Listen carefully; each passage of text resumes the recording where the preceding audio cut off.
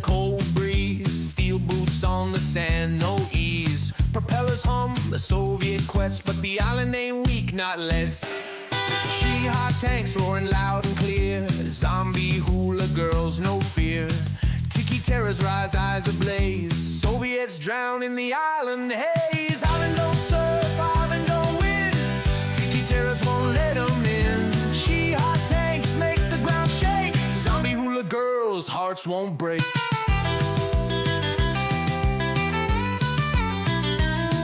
Under moonlight chants they clash, steel meets flame, bones will thrash. Cold War's heat, the island's grip, Tiki rage will never slip. Drums beat, wild waves take hold, Soviet shiver, hearts turn cold.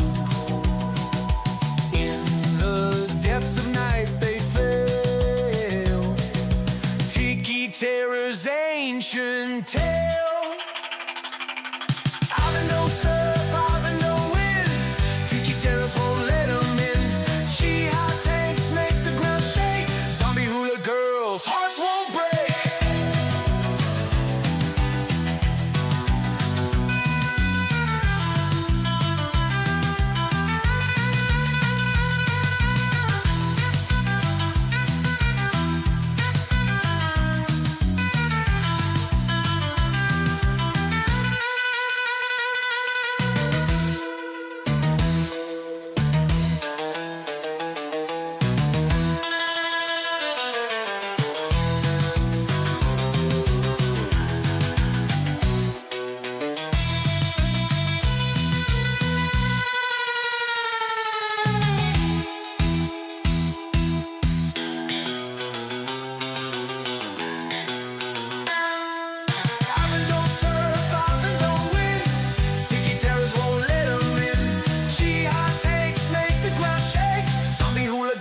Hearts won't break.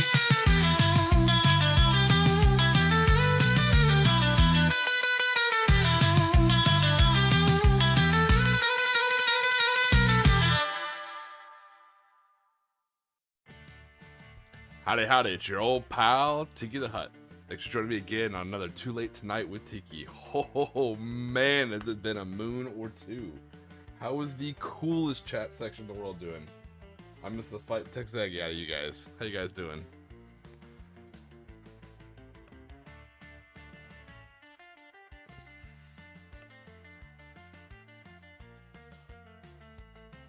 And look at this, episode 66. It's an old order from Star Wars, Execute Order 66. Hopefully everyone's doing well. I haven't seen anyone since like the reveal, or not the reveal, but the pre-order for Konflikt 47. Man, it has been a minute. Looking in the chat, you got all the regulars. You got Bad Rabbit, RK, Silver, Francois. Man, look at that. Everyone's here. Good times. Good times. How's everybody doing? So I'm going to chit and I dare say chat with y'all, because I have some models right here to finish painting. As you can tell, I really haven't painted anything since the last episode. I've been crazy busy. I've been painting some personal models. Here, I'll show you. Personally, I've been working on some of my Blood and Plunder models, which are kind of cool. Which is actually it's a lot of fun to kit batch and kind of build your own pirates and stuff like that. It's actually a lot of fun.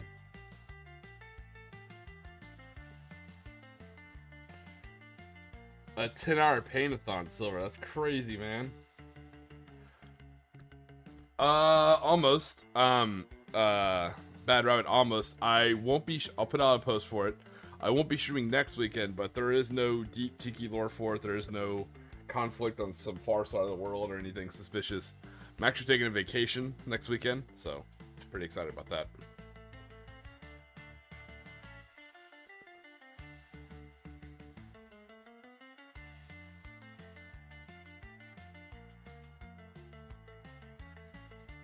Hey, what's going on, HS? Yeah, I know, right? As you guys can tell, I'm actually getting back into making videos. Oftentimes, I share my what is that called? Like licensing, I guess. I share my licensing with Adobe Premiere with a lot of students. And so, like in the middle of their classes, only so many computers can be logged in if you've never used it before, and I don't want to boot some student out of their actual work, even though it's, you know, my Adobe. So I just let them use it until that class ends, and then I go back into video editing. So I'm back into it. As you guys saw, as y'all saw, I don't know why I said you guys, jeez. As y'all saw, I just recently put out the lore video for 1946 through 1947 for Western Europe. I'm currently working on the Middle East right now. That should be ready very soon. I want to have it ready by today, but a week is just too quick of a turnaround even for that short of a video.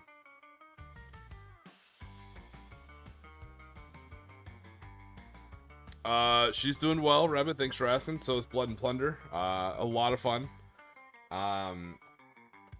I'll have a whole channel separate for Blood and Plunder and Port Royal and stuff like that. It's a whole other conversation. I'm actually hoping one day to make the drive down to Miami and talk to Firelock Games. So it's kind of cool to have a model company that's not across the ocean. That's kind of nice.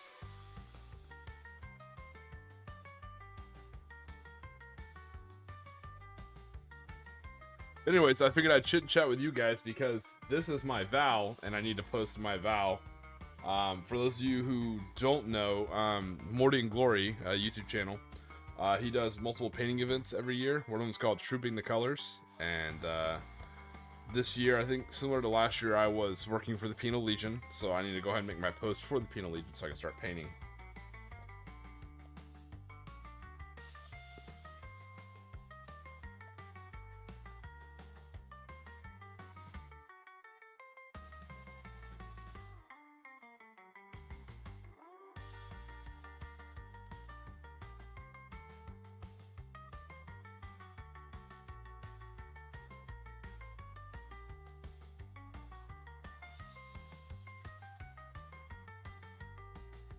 Those of you who are in the Morning Glory channel, have you guys made your vows yet?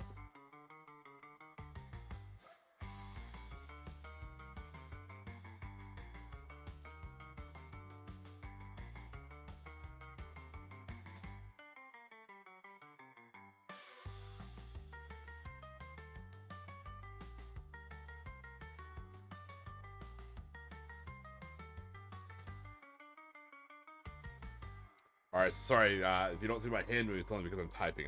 I figured it'd be kind of fun to make my vow, like, officially on stream. That'd be kind of cool, so that's what I'm gonna go ahead and do.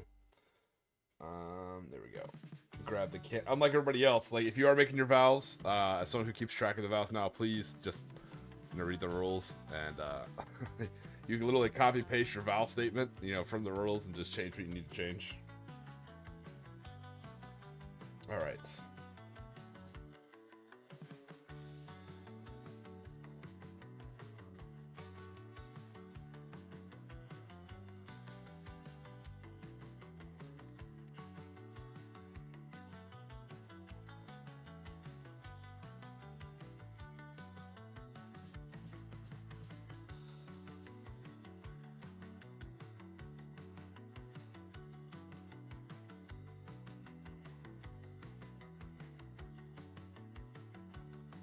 That red coat.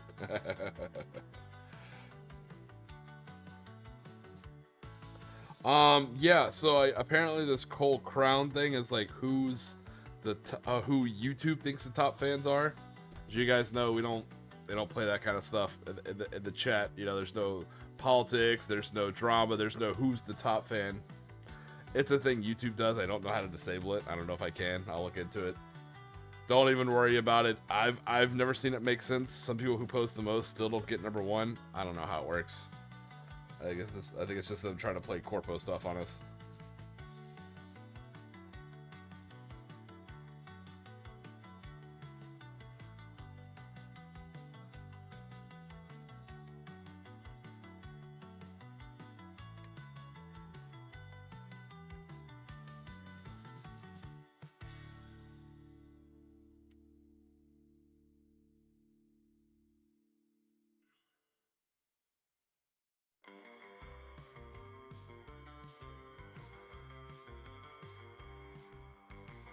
Sounds very culty. Hey, Matthew, what's going on, buddy?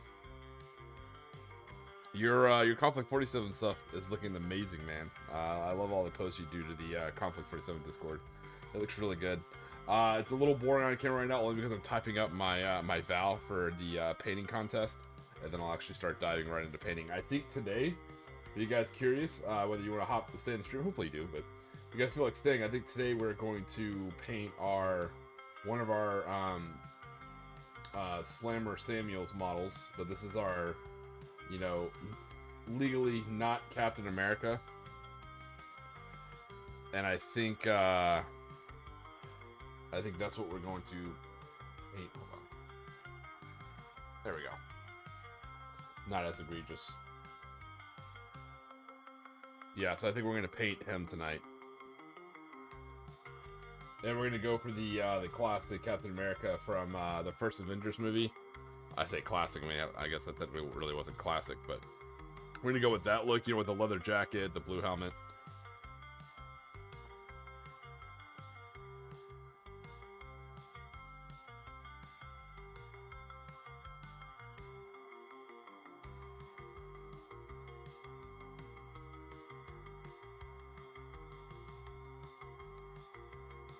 Holy shit, Matthew! Congratulations! Congratulations on making Sergeant. Man, it's phenomenal. Welcome to the. I mean, I know you said it's not a security job, but congratulations to the NCO Corps, man. It's a huge deal. It was a huge deal for me. A little bit of deep Tiki lore for you guys who didn't know. I actually started out at an academy, you know, trained to be an officer, and I resigned that, and I enlisted in the military because I wanted to be a sergeant and not an officer. So when I made NCO, it was a huge deal for me. So I'm not taking away the spotlight from you, Matthew. I'm just saying, as from one NCO to another, welcome, brother. Truly well earned, and from just the conversations I've had with you, it seems very well deserved as well. So congratulations, brother. Welcome to being an NCO. I think it's one of the most rewarding experiences. All I would recommend is you've had great training, whether you know it or not. Learn everything you can from your former leaders, both the good and the bad, and just be that NCO that you never had, you know? I can tell you the coolest feeling in the world is being able to like be that umbrella and stick up for your troops when they deserve it. It's pretty cool. But congratulations, Matthew. Truly a great day. Kings to you, sir. Kings to you.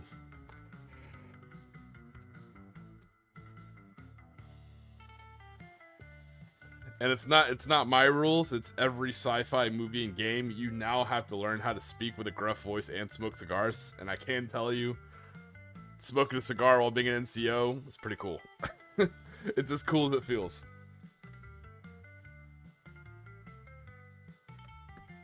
Alright. Let me get back to my typing. How's the volume, guys? I've had to dick around with the volume to do recording videos, so you guys let me know. Is the talking too loud, too quiet, music too loud, too quiet? It's been a hot minute, and I've had to dick around with my audio settings, so you guys let me know. Alright, let me get back to my vow here.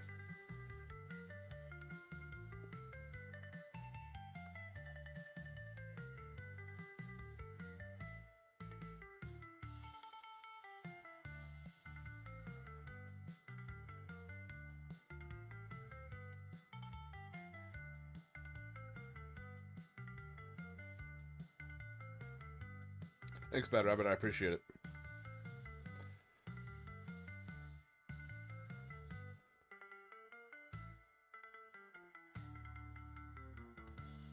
Alright, guys. I'm just going to add up the value of my units. I know, I'm sorry. I thought it'd be fun to do the actual vow on stream, but then I realized how long it takes. I'm like, oh, fuck me.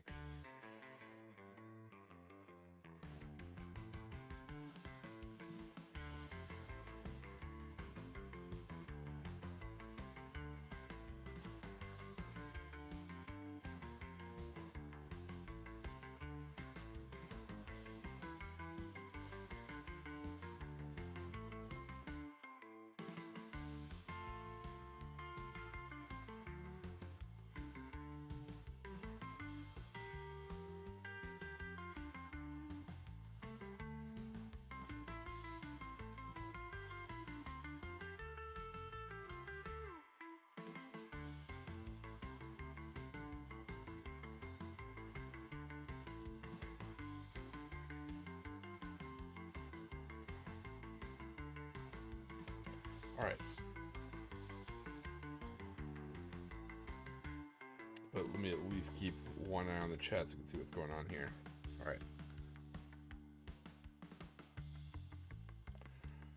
right. Congrats on being retired, Silver.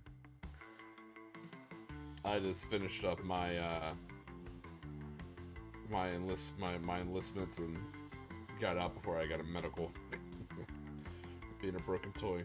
All right, let me finish adding up my points here.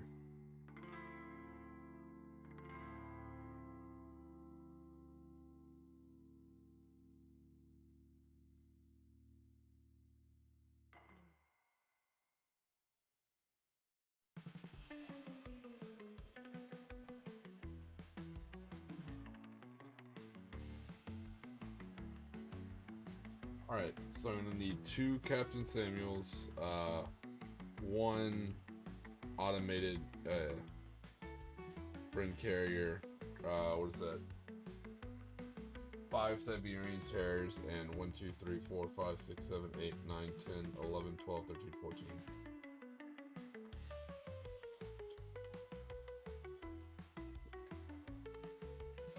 And 14 Toten Core, okay.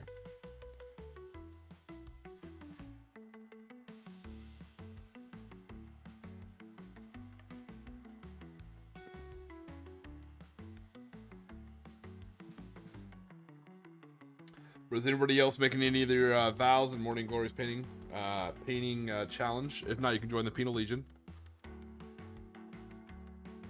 We're always looking for more vows. The Penal Legion has no leader by the nature of the Penal Legion, but I am the guy keeping track of all the vows and points and stuff like that, so that's kind of cool.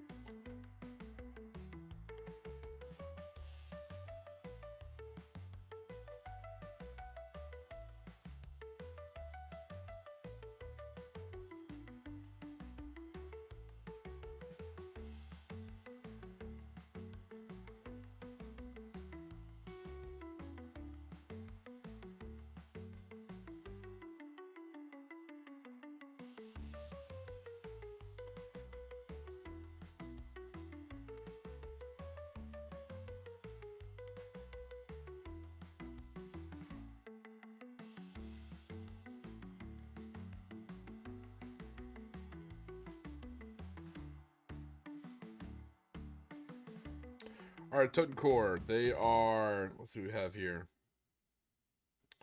42 points for 6, plus 7 for each one after that. And we're doing 14. Oh my god, basic math here. So, is that 8? Yeah. Yeah, it's 8. Nice.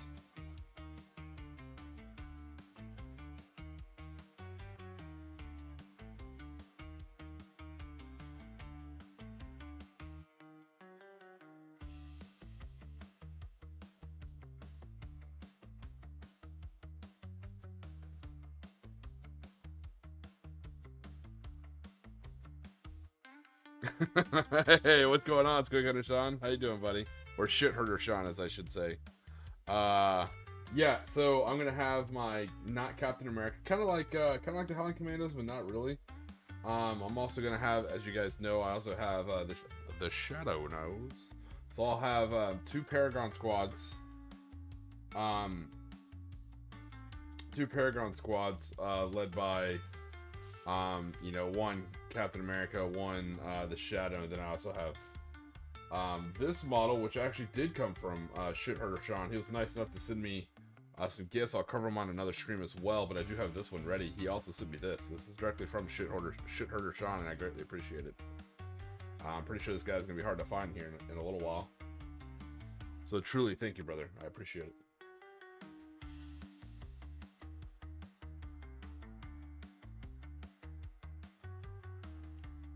I do want to see it, Bad Rabbit. That Normandy Church sounds awesome. Sorry guys, I'm just adding up the points for my vow right now, and I'll get those in.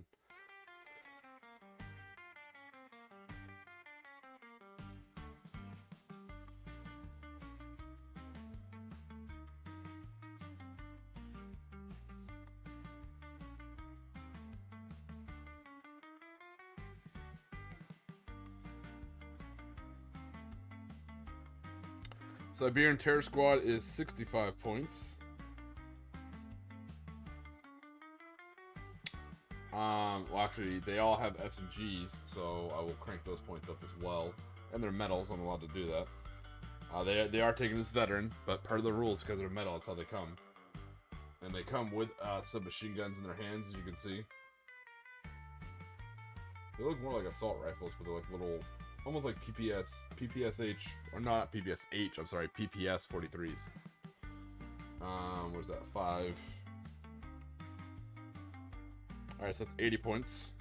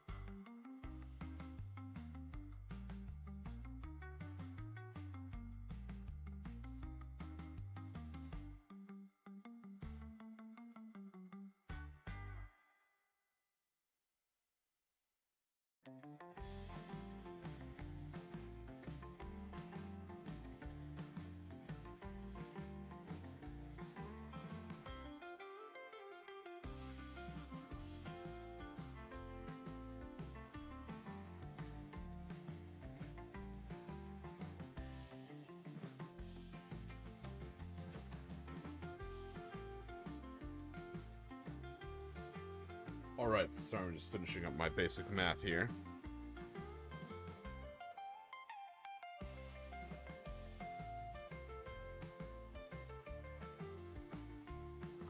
Oh, nice. How do you like your battle frame guide for the IJ? Like I said, I end up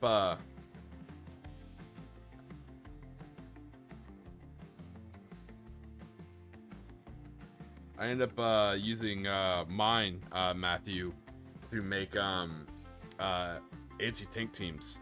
You know how you get 5 in the starter box for the Imperial Japanese?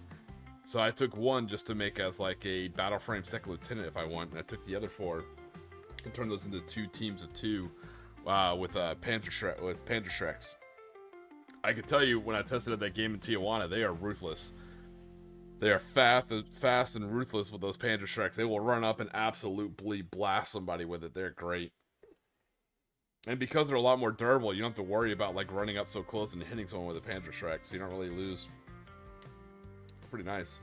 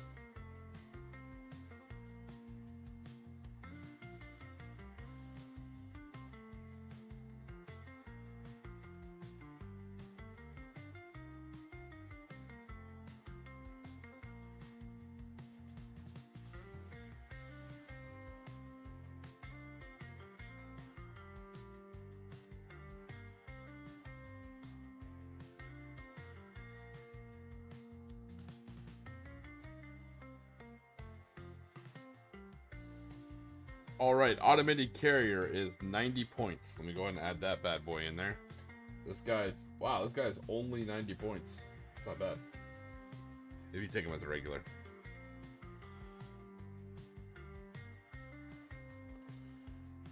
I think that's all you can take him as. Yeah, you can't take him as a veteran because he is a robot.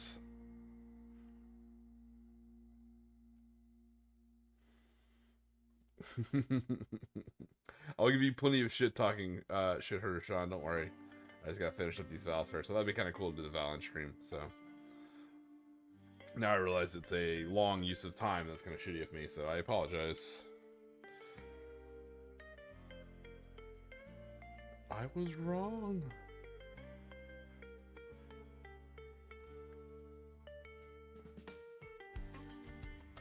So, something interesting to talk about, and I cannot stress enough about how I don't do politics on this channel for a very good reason. And it's not a but something interesting that the sidelines with that whole no politics rule and why I think it's so important is I always kind of stress I wanted this show to kind of be like the old late night shows that used to have, you know, like Craig Ferguson and stuff like that, like the real funny stuff, you know, where it's like, hey, it's late night, relax, let your hair down, let's crack a couple jokes, talk about hobbies, you know, there's no sponsorships, there's no gifted subs, there's no super chats, like there's no money involved, it's just friends hanging out, just kind of shit talking and bullshitting and having a great time, right? It's the whole point of the stream. And sure enough, one of the late shows is actually being canceled. So I find it very interesting. I was like, well, you know, if they followed the golden rules of a late show, which is be funny and be fun for everyone, you know, probably wouldn't have happened. But not to shit talk media, but I thought that was kind of humorous. It's like the day it gets canceled is the day I come back. I was like, it's actually kind of ironically funny. So yeah, this is very much based off like old school Toonami Midnight Run style and mixing that with like a late show and just kind of overall having fun. So hopefully that's the vibe you guys get. That's definitely what I'm aiming for.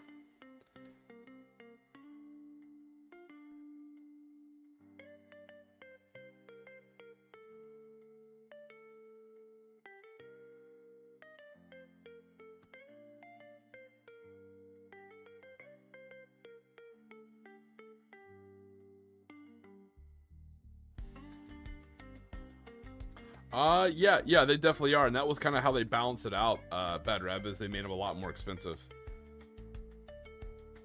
Oh, I'm so excited for you, RK. I'll shoot you a message of my contact. I'm not sure if you want to get it to the website, or even if you do, I have a contact for you to reach out to if you like. She's worked with me in the past.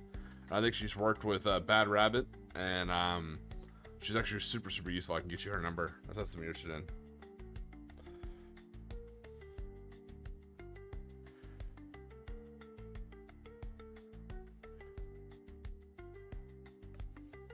So again, that's I'm sure if you guys are always curious why, you know, I try never to cross that line. I do my best, and I'm only human, but I do my best about no politics and no monetization or anything like that, and just trying to keep this fun. But ironically enough, because I'm actually putting out videos again, we've actually made it past 500 subscribers, which is absolutely awesome. I was on the road to 500, like I guess like for a couple of years or a while ago, so it's a huge milestone that's really cool to see. You know, 500 people, that's awesome. Everyone is welcome to subscribe and hop in the chat as long as they're not like a dick or mean or rude or anything like that. But where I was going with that? Yeah, anyone's invited, but you know, it's not made to grow, if that makes sense. Like the numbers, as long as you guys are here, that's what matters. Like the actual number is, it's not that big of a deal. I know some people like freak out about trying to get like to 1,000 and 1,500. Nah, none of that. For those of you who don't know how YouTube works, I'm still not eligible for partnership. You have to get like the first milestone is 500 subscribers plus you have to get a certain amount of watch hours or watch hours via shorts. I'm still well south of that, so no problems here. YouTube still doesn't notice me, thank God. So I'm hoping to stay under the radar as much as I possibly can. All right, now all I gotta do is add the two Slam and Samuels there. So there will be Bad Rabbit. I'm finishing up the website. I know I'm so far behind on this stuff, and I know Clash is coming up. Yes, it is Nanette. Nanette's awesome. So I've decided to make a Discord for my events. They'll only be for the events. So I'm gonna open them up, and I'll just open up chat rooms, I guess. Basically, that's how old I am. Chat rooms, right? I'll open up channels just for the events. That's only what it's gonna be used for. I just have to make sure I get all my ducks in a row to have a Discord. Yeah, there will be a Discord for the Konflikt 47, or no, for the Bolt Action Clash of the Caribbean 2025 cruise. And then the next event coming up is going to be in April, probably at Warpfire Games, and it's going to be once upon a December, and that's going to be our first Konflikt 47 event. That's going to be a lot of fun, very exciting. And then we'll do another, depending on how well it goes. I'm hoping everything's going to go well, you know. If we all have fun, if we all agree it was a good idea, then we'll do Clash of the Caribbean again the next year. Probably around the same time. We'll try and open it up to some people.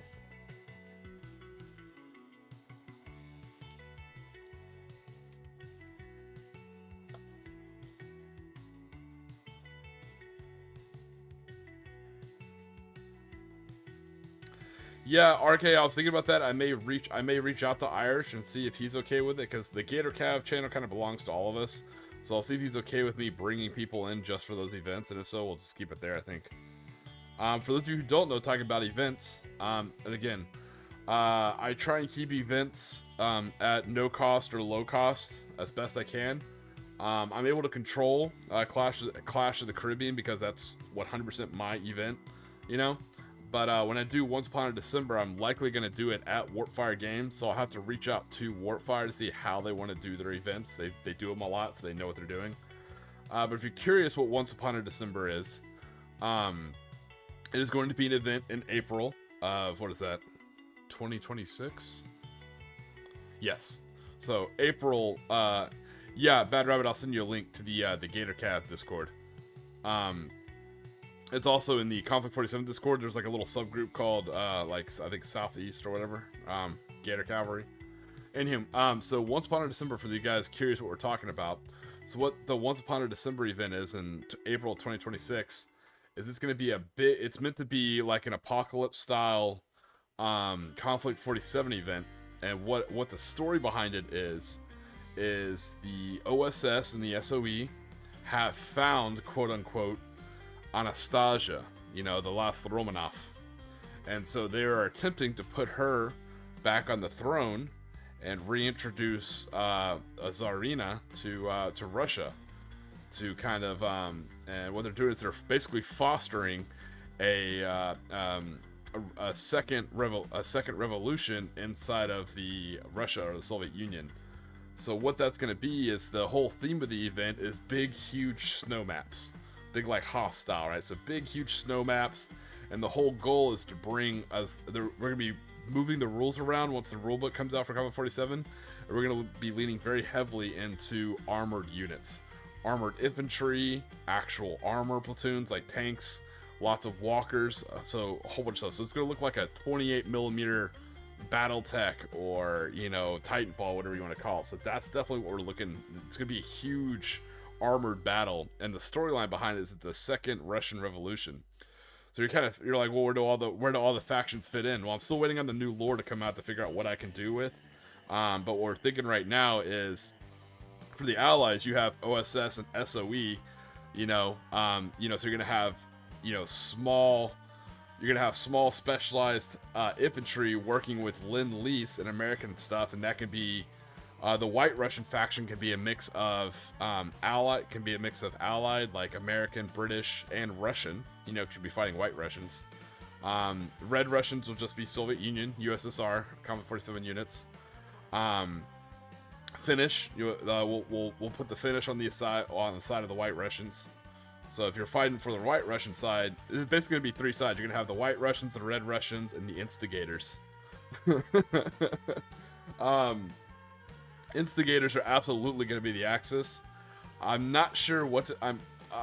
for those of you who know, I'm very partial to Imperial Japan, so I'll have to reach out to RK and Irish to keep me honest, and keep me from basically Mary suing the Imperial Japanese. I don't want to be like, oh, but they're perfect in every way. They're 100% not the good guys, and they're not perfect. But I want to make sure what's the best way for them to fit in. I think Instigator might be the best. I mean, they would want a Russian Tsar, because the last time they had a royal family, they beat the shit out of them, and they kind of cowered them, and they're fine.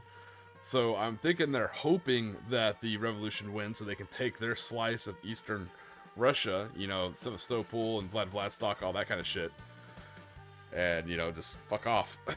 But I don't want to put them on the side of the Allies, because I think it's already be too big. I think I'm going to keep on the Instigator side. So what the Instigator is that's going to be your Axis power. So Germany would absolutely take advantage of a Russian civil war to claim some extra terrain and territory, sorry, but also to reinforce their other fronts, you know, and to kind of like recuperate and rebuild and get ready for the next breakout. So there will absolutely be, I think, objectives for Turkey will be there because Turkey's part of the Axis, and Turkey would absolutely, if working for the Axis, make some more claims going up the Black Sea a little bit. So we'll have, and you can also do some other stuff. So yeah, we'll have Turkey, we'll have Germany, we'll have other Axis powers, and I think depending on how the lore comes, because they haven't confirmed yet whether the Empire is going to be part of the Axis powers. I know that sounds weird, but they keep listing them separate, and I cannot figure out why. So I'm excited. I'm kind of curious what's going to happen. I'm curious if the Imperial Japanese is going to become like a hostile neutral terrain, which would be fucking hilarious, but we'll see. But that's kind of the lore setup for Once Upon a December. It's basically a fictional second Russian Civil War. You have allied white Russians and Finnish on one side, the USSR on the other side, then you have the instigators of the Axis powers and Imperial Japan just fucking shit up where they can, how they can, any way they can. So, hey, what's going on, Steve Bonner?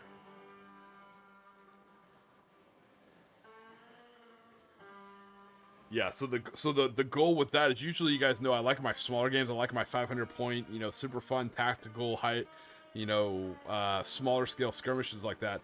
But that is not, this is meant to be the opposite of that. You know, this is going to be big, huge, you know, all day apocalypse style, like huge battles, which will be a lot of fun. Lots of tanks, lots of walkers. It should be an absolute blast. So I always try and tell you guys these events, like 6 months to like at least 6 months out, so you can make plans for it. Nice, man. Well, I'm glad you're tuning in, and hope you have a good day at work. Yeah, we're talking about another event we're gonna do here stateside, called Once Upon a December. So.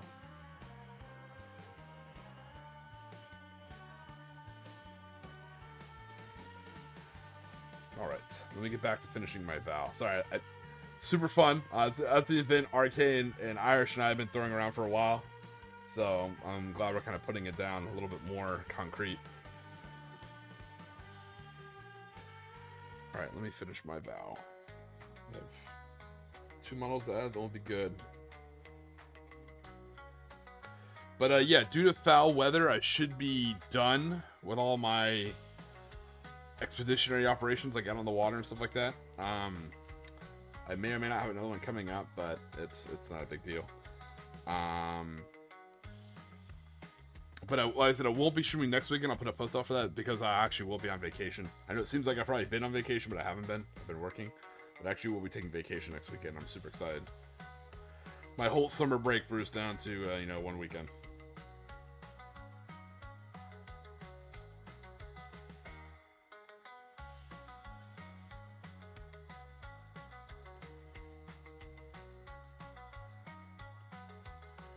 Alright, Paragon Officer Slammer Samuels. Nice. He has 155 points for each one. Nice.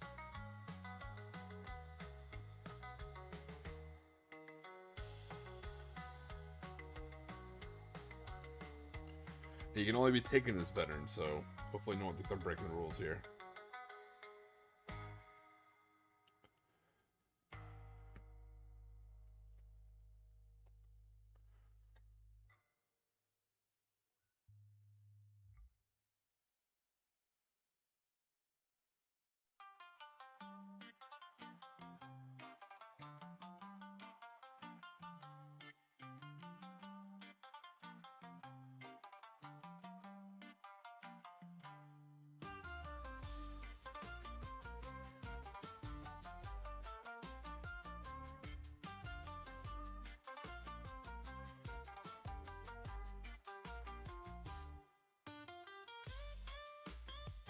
All right.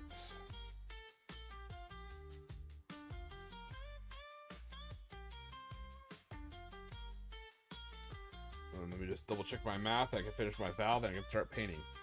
Alright, I, inmate Tiki the Hut, rise to the challenge of tripping the color, misspelled because they're British. And vow to complete 14 Totem Core at 98 points. 5 Siberian Terror Squad, or there's a Totem Core, these are my mummies for my Cultivate Hotep army. We'll talk about that. Hawaii do Cult of Moto. We'll talk about the Green Vault coming up and what we know. Plenty of things to talk about for Conflict 47. I promise we'll get into it. 5 Siberian Terror Squads. 80 points for that. The reason why they're 80 points because they do have the SMGs, so they have that upgrade. 1 automated carrier. I actually really love this little guy. At 90 points. And then 2 Paragon Officer Slammer Samuels. I am running 2 of them, that way I can actually run like multiple American armies if I want, you know. And even though this one is a plastic version, I know it sounds kind of shitty that I'm taking him as a veteran, but he actually does have all the war gear, including the Tesla Gauntlet. His is kind of a Tesla mace. You know, he has all the actual war gear on him. I'm very WYSIWYG. Totaling 578 points. I won't be valuing a lot this painting competition. After I finish this one, I'll probably be working on the actual Penal Legion guys with building for each member of the Penal Legion who vows. But you will see me painting a lot. I'll be painting a lot of terrain, getting the terrain ready for Clash of the Caribbean. So I'm super excited about that. From the Konflikt 47 rulebook, let me finish up this a little bit.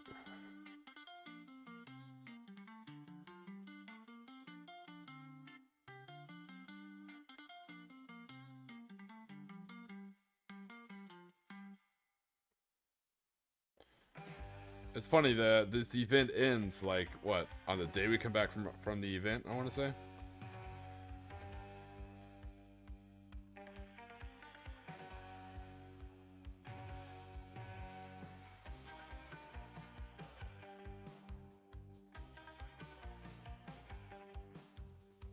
All right, there is my Val. Let me add my picture. We can finally get painting. As I've strung you guys along for like 47 minutes here. I apologize.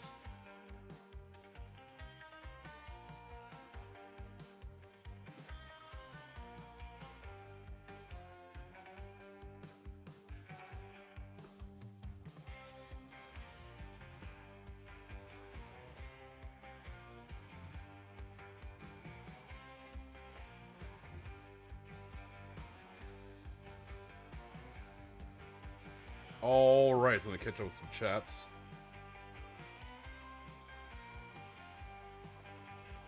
Ed Scar sent me a cool picture of his Imperial Japanese. His basing looks really good. What he did, genius. So he did brown basing with tea leaves, like tea leaves and mixed up herbs, and kind of painted them kind of tan so it looks like deadfall foliage and debris. It actually looks really good. Bad Rabbit, your church looks awesome, and I do like the bunnies. Yeah, your church looks amazing, brother. Well done. Alright.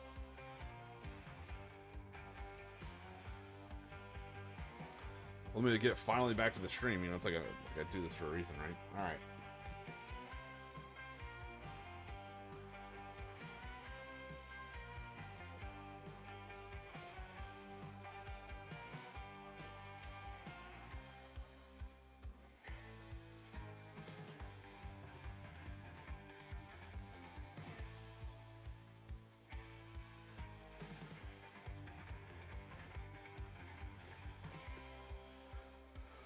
Alrighty, so while I'm painting, what are you guys going to talk about? What are you curious about Conflict 47? I'm sure you guys have seen some of the kind of little bits of information that are available on Warlord Games website. For instance, when you look at some of the 2 starter boxes for the Americans or for the Germans, you'll notice some things. Like, for instance, they say assault platoon instead of infantry platoon. I have a theory about that. And also you'll see that they're not going to be Nazis or the Third Reich anymore. I'm sure you guys have seen where they're talking about bringing a mysterious organization called the Green Vault. I have no idea what that is.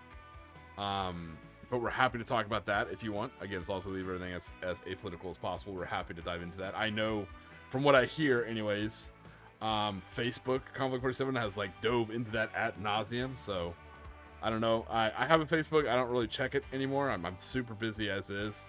So I literally just use my Facebook, my Reddit, and my Twitter just to, you know, post links to the YouTube channel. I just do everything through the YouTube channel because it's a hell of a lot easier. Yes. When is the release? The release is in September, my good sir.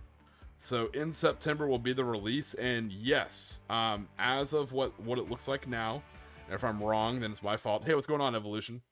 from what I understand, the rulebook will have, very similar to the version 3 rulebook for bolt action, it'll have all the armies in it with like basic composition, you know, and then I think they're going to release, I don't know how they're going to release armies of books or what, but on the cover of the book, it has all the armies, including the Empire of Japan. So from what I understand, we should get, you know, basics of each army in that first rulebook, as I think things should be. So I'm pretty happy with that.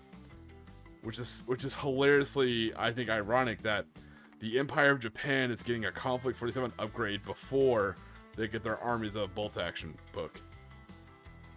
Jesus.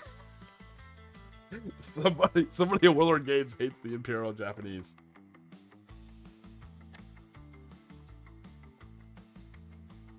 Oh, and another fun thing to talk about for Konflikt 47 is if you look very carefully at some of the art, and particularly on the Firefly's shoulders, there is a new emblem in the dice bag. There's a new emblem for the United States, so that'll be one of the other things we talk about. I'm trying to keep things fun, you know. I have the lore from the original games, and I'm going to be putting that lore out in the videos, as you can see. I'm a huge guy into the lore, but again, it's not my IP, so I can't tell them what they can and can't do. But actually, I think that'll be our first talking point for tonight, if you guys are okay with that. The new emblem for the United States. So as a Yank myself, as a citizen of the United States of America, I'm kind of excited about that. What at first I was like, oh, that's dumb. You know, I was like, what's with that? But then I thought about it for a second. I was like, hold up, wait a minute. What if? Because again, it's an alternate universe, right? So what if it's not the Stars and Stripes? Because what if we have a new flag? And what if we have a new flag? Because for those of you who know, when we went to World War II, someone correct me if I'm wrong here, because I could be wrong. We only had 48 states. The Kingdom of Hawaii and Alaska were not states yet. So what I'm hoping is, during this war, I was going on Grim Tim. I'm hoping during this war, maybe we added more states or more territories. So that would be really cool. That could open up so many more possibilities. Maybe, you know, during these exercises, and again, it's no real world politics into it, please, but maybe during this war, we exercised, you know, like, hey, let's go ahead and take some more territories for protection, you know, from this worldwide war. So maybe we took a couple more of the Caribbean islands. Maybe we took Panama. Maybe we took the Philippines. You know, maybe we took like Greenland or something like that. There's so many really cool things that could be behind that flag. Like maybe you acquired more states or more territories. So that's really cool. I'd be super excited about that. Or there's the other, and again, this takes, I'll keep stressing it, but guys, please bear with me. I'll take I don't doubt this chat, but I doubt, you know, Facebook and some other stuff. It takes kind of a mature approach, but there could be, oh, how cool would this be? There could be another American Revolution or Civil War. What if, you know, communist spies had infiltrated the West Coast or the East Coast, or what if fascism? What if like the Nazi Party or the Green Vault? Sorry, what if the Green Vault took over New York City and like New England? Right? What if the communists took over the whole Pacific Sea, the whole Pacific coast? That would be really cool, you know. Or fuck, what if the Empire of Japan finally conquered, you know, Alaska? Or what if they took California? You start getting into like Man in High Castle, but without the shitty female main character from the show. I never read the book, just try to watch the show. God, that shit was terrible. But like, what if you could actually start having like actual, think like Wolfenstein. What is that? Wolfenstein 2, the New Order, the New Colossus, whatever, or 3, the New Colossus, or Man in High Castle, where you actually start having battles in like Americana settings, you know, like a fight for like the Siege of New York, you know, or the Battle for Sacramento. Like, how fucking cool would that shit be? Yes, that is so awesome, Grim Tim. I know what you're using because I used, I think he might be over here somewhere. Hold on, let me take a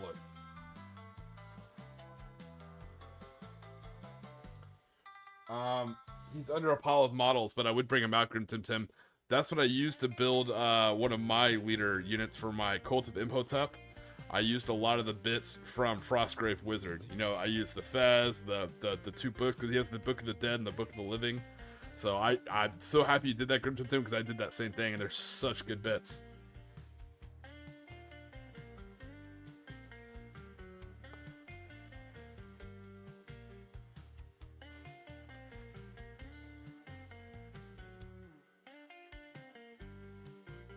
Yeah, so that's why I saw a lot of people like freaking out about the emblem. We don't know what's coming down the pipe, and it could lead to a lot of cool stuff. They could also fumble it. That's also possible, you know. But again, like HS always says, it's your models. You can run your own lore, your own games, however you like, you know. So feel free to do it that way as well.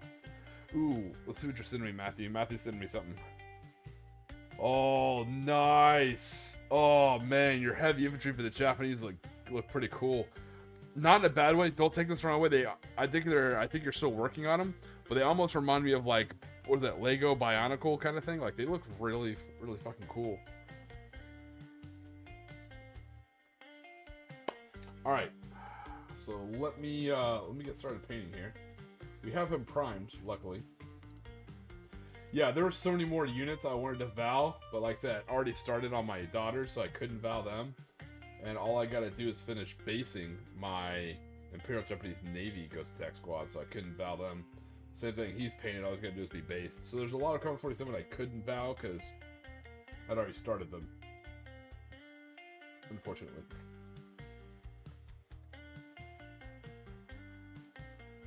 Alright. Let me bring up a good picture of the version of Captain America I want to paint.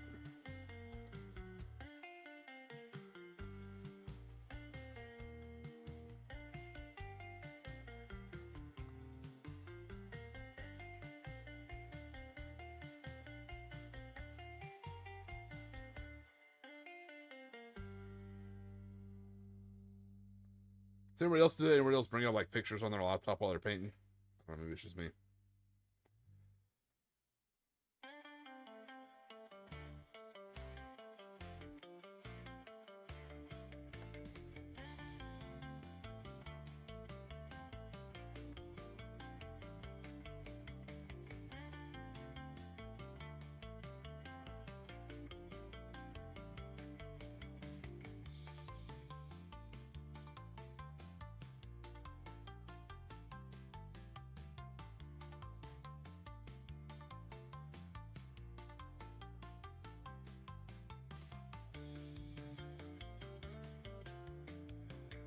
Alright. Yeah, I need to pick up some Wargaming Atlantic Zombies. It's on. I was thinking about that, but I know Irish is working on some zombie hula girls for me, so I don't need that many Totem Core, so I think I'm probably just going to hold off. I should get them, though. I think I have an idea.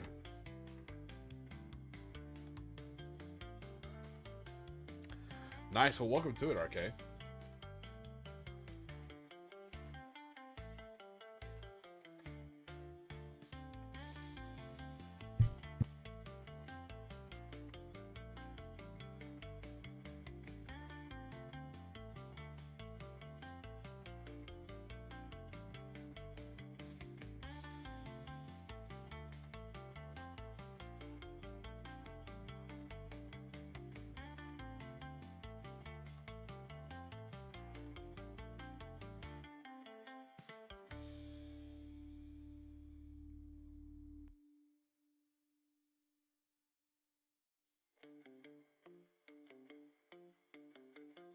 Alright, so as you can see, let me see if that's in camera view. Okay, barely in camera view. As you can see, the Captain America model is just, as far as where I got it from, I think it's from Anvil Miniatures. Yeah, I think that's where it is. So, as you can tell, he is a good size bigger than the average foot slogger, but he is roughly the same height as the other Slammer Samuel, so that works.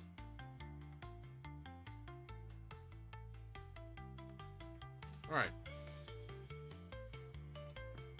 So I wanted him on here so I have a base to go off of. Okay, yeah, green pants, tan gaiters, brown boots. So we'll give him green pants, brown boots. Nice. Okay, cool. Alright.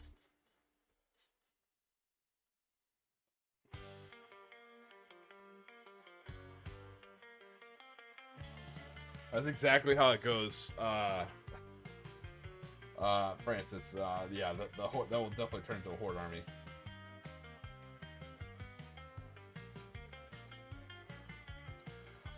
Yes, thank you for reminding me. I will mail off those Schwim. I have 3 Schwim wagons for you, RK. I'll get those in the mail as soon as I can. I have completely dropped the ball on that. I apologize. Let me get those mailed to you, buddy. I am so sorry about that. My bad.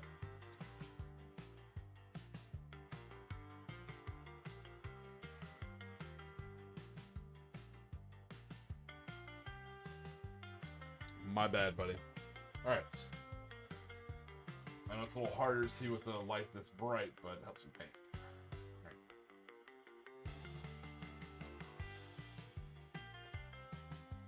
Push the mummies back a little bit.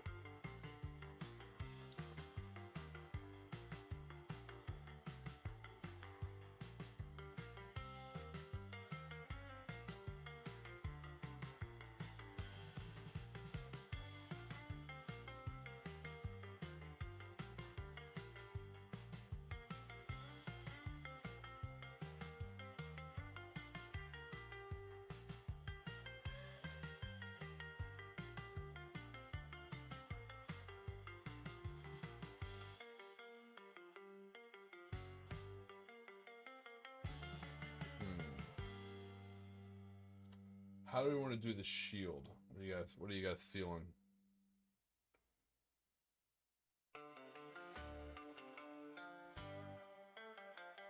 I'm thinking a blue shield,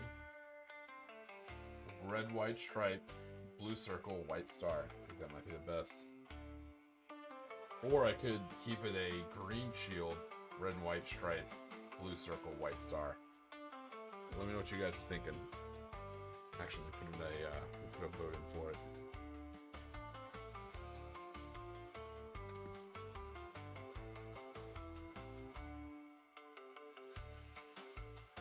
Hey, what's going on, Weird War 2? How you doing, buddy? I'll tell you the video out. I need to watch it. Sorry, I got off work, went for a swim, crashed, woke up, and immediately started the stream. So, I haven't got a chance to watch it yet.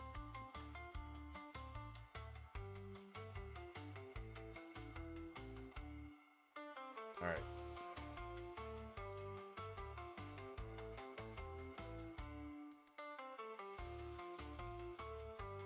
Alright, there we go.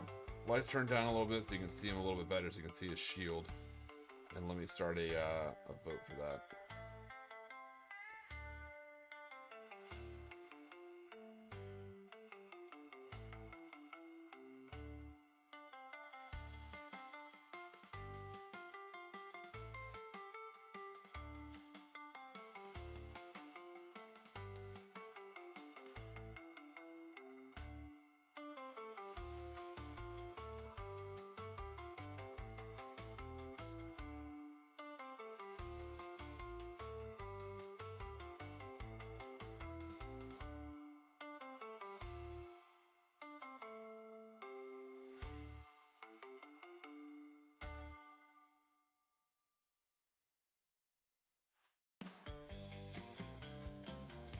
Ooh, man, my typing skills. It's hard to type one-handed, okay.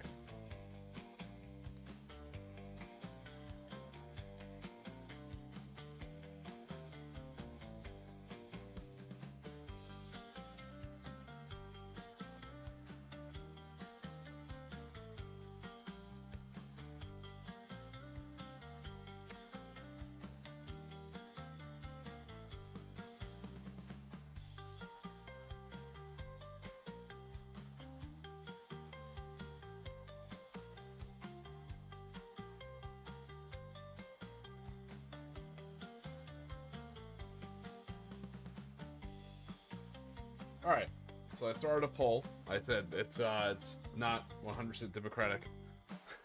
Just to get how y'all feel. I'll still think about it myself while I paint the other bits on what I'm thinking.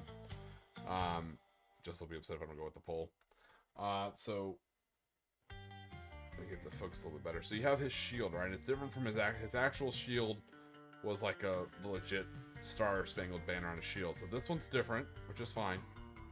As you guys can tell, there's stripes behind that circle. So there's 2 stripes, a circle, and a star, and a shield.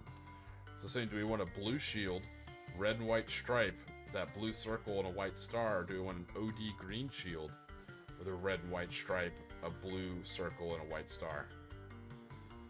So that's kind of where we're sitting at right now. But I can start painting the other parts of them.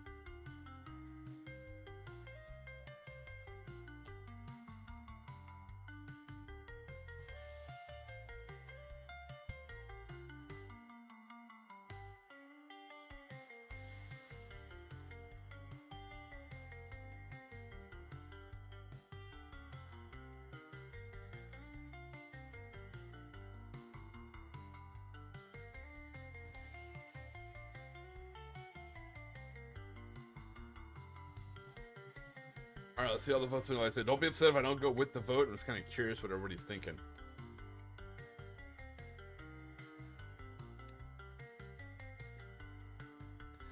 Yeah, so, and Weird War 2 has it right. So, it's tough. Do I want to go with the imagery of it? You know, like the blue shield, you know, with the red, white, and the blue? Or do I want to go, because I always lean more tactical. I'm trying to go with, like, the more tactical captain. You know, where he has, like, the leather jacket, the blue helmet, you know, and stuff like that. I don't know. I'm kind of with you, RK. I'm kind of thinking, yeah, I'm thinking green, because that's the whole point of Konflikt 47. I mean, yeah, it's cool to see the imagery of it, you know, but it's also, you know, not a recruiting poster. Like, this is also, you know, in the trenches, using that shield to bash the skull of Totenkors open, you know? Yeah, I'm thinking green.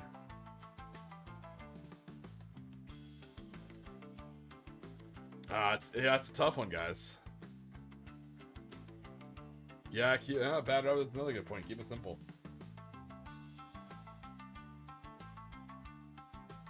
I mean, this one, so it's not my sculpt, you know, but it is a cool sculpt. Same thing as helmet. Definitely gonna go blue for the helmet, because that's pretty iconic.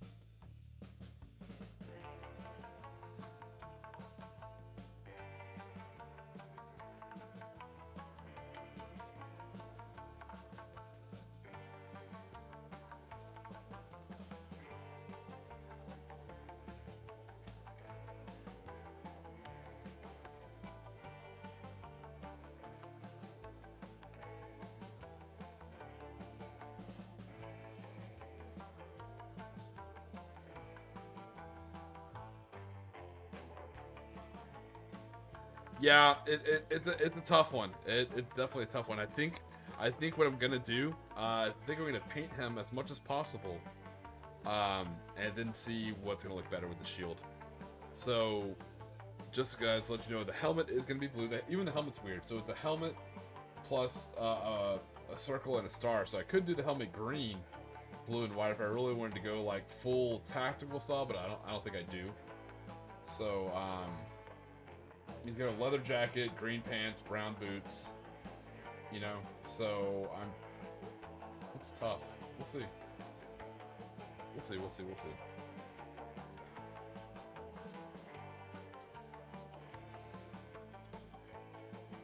I can say I am 100% conflicted, but that's a great thing. Get a second. Yeah, RK nailed it. Get a second one. Absolutely. So, before I do that, not to, because I have no sponsors, thank God. But let me take a look real quick. What the hell's that place called? I just ordered from Bad Robot. What am I thinking of? Not Victoria. Shit, what's that miniature company called? I just said it earlier. There's like 3 I used. I used Bad Robot, Victoria, and oh, Anvil. Thank you, Anvil Miniatures.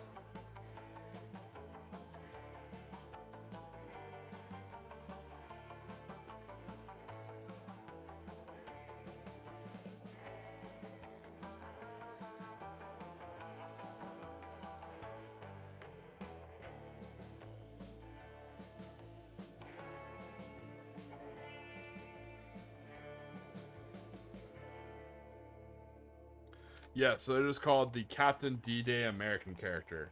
And it is, for those of you who are curious, it is £5 on the Anvil Industries website. They actually have a lot of bits, too, for if you want to make Konflikt 47 models. They have some, especially if you're looking like build your own Firefly, they have some really cool, like, almost like Resistance stuff. You remember that PlayStation game? They have some pretty cool fucking miniatures. You can build some cool stuff. I mean, it could be expensive, but that's when you get custom bits. But yeah, he's £5. So,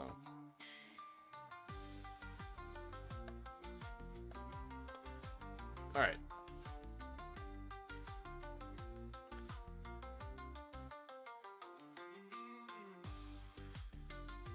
Yeah, they even have a legit Stinger. You know that the Marine Corps made. That aircraft machine gun that they put a stock on and a trigger and ran around with. That's pretty cool. They have a lot of cool different arms too. Like if you need more, the new Ranger box has plenty of Bangalores and engineer hands, but if you need more engineer hands, they have some cool stuff there. Right, let me get started painting on him. So, what makes him different is he has a gas mask, a different kind of helmet. Like he's legally distinct, so they don't get the shits. Oh, okay, that's cool too. If you look on his pants, he actually has the stars. He has the star emblem on his pants too, which is actually kind of cool.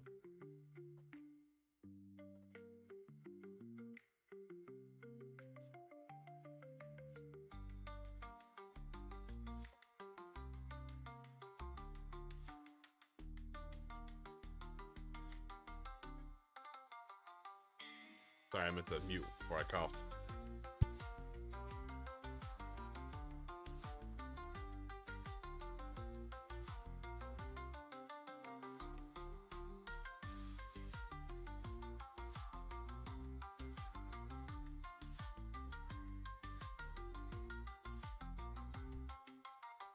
All right. What was it like an hour into the stream and I'm finally slapping paint on something? Jesus. Terrible. Terrible.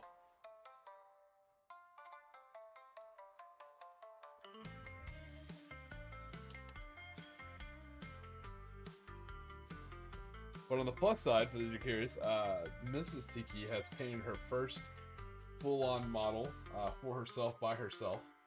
And it was actually a pirate for Port Royal and Blood and Plunder. I got her a bunch of female pirates from like D&D miniature lines, so like Reaper and a few others. And yes, Mrs. Tiki is a better painter than me with like absolutely no experience.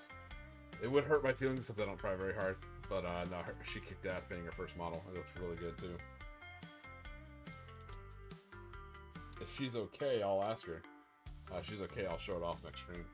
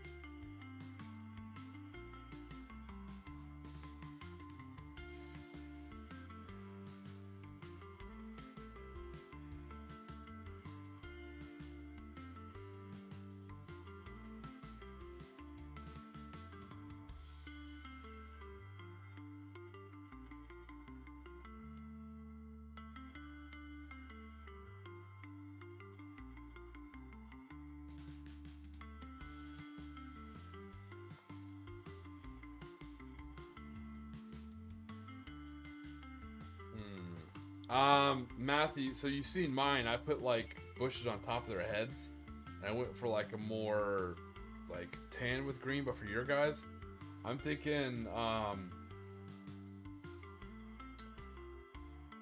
green military wash maybe. Man, I don't know.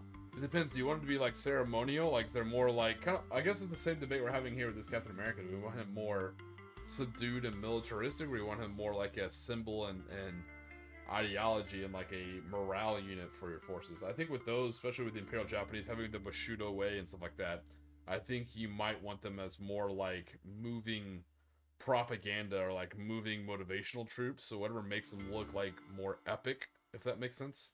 Not like in the shitty current vernacular of epic, but I mean like truly like epic, like something that looks like the charge from The Last Samurai or something that looks like Lord of the Rings style charge. If that helps, Matthew. Especially the way you're going with yours.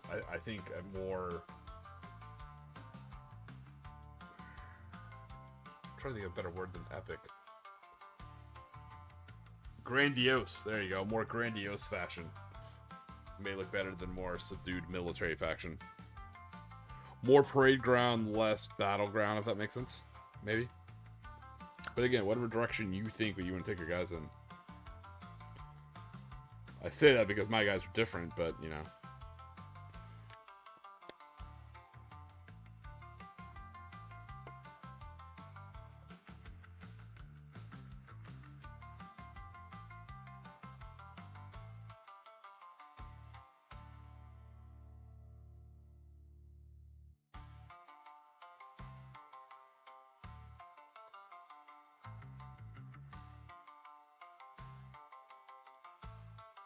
Oh, you guys all be surprised. Shitherder Sean knows this, but I used my first non-GW paint the other day. Not just my AK Interactive for the basing on this guy for that beach sand, but I also used a non-Citadel spray primer. I used, what is that called? Color Primer from Army Painter. They have a really good wood color for my my ships and my boats. So I'm pretty excited about that.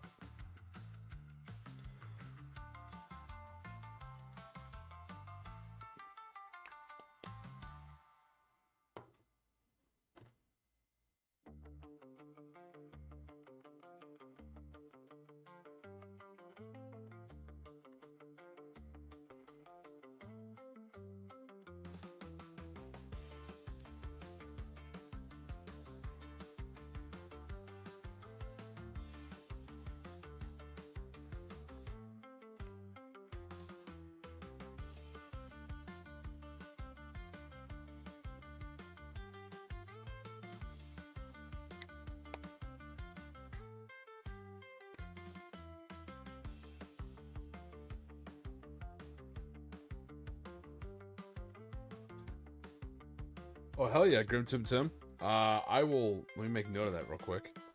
I will take a look at that.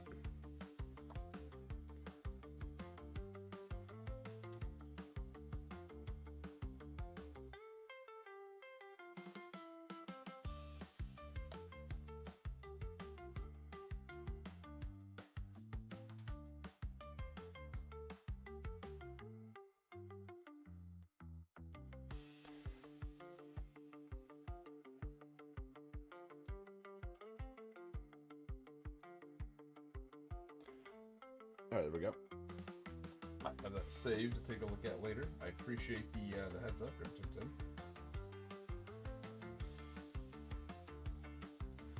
Alright, so we talked a little bit about the American, the new American emblem.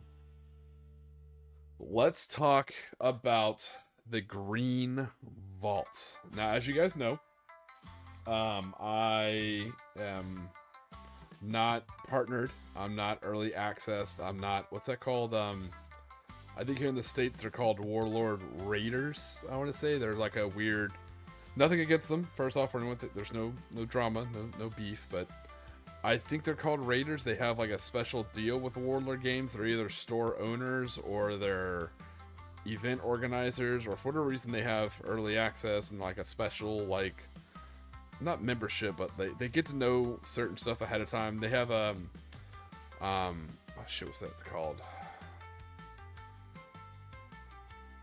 Wow, I'm so tired. The term escapes me. The legal document where you can't disclose shit.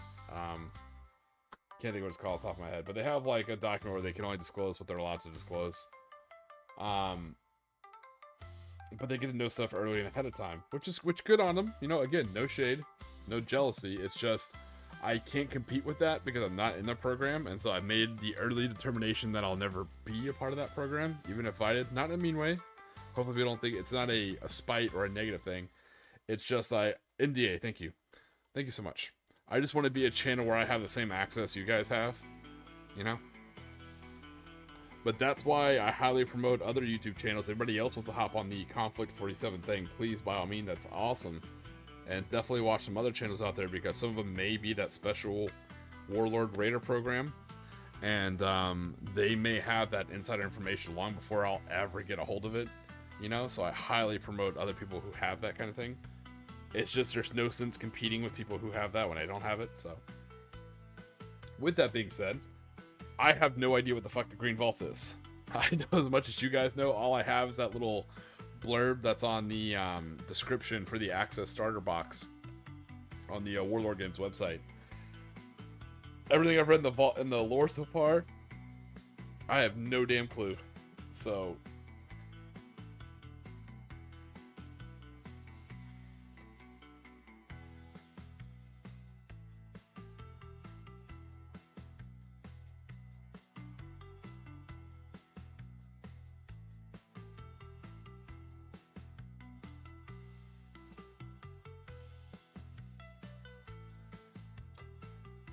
but like I said, it's tough. I don't want them to completely, I don't know. I don't want them to completely World War II their game. But again, they spend a lot of money on this, and this is people's money and people's livelihood, you know. So obviously, and if you guys I guess it is a selfish plug. If you guys watch the newest Konflikt 47 lore video I put out, the West Europe 1946-1947. You can tell the war's not going very well for either side. Really, it's a very push-pull style thing. But the Germans, the Third Reich, are really kind of holding their own. I think some people, understandably, aren't comfortable writing that. Like, they don't want to write that the Third Reich is winning or not losing. And in today, where everything is just one Twitter post away from starting like a cancel mob and also that kind of stuff, I think monetarily as a company, it can be a slippery slope, or it can be dangerous approaching that thing, because that requires not just maturity of writers, which I think they might have. I don't know their writers personally, so I can't attest to that. I know they got a bunch of the old Black Library guys. I'm sure as a company, because they do a lot of historical wargaming, I'm sure they have the maturity on their side. But they're also worried about, hey, what's going on, Spoon? I think they're worried about the maturity of the audience, and all it takes is someone who doesn't even play the hobby, who doesn't play Bolt Action or Konflikt 47, to see this and absolutely fucking lose their mind, make a Twitter post, then it hits Reddit, then it hits YouTube, then it hits Facebook, and shit just burns like a wildfire. So what I think they're doing is the same thing that I did. To be fair, what I think they're doing is going the safer route, which I can't be a hypocrite. You know, I did the exact same thing. And they're going with a more local-friendly gaming store-friendly proxy enemy. So instead of painting up Nazis and putting them on a tabletop and having, like, soccer mom Karens come in and drop their kid off at a Yu-Gi-Oh! Event, or apparently even themselves going to that weird Disney card game event, I don't fucking know. And seeing a Nazi and losing their mind, taking a picture and plastering a picture of me all over the fucking internet saying I'm a Nazi supporter, which I'm not. I decided, I'm like, hey, you know what? Let me lean into the pulp side and go Cult of Imhotep. So I have mummy movie themed Cult of Imhotep guys from my Germans. So I can't give Warlord Games shit for doing the same thing, because that would make me a filthy hypocrite. So I get why they're doing it. I think financially it's the better decision. I think now, hopefully, and this is just my opinion, so feel free to tell me to fuck off in the chat. Just my opinion. Hopefully they learn from Game Workshop's mistake and don't retroactively fix their lore and then say the lore's been like, oh, the Green Vault's been there the whole time in the lore.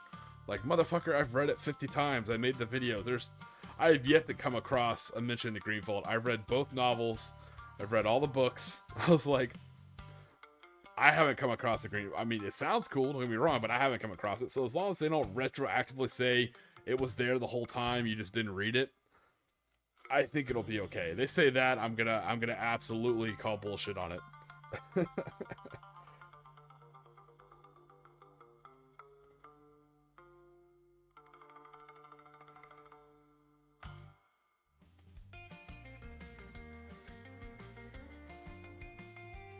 So, Bad Rabbit, it's what you're saying is true, but it's I'm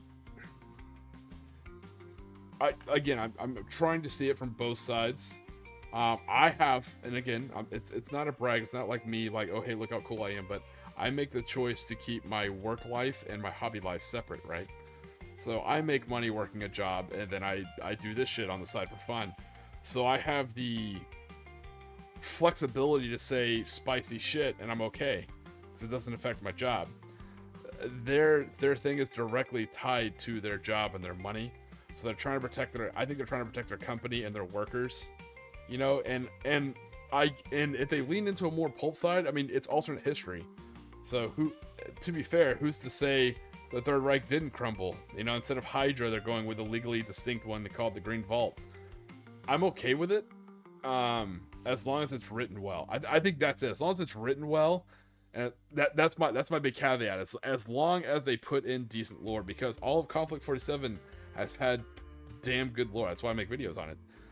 Even to the point where they put in, I talk about all the time, they put females in for female walker crew. That was a good addition. It made sense. They didn't just throw it in to throw it in. Like, they actually thought about it and put it in logically. So as long as they do that with the Green Vault, that should be perfectly fine. I don't think they're doing it to placate anybody. I think they're just hedging their bets.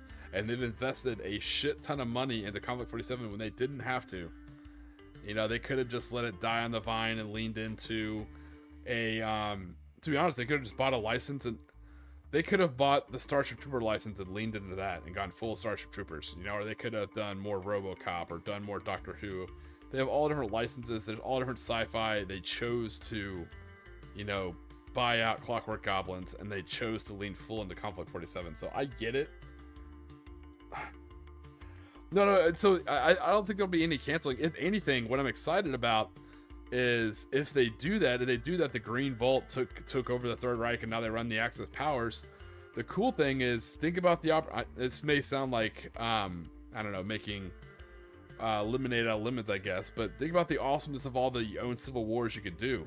Like, what if you have a Africa Corps unit, you know, and they're like, all right, guys, it came back. Oof, man, we barely held on to, you know, whatever fucking desert, and they come back and they're like, hey, welcome to the Green Vault. Like, what the fuck is this shit? No. And they start a whole nother, like, civil war. You could have so many different local conflicts. You could have, and also I'm biased too. I'm very biased because they do their whole Green Vault bullshit. That just leans into my own homebrew lore, and you guys know where I'm doing my whole Central, South American, and Caribbean theater. You know, let's have them talking about the Green Vault push the Germans away. I'm like, that's perfect. Now it makes sense why there's Nazi subs off the coast of South America setting up bunkers for 1,000-year Reich. I was like, you're just building my lore. I was like, that's fine. I don't give a shit.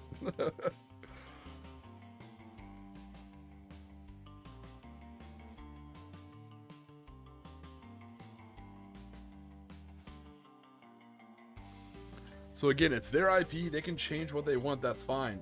The only thing I would, and again, I'm a nobody. So, from what I understand, they don't know who I am. Thank God, right? But what I would recommend is don't fall prey to what Games Workshop did. Don't retroactively change it and be like, oh, it was always there. That's just shitty. It doesn't matter what the lore change is. To them, what was it, like Fem Stoties or whatever? It doesn't matter what lore change you have. It's okay to retcon. Totally understand. Things get retconned in all different IPs all the time. It's the level of respect for the fans that you do the retcon for shows, you know? So if they do it respectfully and they do it well, because all it takes is effort. I know it sounds dumb, of course it takes effort. You know what I mean? It just takes writing effort. Just be like, oh, okay, let me write. Instead of just being like, wave hands. Because when you wave your hand and just instantly change, like, oh, it's always been like that, that just screams. And again, I'm not a good writer myself, but it just screams amateur writing. It screams, and it's not what they're doing. Hopefully, don't take that the wrong way. We don't know what they're going to do yet. But when you just wave your hand and just say like, "Oh, it's always been there," it just screams of like Tumblr fanfic, you know, like that real shitty style amateuric stuff that we've seen from like 2015 to like 2025. A lot of people have seen it in movies and video games. We've seen this very like self-insert Mary Sue style hand wave writing, and it's shitty. Everybody's tired of it. So hopefully they don't fall into that. I don't think they will.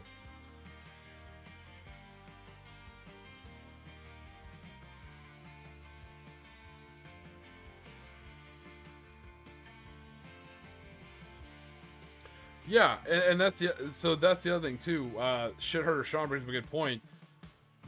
Once you take away, because again, it's not y'all, it's not me, it's probably people not even who have in the hobby. Other people will take it and turn it into their rallying cry so they can get their retweets and refollows. But once you have a legally distinct bad guy, you can have them win. That's also the fun part. With the Green Vault, they could absolutely kick the shit in of the allies and the. Okay. Let me get to the other. Damn, forgot about this. Okay, so real quick, it's a rule set for Clash of the Caribbean, and it leads into the whole Green Vault Konflikt 47 thing. Here's my problem with the Green Vault. To be fair, I like things to be fair and transparent. So my big problem is if they're getting rid of the Third Reich, or Nazis, whatever you want to call it. If they're getting rid of the Third Reich in the storyline because it is problematic to make, which I understand, that's fine. My big deal with it is, why do they still have the Soviet Union? Something me personally, again, not getting political. I'm trying to. It is extremely political, but I'm trying not to be personally political. It's something I do for my events. If you don't already have swastikas painted on your models, I ask you, please don't paint swastikas on your models and bring them to my event. The same thing goes for the hammer and sickle.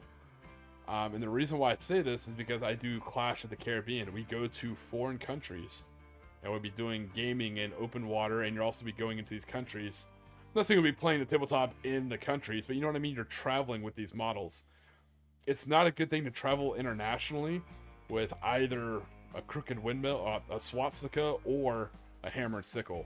Particularly in the Caribbean. A lot of people in the Caribbean feel very strongly about either one of those flags for damn good reason.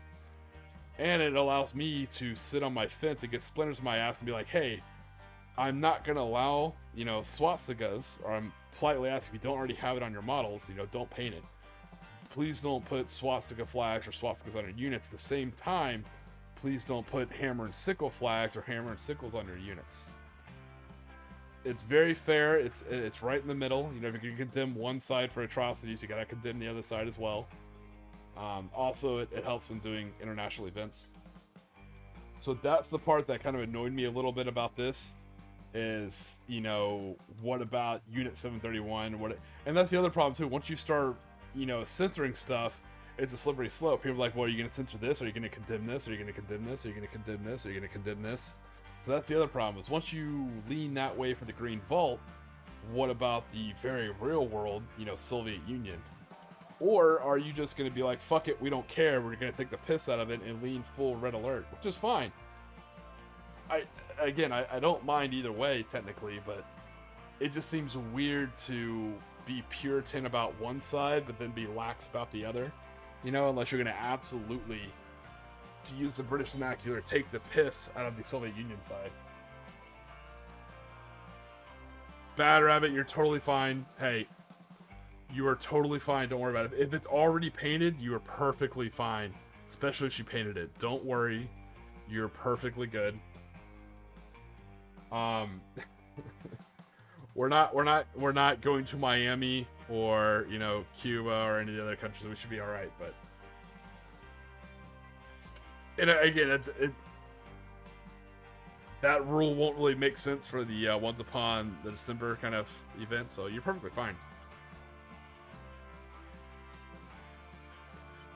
So the reason why I say that is there's a difference between a unit flag being painted it and stuff like that. That's perfectly fine. You know,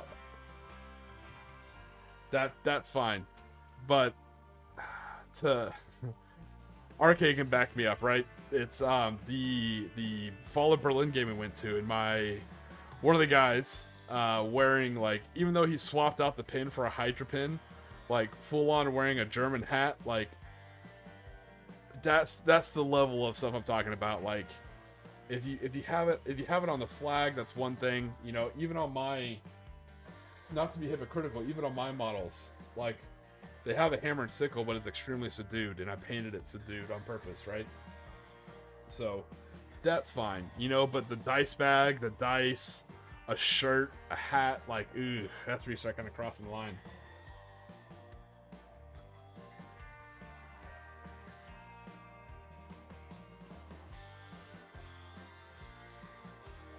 No, Bad Rabbit. She's totally fine to bring it. The reason why I put that out there is I put out the, oh yeah, it comes down, Spoon nailed it. It comes down to don't be that guy or girl. You know what I mean? Like, I put it out there as like a polite rose and say, hey, if you already have it painted, that's fine. But I'm saying, like, don't really like lean into it. You know what I mean? Like, that's and that's only because we will be playing in public on the ship. Anybody can walk by the library and look in, you know? So it's not a big thing. It is a historical flag. Like, I'm not worried that much. It's just me trying to put a governor on it and trying to limit people from becoming that guy as the event ever gets bigger and bigger. It's not a big deal. Well, as long as someone's not like reading off from a little red book or shit like that, we'll be fine.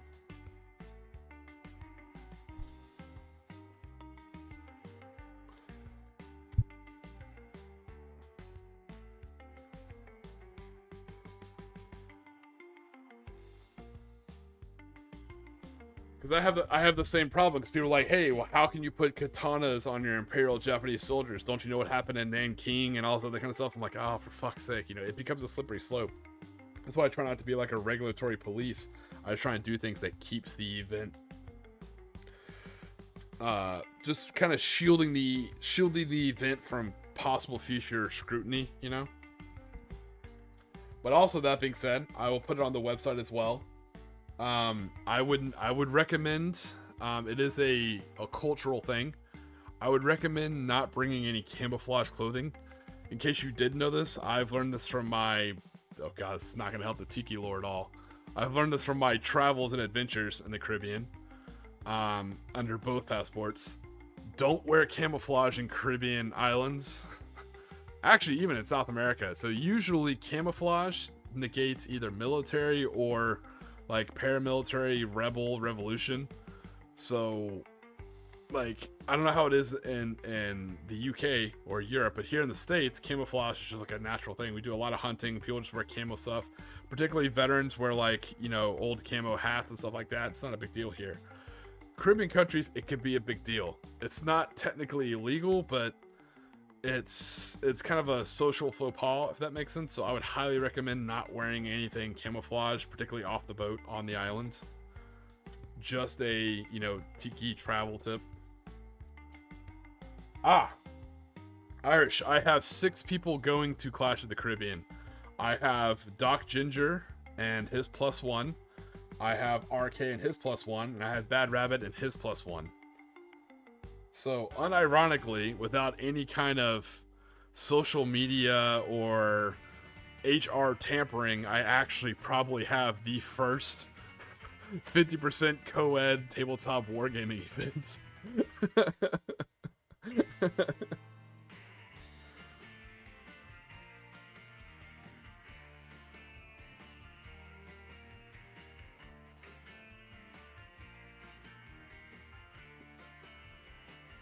And that was all because of you guys and the guests you're bringing, so that's actually pretty cool.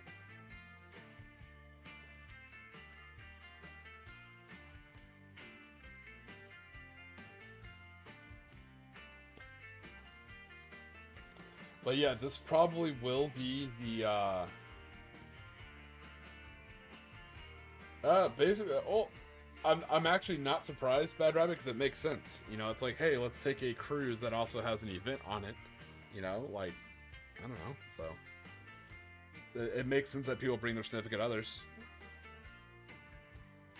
From what I understand, I think that's the breakdown. Again, things could change. You know, that's why I do my stuff so far in advance. We'll see. As far as I know, it's going to be 6 people. There will be there's going to be 3 awards. I'm working on finishing the website now. So there's going to be 3 awards given. The most talented, most tactical, and most Tiki. Everyone who shows up, all 6 participants are going to be getting a bag of goodies. You're going to be getting a goodie bag with all sorts of cool shit. Hey, Edscar, what's going on, brother? I was just talking about your models and your basing and your tea leaves. They looked amazing, dude. What's going on, Ed?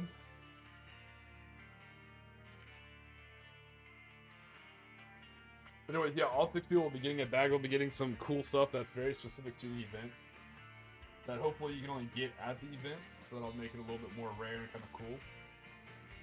And but it probably, depending on how well the Konflikt 47 release goes, it'll be the best calibrated eye. Oh shit, I'm so sorry, Ed. I didn't know that was... Oh, now I'm an asshole. I'm sorry, buddy. I didn't know it was confident information. Oh, I'm so sorry. Oh, now I feel like I feel like an asshole. Wait, was it? Okay, you didn't say it was. I feel bad, but I don't feel as bad. Okay, there you go. Yeah, I see your comment now. I'm like, oh. And you tricked me. did I come across well in text? I thought you were actually upset. I'm sorry. So, well, hopefully you do make a video on it, man. I'd love to see that technique.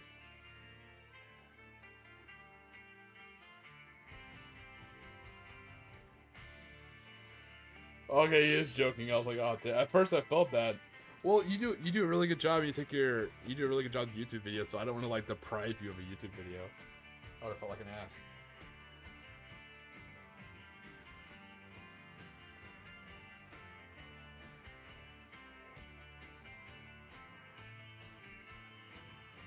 All right, but yeah. So everyone showing up to the event's gonna get a bag. They're gonna get some cool stuff that you can only get at the event. And then, like I said, there's gonna be 3 awards. Most talented goes to it's a mixture of best painted and best modeled, you know, and best themed. Most tactical goes like during the whole event. Whoever sees the most the best play, it doesn't have to be a winner, but it could just be like the coolest play in the world. You know, like, oh, that was really cool what you did. Like, that was really awesome. You know, that's what that award's gonna be. And then most Tiki is the most congenial or best sportsmanship award. And the way the awards go is we all vote on it. You know, so everyone gets a vote. You're gonna nominate who you want to get the award, and then I'll be the tie-breaking vote. Oh yeah, Bad Rabbit. If you haven't seen Ed Scar's YouTube channel, oh man, it's amazing. Highly recommended. Absolutely highly recommended. I'm always in there bothering around.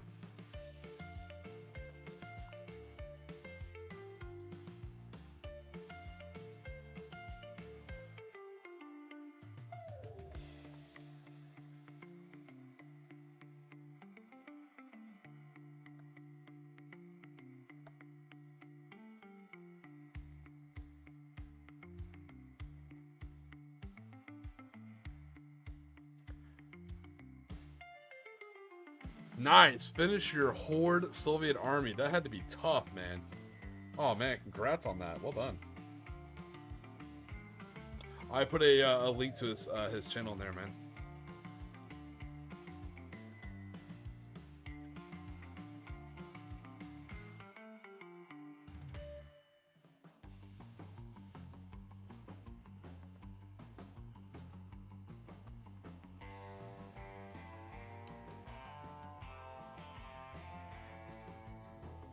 Yeah, I'm hoping once I finish up all these lore videos, I'm trying to get this knocked out as quick as I can. I'm actually working on the Middle Eastern one now. Only because it's the shortest. That's why. I'm not going to lie to let you guys know the transparency. The Middle East is the easiest. It's the shortest. Then I think comes the Finnish one. It's probably pretty short. But my heart clearly is in the Pacific Theater. Like, I really want to do that video. So those ones are long. And my least favorite to do not out of subject material, you know, but I think just because of the pronunciations is the Russian and Finnish one. I feel like I have to look up every other damn word and practice pronouncing it. I still fuck up with the videos all the time, but oh my god, those damn Russian ones.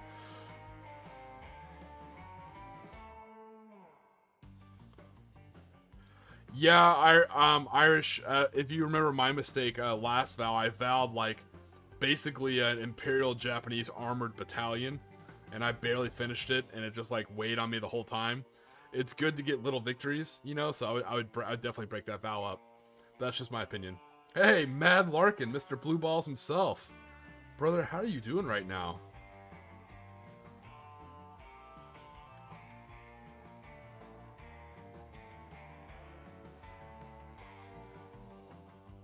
Yeah, Edgar, we are painting our legally distinct Captain America right now.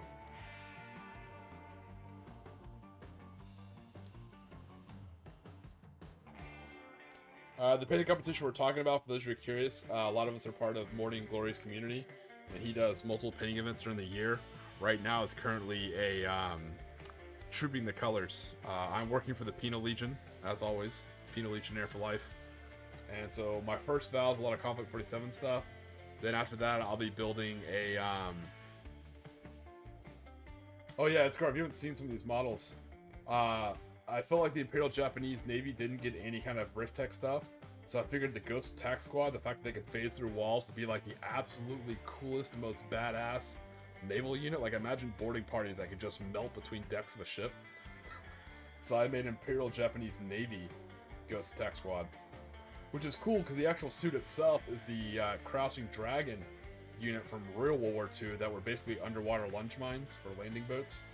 So it's actually kind of returning that back to its naval origin. And then I have this is one of my other Paragon guys with the Shadow Nose.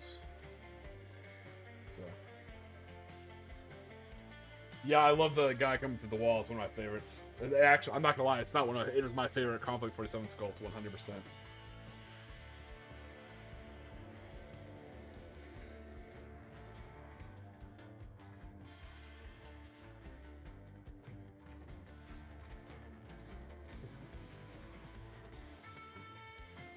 And my Siberian terror squads, they're definitely going to have orange pants. They're going to be convicts. I know it's not historically accurate, but I love it too much.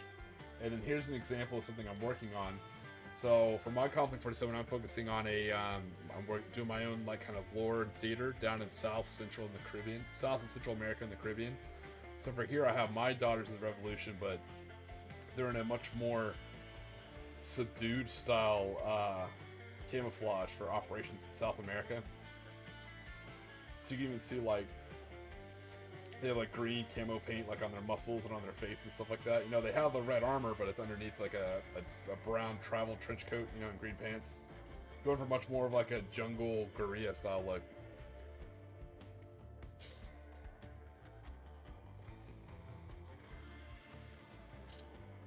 Same thing with my Russian Ursus infantry.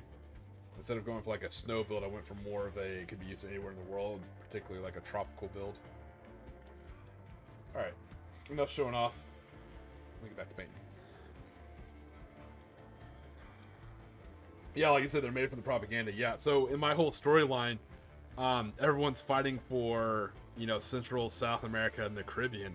You know, everyone's fighting there for different things. Some people want resources, some people want to control the Panama Canal. Some people are just trying to spread, you know, communism to get more, you know, bodies and resources and open up more conflicts to take the pressure off, you know, the Eastern Front. So the cool part of my story is the Soviets travel to the Caribbean undercover as a traveling Russian circus. So all the daughters are basically the acrobats, you know, like Russian acrobats, and all the Ursus infantry are actually just literally hanging out as like bears, pretending to be trained bears, you know. So it's just like a traveling Russian circus, but it's actually like all like Soviet rift tech units.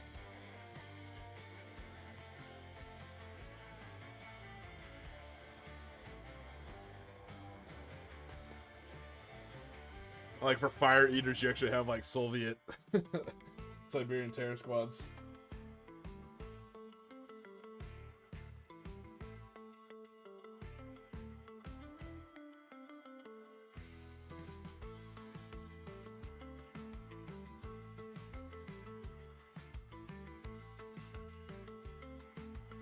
Yeah, so that's why my vows are going to be a lot kind of smaller this year for Trooping the Colors, because I'll be working on a lot of terrain, getting it ready for Clash of the Caribbean.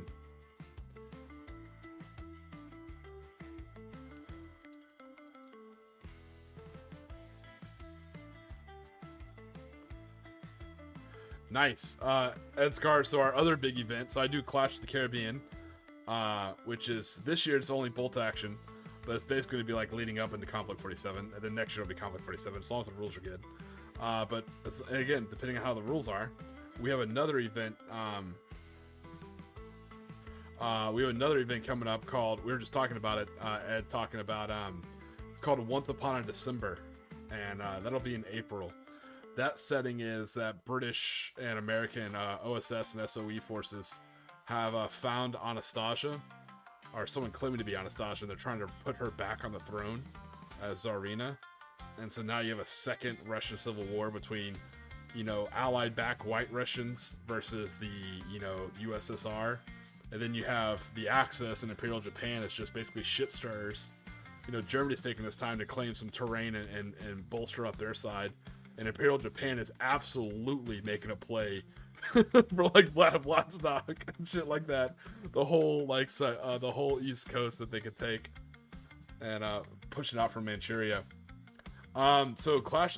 Funny you mentioned that, Ed. Clash of the Caribbean is going to be on a cruise ship. That's why it's called that. It departs from the state of Florida in the U.S. and it goes to the Bahamas. I think the island we're going to is we're going to Nassau. So it's going from Florida to Nassau. It's a very fast, it's a 2-day cruise. So it's very fast, very approachable, and we'll be doing some small 500 point event games for bolt action, which is actually a lot of fun. Right now, there's only 6 people. And then Clash, Once Upon a December is going to be probably held. I need to talk to them. Probably going to be held at Warpfire Games here in Florida, in Ocala, Florida. Warpfire Games is getting a little bit better known worldwide. They're a really good store. They do a lot of business, and they have really good tables. So.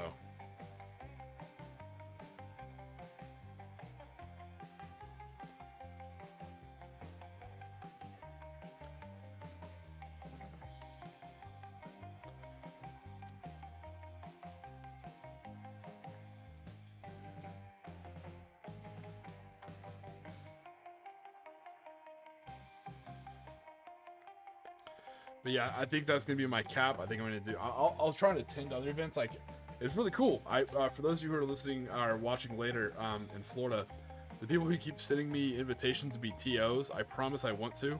I don't check my Facebook near enough, so I apologize on that. I want to be a TO for all these events. There's a bolt action event happening in Florida that I was asked to be a TO to, which is really exciting. Except it's like 2 or 3 days after Clash of the Caribbean, so I'll be absolutely, to use the British vernacular, knackered, so I won't be doing it. I had to regrettably turn it down, unfortunately, but people want me to be TOs at events, which is really cool. I'll go to other events, but I'll probably just be running 2 events a year, and that'll be Once Upon a December, and I don't know if we'll do Once Upon a December multiple times. I think we'll try it once and see how it is, see if we like it. Same thing with Clash of the Caribbean. We're going to try it once, see how well it goes off, and if it goes well, that'll definitely be an annual thing. It'd be cool if it gets bigger, but I'm happy if it just stays like a small little thing too.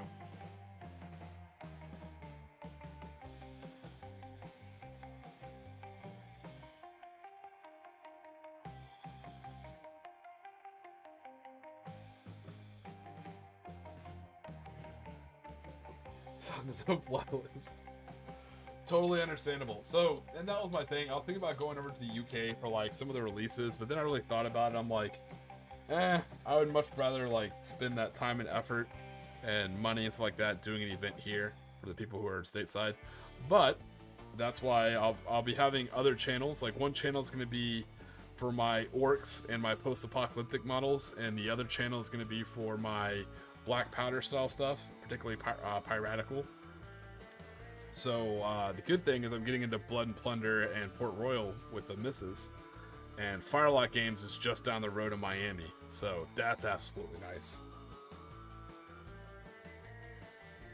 Yeah, it's got the whole thing. It's very on brand, very Tiki style, very laid back, chill. there's awards, but they're for like fun stuff. You know, it's not like it's not a competitive event. It's a narrative storytelling kind of thing. You know, it's a fun little skirmish, little 500-point games. Should be absolutely fun, and very excited about it.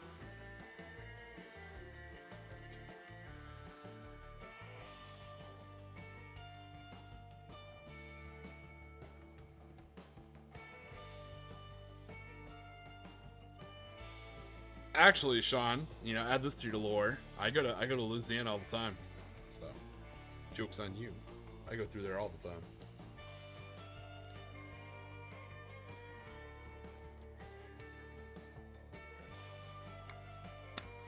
All right.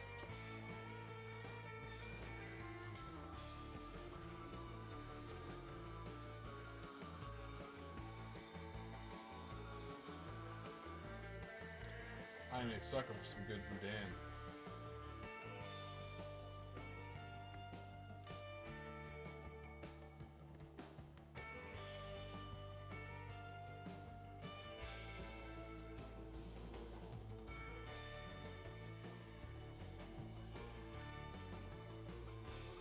All right, so what all have we talked about? We talked about my events. I've self-promoted like a filthy person I am. We've talked about the Green Vaults, and we've talked about the new American. Oh, on a tobacco tour. Ooh, that does sound fun. Ooh, that does sound nice. Yeah, a friend of my other life, of my professional life, actually recently gave me a really nice gift. It was a bottle of rum, some really nice pipe tobacco. What else is in there? Oh, some coffee. It was pretty cool. It's the brand name of the coffee is kind of a inside joke between us. And for those of you who remember my amphibious assault story, you know, the people on the jet skis and the golf course. So I told that story in my maritime class, you know, and sure enough, he got me a bag of Skittles, which is pretty good.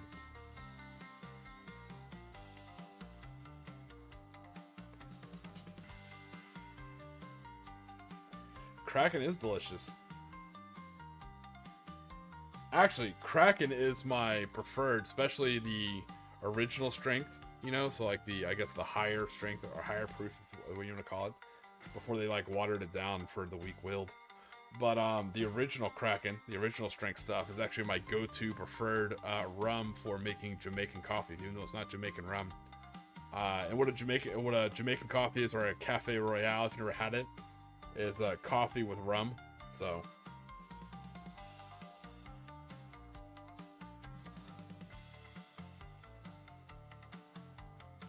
yeah, try a shot of Kraken in your coffee. Oof, it is delicious.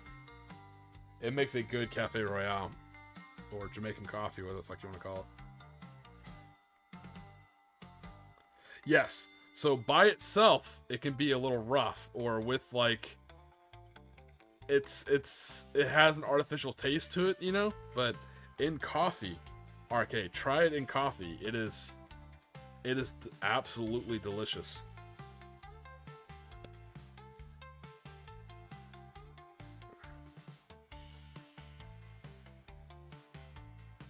Oh, that's right. I'm sorry, RK. I know you don't drink coffee. Yep. I just remember that. Sorry.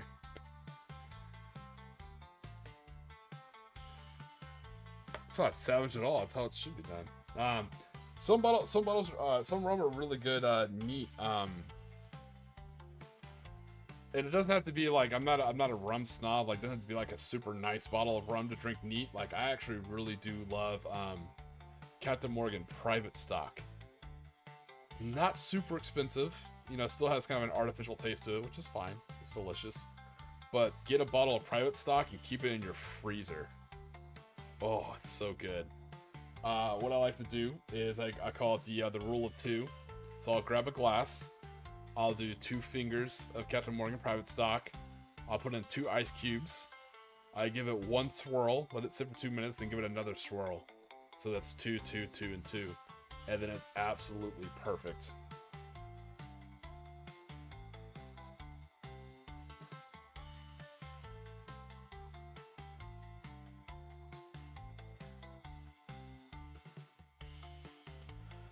RK, I don't doubt you. But as you can tell, I can't even make my own stream on time. So I have more than enough hobbies. Oh, actually, Edgar, I'm extremely jealous, because what I'm assuming. Don't worry, don't dox yourself or anything like that. But I think it's a fair assumption that you're not living inside the constitutional Republic of the United States, not inside the continental U.S. or lower 48. So that means you get access to Havana Club. So I am extraordinarily jealous. Havana Club, if you guys don't know, for those of you outside the U.S., probably some of the best rum you can find. You can't get it in the U.S. for obvious reasons, but that was the best part about serving overseas, especially when I was attached to NATO. Havana Club, oh sweet Jesus, was that stuff good.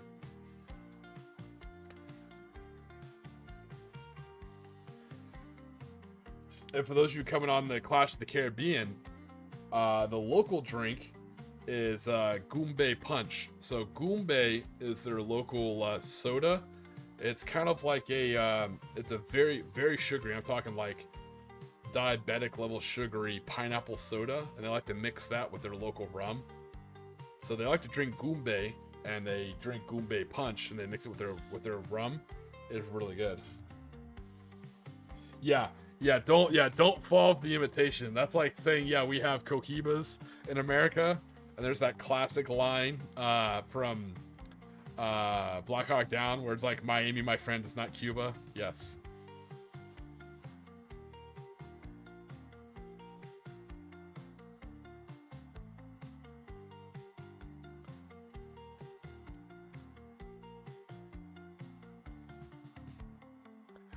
No, Bad Rabbit, I'm not bougie. I don't try.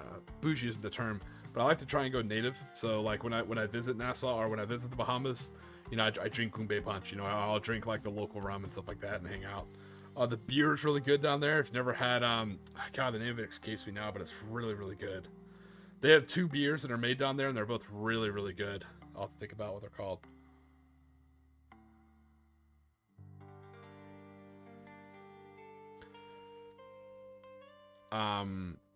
While we're on the topic of rum, if you've never had it, my recommendation are El Dorado. El Dorado's probably one of the best rums. You don't have to get, you know, the 21 year, which is like the blue bottle. That's even here in the States, like $100 or $120, very expensive. Very good. I got one when I came back from my deployment. I'm still working on it for special occasions. The 12 and 15 are just as good. You don't need the 21. But one thing I do recommend, if you do like rum, or if you do want to try rum, but like in a more, I guess, manly or adult, if you don't think tiki drinks or boat drinks are manly, if you don't want to be having like a tropical drink at a bar, you know, I get it. So if you're looking for like a manly rum drink other than just drinking it straight, here's what I recommend. Well, first off, most bars won't have like different types of spiced rum. It is what it is. But get a rum old fashioned. And what I highly recommend is there's rum out there. It's actually, I want to say, is it Guatemalan? I think it is Guatemalan. I have to look. It's called Diplomatico, particularly the Diplomatico Reserva. And the cool thing is the rum has a very faint, almost like bergamot or orange rind, kind of a aftertaste. And it's really, really good. So you mix that rum, particularly with that orange rind bergamot kind of taste to it, into an old fashioned, it'll blow your mind. Really good.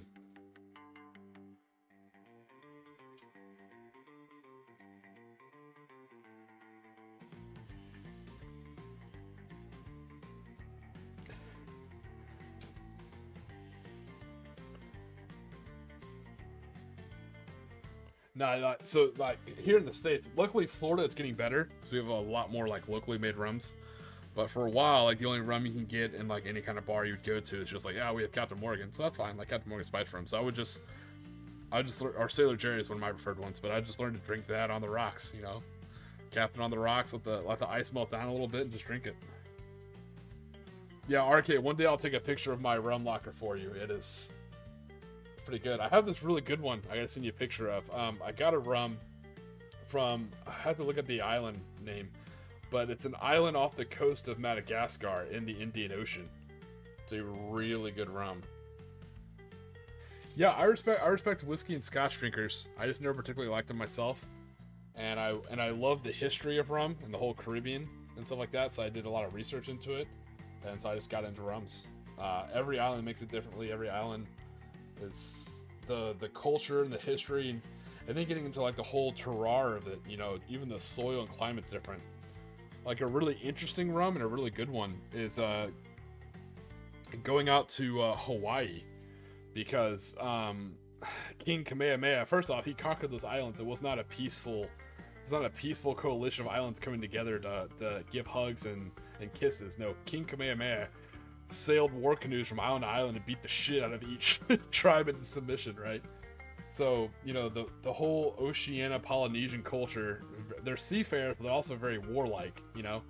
So the cool thing is a lot of the Polynesian settlers of Hawaii brought with them sugarcane from all the other islands all around Greater Oceania, you know. So what's really cool is on some of their sugar plantations on Hawaii, they have sugarcane varietals from all over the Pacific Ocean, and they combine those and to make like an agricole, like sugarcane pressed juice instead of molasses. They use pressed sugarcane juice. They make some really fucking cool rums.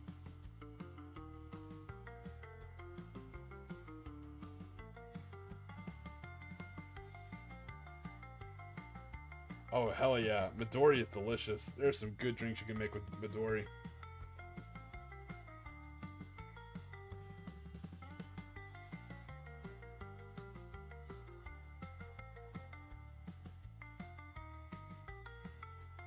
But again, you don't have to get bougie with it. Like, I'm not drinking it now, but I'll probably be drinking it tomorrow, you know?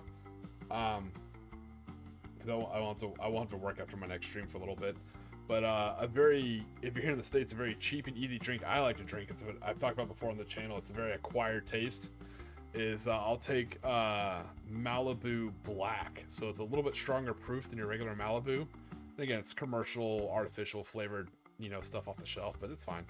So I'll take that, particularly the coconut flavor, and I'll mix that with sugar-free Red Bull. And it smells like summer. Like, it smells like suntan oil, and it's a very acquired taste, but once you're drinking it, it's absolutely delicious.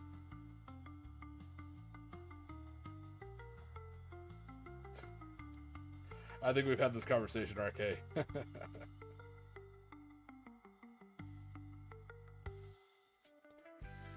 Oh yeah, Crimson Tim. The wife and I the other day had a legit pizza and cider night. We just like...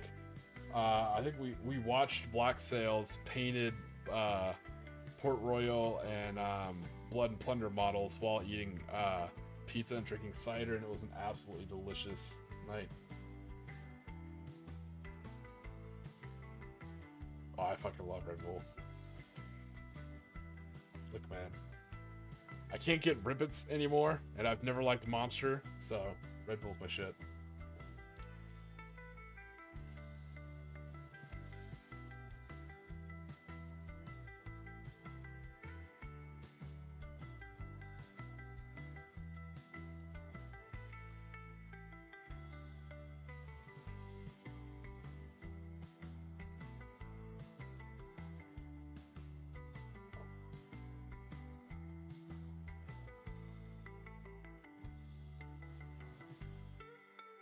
He's like, no, sir.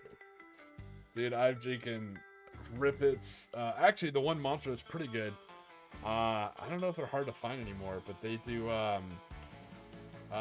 You remember Monster Import? So it had a very weird taste to it, but what made it such a big deal, and the reason why we drank it so much, is it had a sealable can, right? Unless you got the big old BFC cans, which was just diabetes in a can.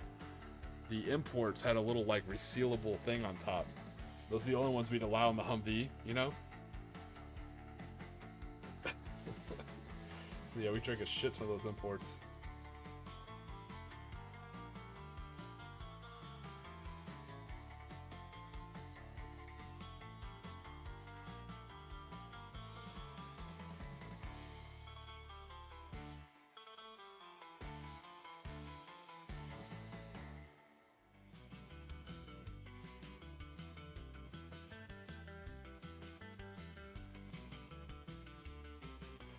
Coffee monsters. Oh, God. Oh. I was like, oh, I remember Rippets. So, it unfortunately, it's probably a story I won't tell, only because it's not one of the funny ones. Well, not really. I mean, there's funny parts, but it gets tragic pretty quick. But, I was part of an investigation that ended up leading into a mass stealing of Rippets and a black market of Rippet. Unfortunately, it's a very long story, but it's a much more somber one. You know, it's not really one to be told on stream. But, fucking Rippets, man. Jesus Christ.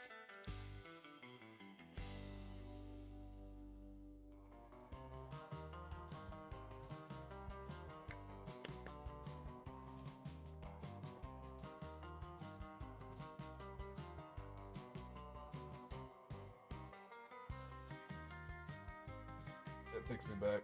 They're not bad. You used to be able to find them in, like, dollar store, yeah. Yeah, it's a much more, like, FDA-approved, safe version. Over there, they were, like, condensed into, like, small cans.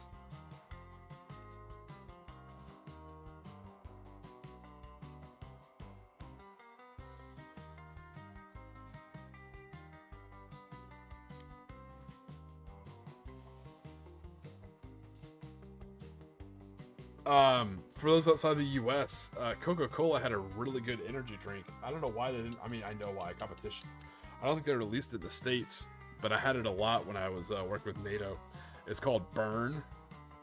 B-U-R-N. Oh my God, Burns were absolutely delicious. It's a Coca-Cola energy drink. Kind of like a, I guess you'd call it like wild cherry flavor, maybe. Burns were fucking delicious. I don't know if they still make them, but they were great. I'll say Burns probably got me through months of turkey.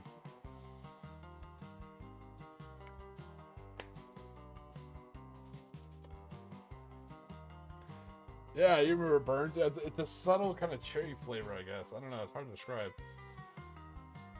It was just good.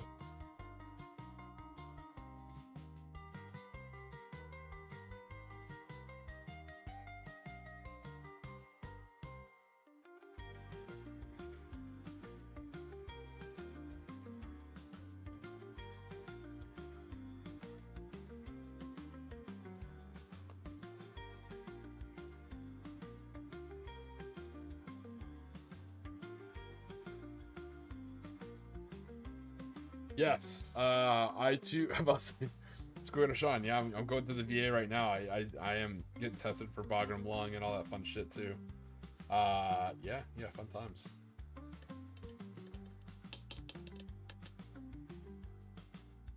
Yeah, that's why I'm not too worried about like drinking or smoking now. Especially, that's why I smoke cigars. I smoke pipe tobacco. I hand roll my own cigarillos using pipe tobacco. I enjoy smoking. People are like, oh, you're going to get like lung cancer. I was like, probably, you know, and I'm sorry for anyone who's lost relative to, I'm not making light of cancer induced by tobacco, but I've been around the burn pits for years. I have the Bagram lung, so, you know, I'm like, I already have it. Like, or there's already a good chance I have it. I might as well enjoy smoking as well.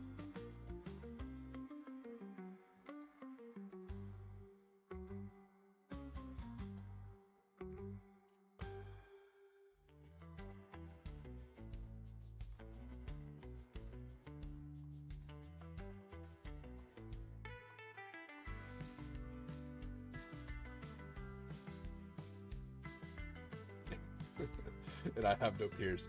So I started smoking. I started smoking cigars and tobacco pipes at the academy as part of officer training. Like when you learn about like etiquette, wines, and cigar, you have to like kind of learn all that stuff.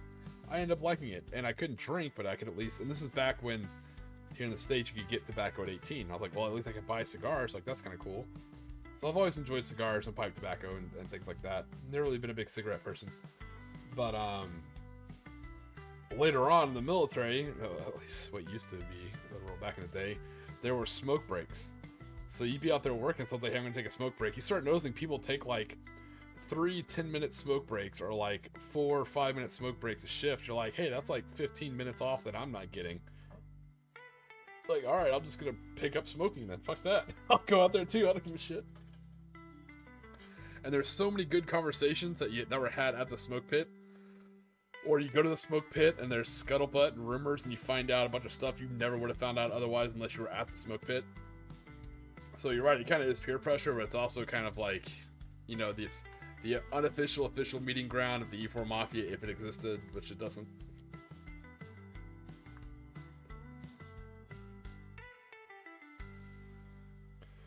But unironically, nowadays, due to information about secondhand smoking, one of the benefits of smoking, not promoting it, fucking no one come at me, right, is people don't like to be around you. So I found that out when I worked for the government here. Well, it was like so EdScar, that's what it was. So when I taught classes, we'd have, you know, like 5 or 10 minute breaks every hour, and I just call them smoke breaks. Now you're free to like get water, hit the head, you know, check your phone, whatever you want to do, but I still call them smoke breaks. Anyways, I was working for the local government. Shit, Sean, shut up. It's not a thing. Not to add to your lore. But working for the local government, I'll never forget, I was after a really long shift. I was scheduled for a 12-hour and it turned into like a 16-hour, right? So I came in when the sun was up, and before I left, the sun was just coming up. I just stepped out of the command center.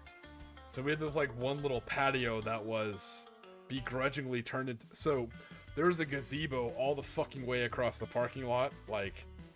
And I'm not talking... And I'm not being lazy. Like, it wasn't like a 2-minute walk. I'm talking this thing was like... I don't know, like 9-iron distance almost. Like, it's fucking all the way across the parking lot, right? So they're like, yeah, you can pop out to smoke, but you have to spend half the time walking the fuck over there, and they don't want you smoking in the parking lot. So I'm like, okay. So they begrudgingly turned one of the patios into like a little smoking area, which was legit. So we used to go out there and smoke. So I just finished a hellacious 16-hour shift. I was just stress and local government drama and all sorts of bullshit. So I step out there. I grab what's left of my coffee. You know, that's absolutely cold at that point. You know, that's why I always drink my coffee black. You know, so when it gets old and cold, you can still drink it without like worrying about the milk curdling or any kind of shit like that. Or if you're working in the heat, you don't have to worry about that shit either. So I step out there with what's left of my black coffee in like a styrofoam cup. And funny story, I hand roll.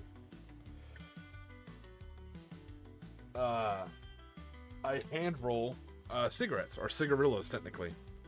So I take pipe tobacco, and I grab like zigzags or bamboo cones, whatever the fuck the local little shop that has, right? And I will hand roll my own cigarillos with pipe tobacco. Particularly with that, I can never pronounce it, so I'm not going to try, but Shithurt Sean knows what I'm talking about, that very unique tobacco that grows only in that one parish in Louisiana. I absolutely prefer that tobacco. It's very strong, it's amazing, very unique. But, so I hand-roll my own cigarettes. Now, the problem with hand-rolled cigarettes, hand-rolled cigarillos, especially when you're using, like, zigzag papers, is they absolutely look like, you know, jazz cabbage or electric lettuce, you know? So I'm sitting there, outside of a local government building, right next to a highway patrol substation, right on the back patio. The best thing is, you know that picture of, what is it, Ben Affleck, where he's standing outside that door and he's looking up with a cigarette in his hand like, I fuck my life, like that whole meme?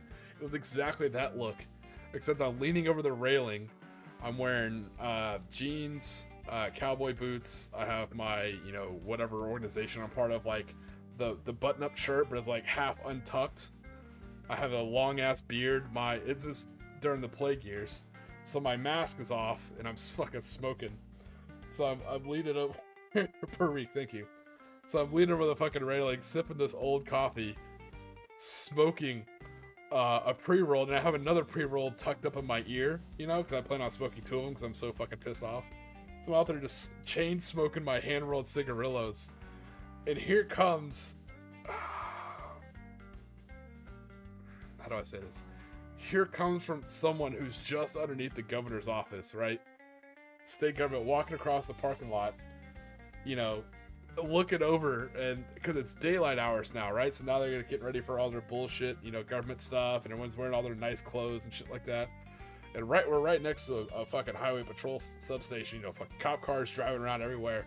I'm just sitting out there sipping coffee, just chain smoking these hand-rolled cigarettes that look exactly like what you think it looks like. And I'm just getting these like shitty looks from all these politicians walking past. And I think like one starts making a beeline for me. I'm like, oh fuck, this is not gonna go well, because I'm absolutely not in the mood to play fuck games. So one walks up to me, and I guess they get closer, they can smell it.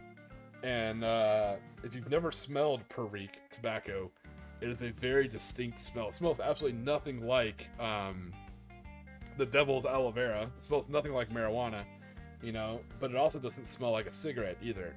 Perique tobacco is very unique.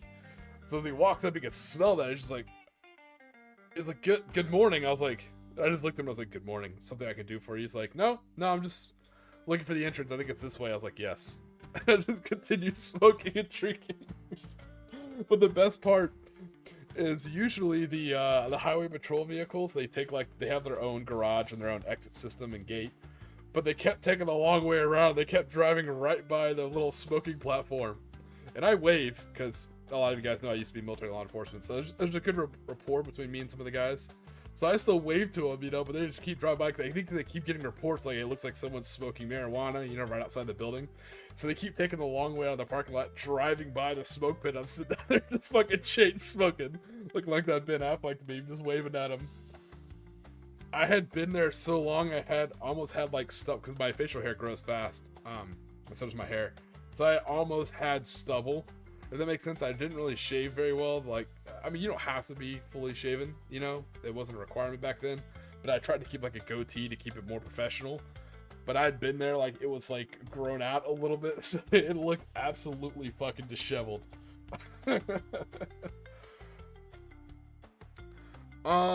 Perique's not necessarily expensive. Oh, tell you what. The best way to get Perique, honestly, if you want to try it, Bad Rabbit, go to your convenience store. This will probably piss shitherd Sean off, but go to your convenience store and see if you can find American Spirit cigarettes and look for black. So the tobacco and American Spirit blacks actually have a little bit of Perique in them.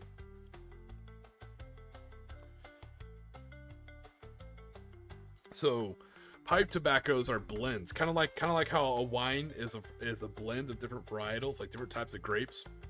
That's how pipe tobacco works. And back in the day, you used to have basically almost like alchemists. You know, you had tobacco specialists who would actually mix different tobacco blends. Sorry, that's why you have things like red blend or gold blends. Depends on how much like Virginian tobacco versus how much like Turkish tobacco. It's a really cool thing, and it used to be kind of like cologne, things like that. Every guy kind of had their own blend and their own scent. Really cool history. But yeah, I even came back. Hey, what's going on, Nathan? Yeah, I even came back. I came back with a story time for you guys. Wasn't necessarily a funny one, but I thought it was funny, and I absolutely got hell for it the next day. But it was one of those things like no one had the audacity to call me out face to face, because nothing I did was wrong. I was just smoking in the smoking area, right?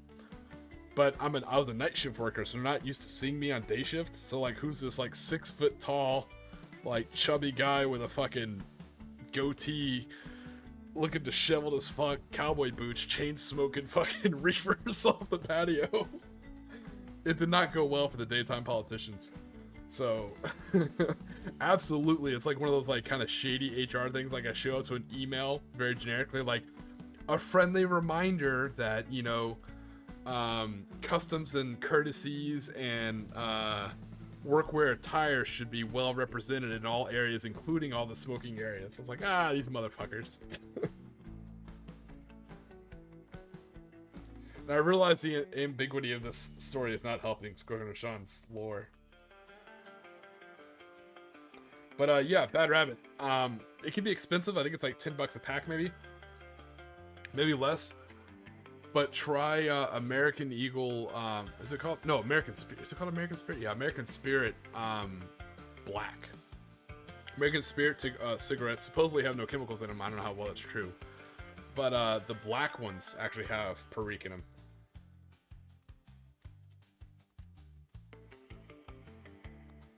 Fuck, that sounds good.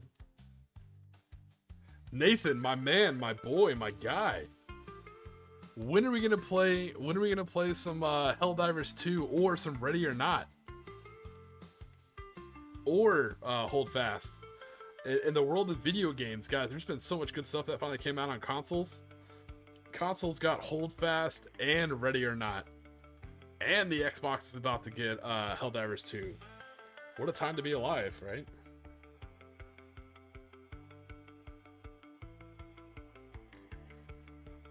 I know there's a lot of controversy about censorship and Ready or Not, and it's a valid criticism. Truly, it really is. But as someone who was EST, which is the Air Force's version of SWAT, long story there, but I fucking love that game. I'm so glad that like games like that still exist. I remember playing all the SWATs, including SWAT 4. I remember old school Rainbow Six. So yeah, I'm all over Ready or Not. I don't care what the fucking they censor on that game. I'll still play the shit out of it. I don't give a fuck. And I've been binging it since it came out on the Xbox. I absolutely love it. And Squidhead Sean, I'll send you a picture, or Shithead Sean, I'll send you a picture. My guy in Ready or Not, my SWAT guy. So I have my actual old work loadout, like my straight up what I actually had, what I used to carry. You know, and I had my job as far as point man, like shield and stuff like that. So I have that loadout, and then I also have like a Tiki loadout. Straight up, I have the Hawaiian polo. There's a legit Tiki tattoo. I'm like, fuck yeah, this game is legit.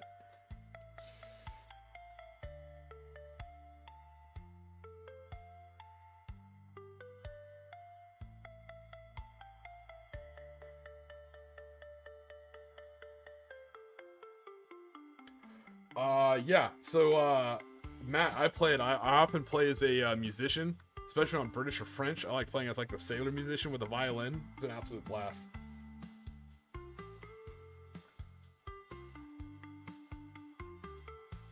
Oh, yeah, no, I'm not gonna lie, I like playing solo.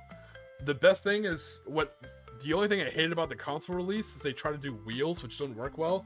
Once you swap it back to list, oh, yeah, I played it solo. I absolutely loved it.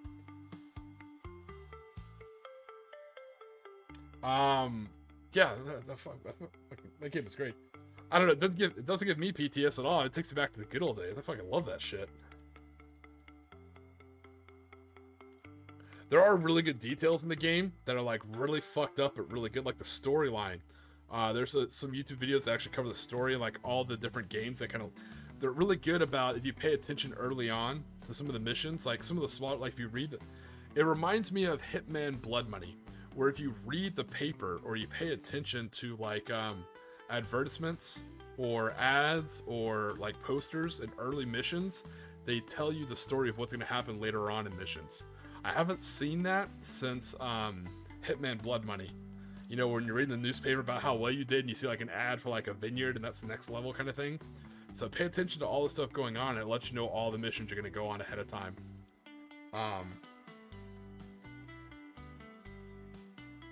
Yes, Bad Rabbit, it changes everything. You go to options. Go to options, you can set what your predominant, what your quick button order is. Like, do you want to shotgun, clear, and smoke, or do you want to shotgun, gas, and clear, or, you know, do you want it to C2, flash and clear? But then you can also, if you go all the way to the right on the options, you can go down to orders and change it from wheel to list, and list is so much easier.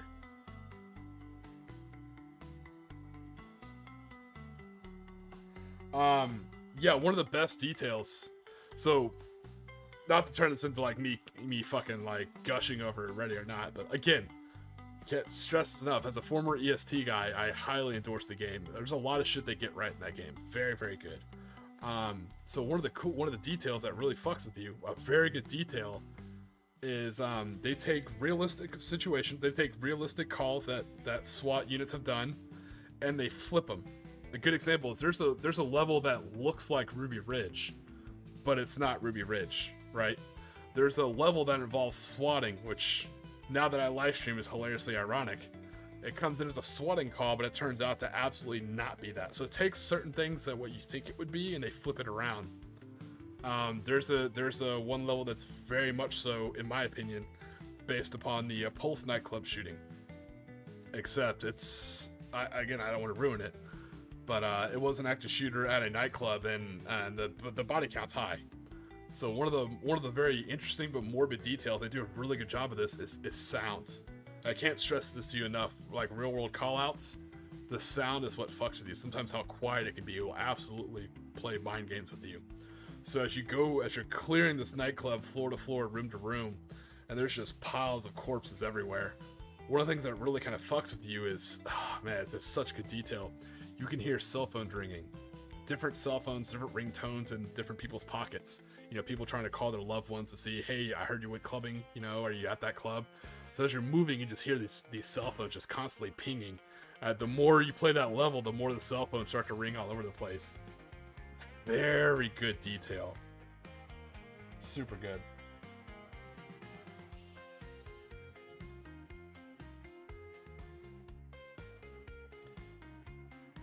Yeah, I see a lot of people turn that on. So my wife gets a kick out of me playing it, because it takes me right back, I get right back into it. I'm always yelling, you know, and stuff like that. I'm having so much fun. But what I learned was, and something I've always known, but I'm very glad that I did military law enforcement and not civilian law enforcement. Because I cannot tell you enough how different the ROE, the rules of engagement, and law of armed conflict is. Military law enforcement, and with that, what we have, special reaction teams or emergency service teams, our version of SWAT, is much different than civilians. So a lot of the tactics are the same, but a lot of the ROE policies are wildly fucking different. So that definitely affects my scores. In the Air Force, we did not have all the Gucci shit they have in that game. Like, I wish we had beanbag shotguns.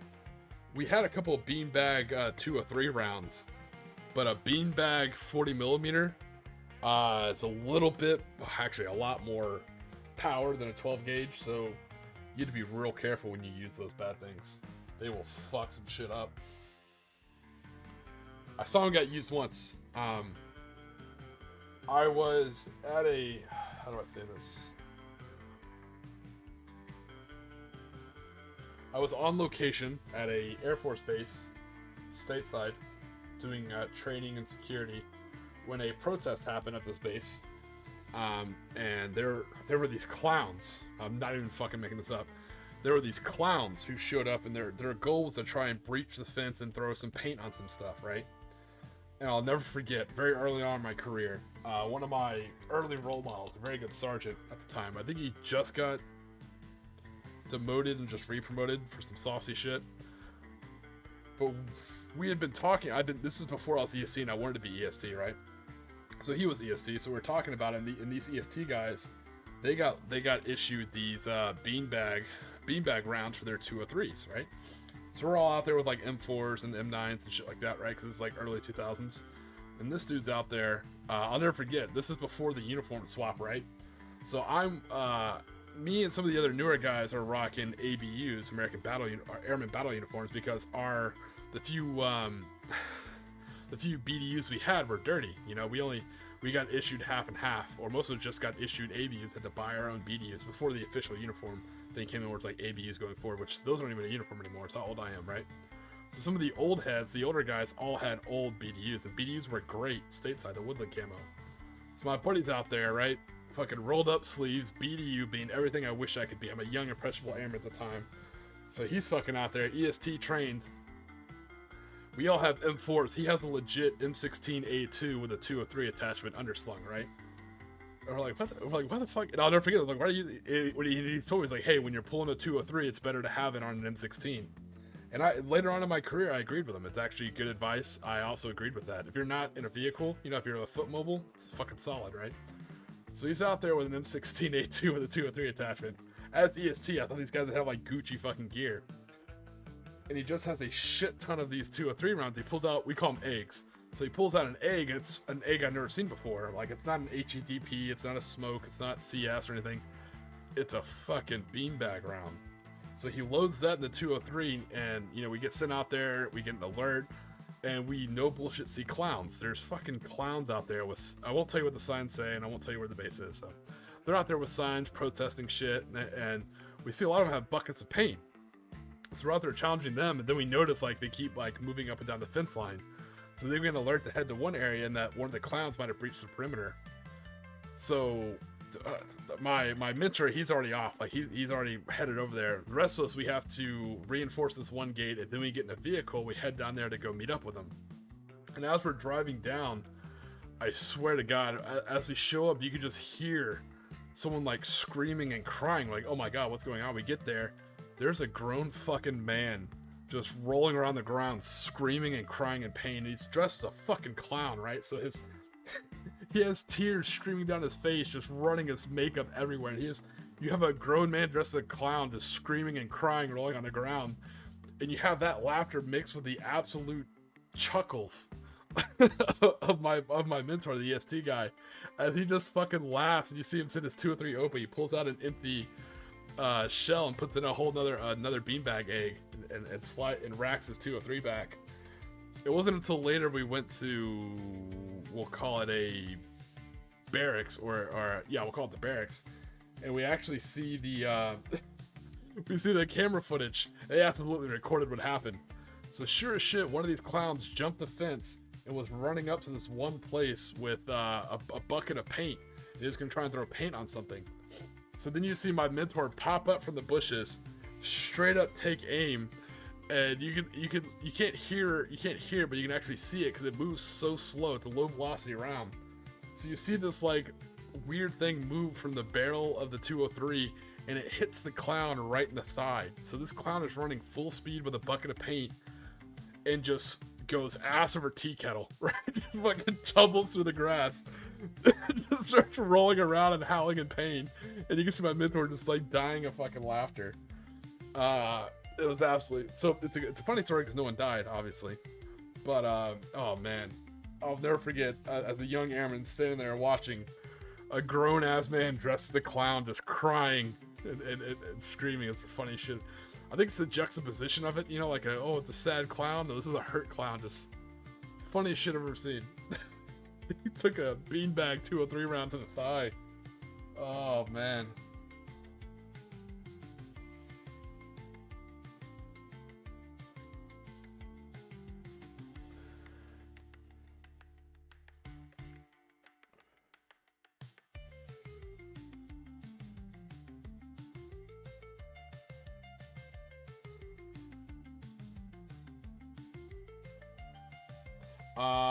But yeah, I myself, yeah, I've been hit with 12 gauge beanbag rounds. We tested them at one of my bases. Those hurt. I've been tased. Tased is not bad at all. Anyone tased isn't that bad. I've been OC sprayed, and for my little eyes, that was probably one of the worst experiences. OC spray fucked me up. Some people, very small amount of population, are immune to that oil capsaicin shit. I am not. OC fucks me up. I was fucked up. So I'm not a fan of OC at all. I mean, it's useful, don't get me wrong, but tear gas ain't nothing. Tear gas isn't that bad. You can build up a tolerance to tear gas. But OC spray fucked me up bad.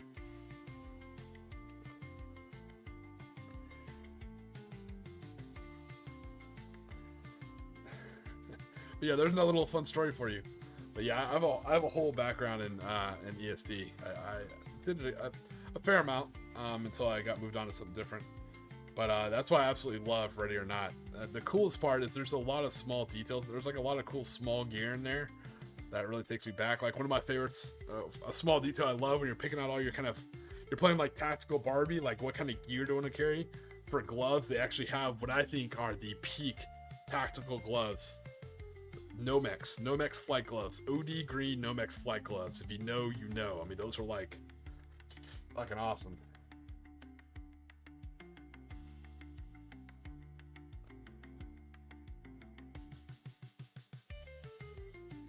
Yeah, so that's one of my big things in Ready or Not. I'm kind of annoyed about. I know why. I think it's for game design, so I'm not gonna bitch about it like everybody else. But The one thing I don't like is I wish I could use my taser, like my X26. I wish I could use my taser with my shield, because that's something we've actually absolutely would do. That's like a real world tactic. But I think it's a game balance thing, you know, because then people just use like the pepper ball pistols. I don't use those because we didn't have those when I was in, you know, so I just stick to what I kind of know. But tasers are fucking great.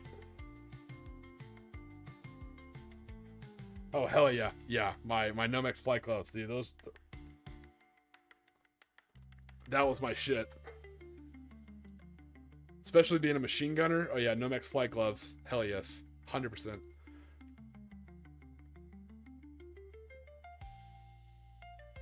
Squidfist. That is an absolutely awesome Val, man. But yeah, no, you should see my character on there now. So we're gonna try and get a Hawaiian print polo. Tiki tattoo. I was like, oh, this dude's fucking geared up. But no, I usually, so I was running, I usually like to run the M9, again, stick with what you know, right? Particularly with ball ammo, FMJs, only because, I mean, it's definitely not a less than lethal device, but if you're trying to take people, like, alive, I'm thinking, like, the Vineyard mission, where you really have to take, like, the hostile people alive, which is really hard.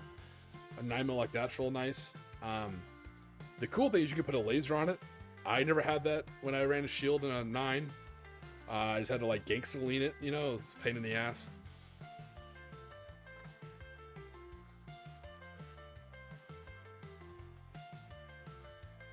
Well, Bad Rabbit, now you can use a pepper ball pistol and a shield, I'm assuming, so there's that.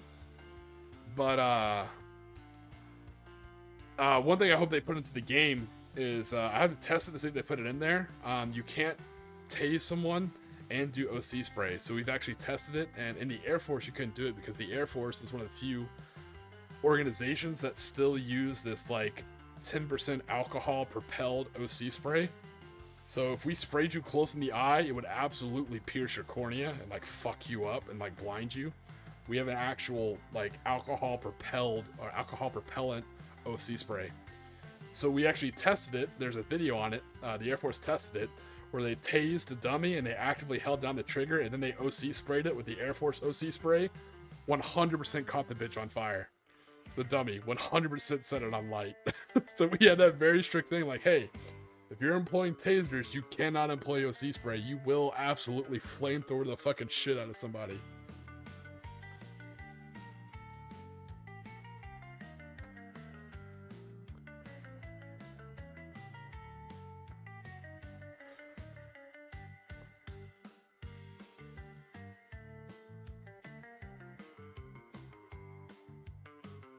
Yeah, so Nathan, I just read the briefing for it first. So when I ran through it, I gave my guys shotguns. I'm like, hey guys, this sounds like it's gonna be some. All right, we're taking buckshot. I was like, all right, we're taking buckshots. One guy took an M14. All right, guys, we're taking buckshots, M14s, and 9mm. Like it's all about penetration and putting people down. Sounds like no armor targets, right? So when I came across, not to ruin the storyline, when I came across the person, one of the people you're supposed to take alive and arrest, but she's extremely combative and she's highly trained. So she's out there wielding a long gun, so I turn the corner, and it looks like her, and I pop my head back, you know, she's putting some fire out there, and then when she stops to reload, I come back out with a shotgun, but she already transitioned to her pistol. She dropped her rifle and pulled her pistol, so she pulled a New York City reload on me. So I aimed low and squeezed one off. So I caught her in the leg, I'm like, okay, cool. I was like, we can move in and apprehend her. But I misjudged the distance, like it was like, not even 5 meters. So when I went up to apprehend her, she was like, you know, like Cotton from, what is that?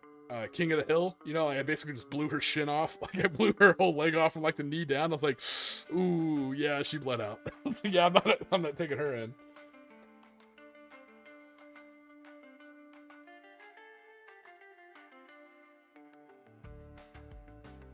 But yeah, no, the second time I ran through, Nathan, I did 9mm, almost nothing but 9mm, ball ammo and shit tons of tear gas, and I just gassed that whole thing and walked through and just kept putting 9mm FMJ rounds in people's kneecaps, just arrested them that way. Now the game is good for people who don't know what we're talking about. Ready or Not is absolutely phenomenally well done. I love it. I love running the beanbag shotgun. I'll give you a real world tip. You know, I'll tell you. I was watching someone else play. I told them I give them real world tips. They're interested. So here's something. It's not at least sensitive information. This can be wide information. We're fine. I know I'm supposed to be painting. I'm over here just chatting. I'm sorry. One really cool thing to do is something we call ghost challenging. So if you ever heard like ghost riding the whip, it's kind of similar. So what a ghost challenge is you issue a challenge to a room or a vehicle, even if you don't see anybody. And this is kind of like a legal onus. It's to kind of protect you legally as well. So it's like if I see a vehicle and I see there's a driver in their vehicle, I'll pull the driver out verbally. You know, I'll have the driver turn off the vehicle, you know, throw their keys out the window, stick their hand outside the door, open the door from the outside, step out of the vehicle, keep both hands on the roof of the vehicle, put the hands on the back of your head, you know, turn and face the same direction as the vehicle, take 10 steps back, slowly get on your knees, you know, verbally challenge the person out of the vehicle, right? So even if there's no one else in the vehicle, you're still going to challenge, like, other occupant of the vehicle, I see you. Other occupant of the vehicle, get out of the vehicle now, do it now. So you basically imagine that you're challenging someone inside the vehicle. The reason being is if you do show up, and let's say there's no one else in the vehicle and no one gets out, it just makes you look like you're crazy. But if you do go up and there's someone like hiding in the trunk, which is a funny story I'll tell for another day, but I've never told I don't think I've ever told the naked girl in the trunk in the cornfield story, so that'll be one for another stream. But when you're challenging a vehicle, if someone surprises you, you've already issued them the challenge. So on your whole use of force thing, you've already kind of covered the whole, you know, shout kind of thing. So I do the same thing, and again, I get points docked, or I used to. The update seems like it doesn't do that as much anymore. I used to get screamed at all the time when I played on the PC. But I used to ghost challenge rooms, or ghost challenge the rooms or the vehicles. Especially when I have a beanbag shotgun, because you get one challenge. You get one challenge. If you don't listen, you're getting a beanbag, right? If you reach for anything, you're getting a bullet. So that's how we play these games.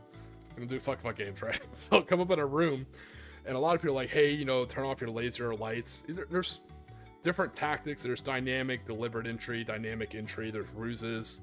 The difference between active shooter, barricaded suspects, different ways to move. You just start getting into butt hook, crossover, limited penetration, masking. There's all sorts of cool terms. But I like to just keep the ball kind of rolling here, and I'll ghost challenge a vehicle, or I'll ghost challenge a room. And then when I pie that corner, or I make the limited entry, limited penetration to that room, and I see someone, weapon or not, they get another challenge, like, hey, drop your weapon, you know, put your hands up. If they don't do it, if they struggle, you know, if they just look at me, they're catching a beanbag. And if they still don't put their hands up, they're catching a second beanbag.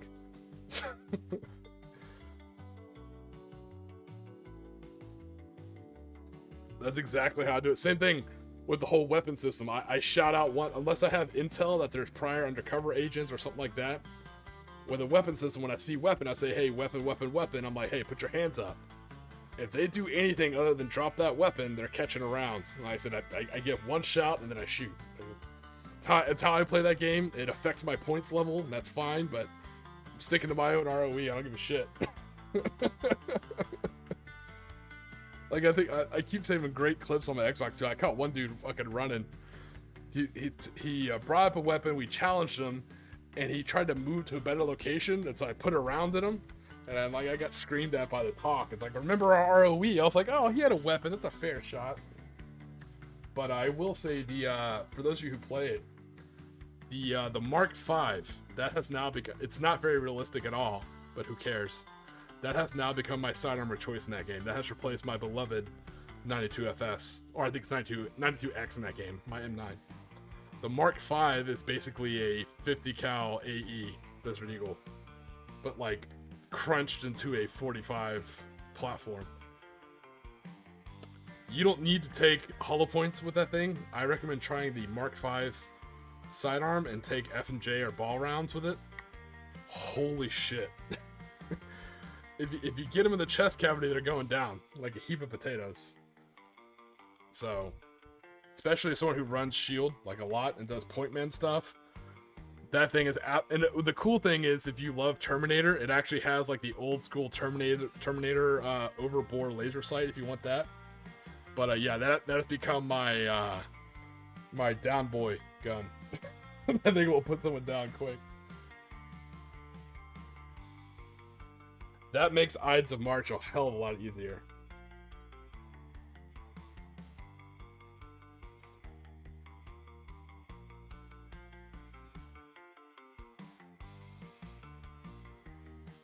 Yeah, I'm usually running a shield, a beanbag shotgun, the Mark V. I generally run a lot of gas unless I know they have gas masks.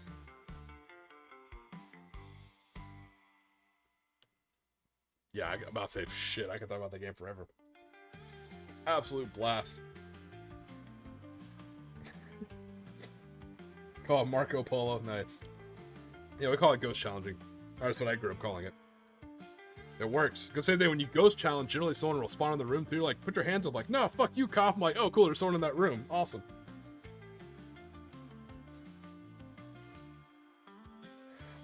So, as far as arming my team, I usually, if I have intel that no one's wearing armor, like if we're just doing like a gas station robbery or something like that, I generally give them, I'm a Waffle House fan, I like waffle mags, so I generally give them the MP5s, but with 10 mil, and I put hollow points in them. Yeah, 10 mil hollow point from an MP5 is gonna put someone down. If they have armor, then I generally give them the AKs.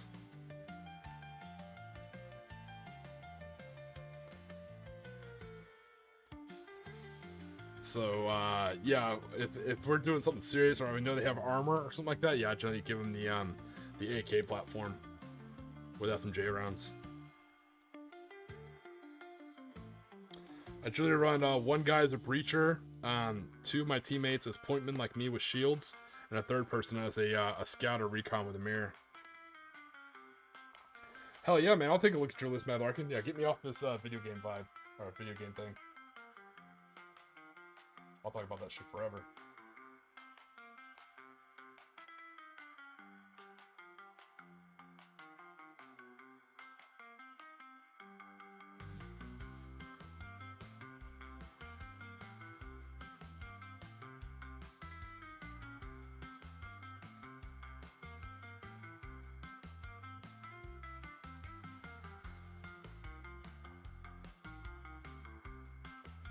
Yeah, not just that, Bad Rabbit also makes me feel better when I give them a beanbag.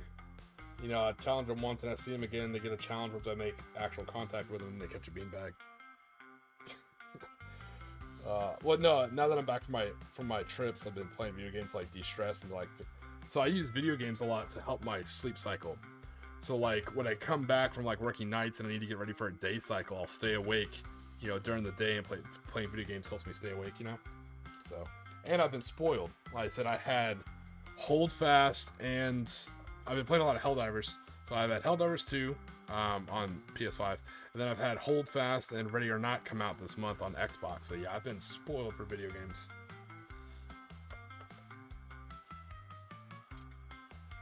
Nice. Are you doing it freehand Squig Fist, or are you doing blue painter's tape? Or are you doing silly putty? What kind of tactic are you doing? Let me take a look at Mad Larkin's list here. Oh, man. That Stompa looks great, Shit Hunter, Sean. I really like it.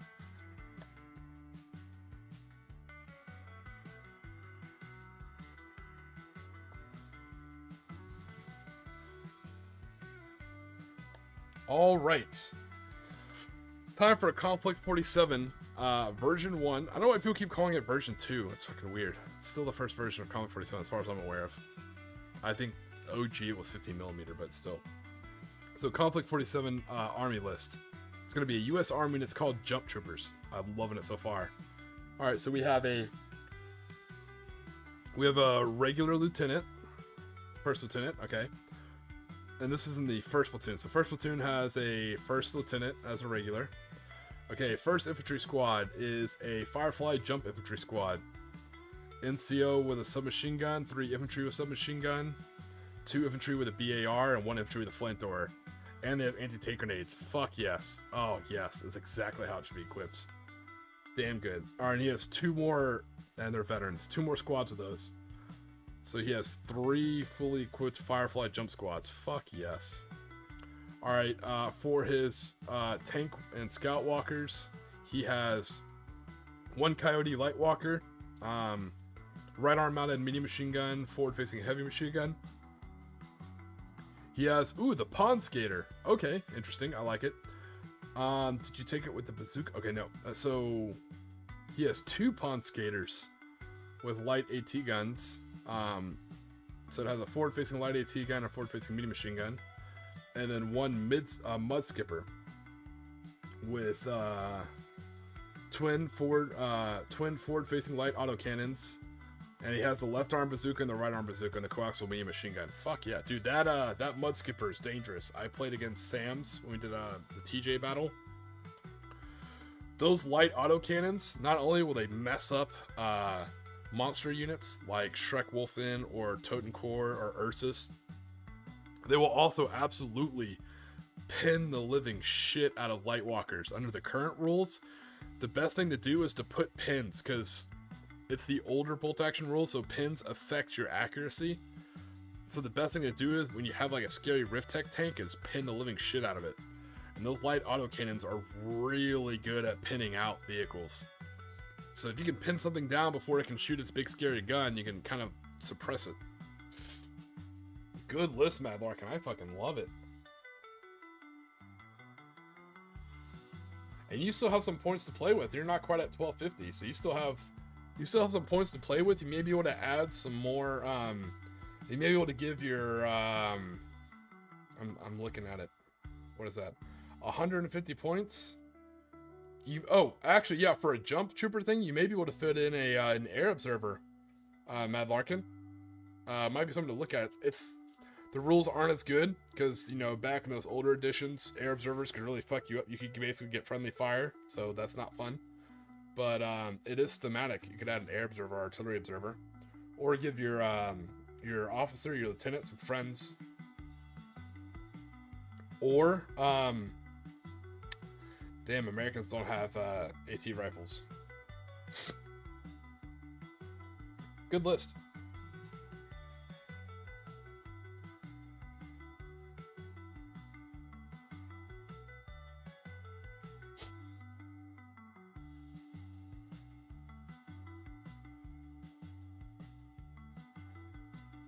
Nice, Squid Fizz. Yeah, I love the tactic, man. Same thing.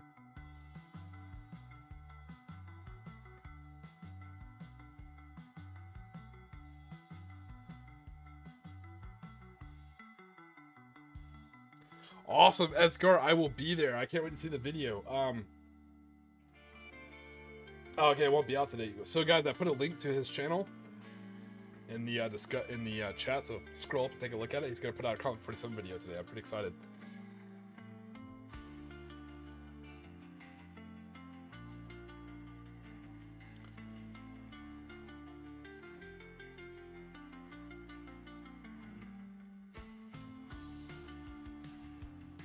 Yes, it is Mad Larkin, and I plan on ordering. I keep forgetting to pull the trigger on it, but I plan on ordering my Rocketeer metal ones from Pulp Figures, I think that's what it's called.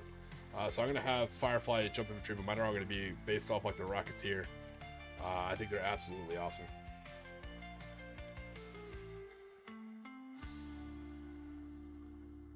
Also on my list is to do a full American heavy infantry list.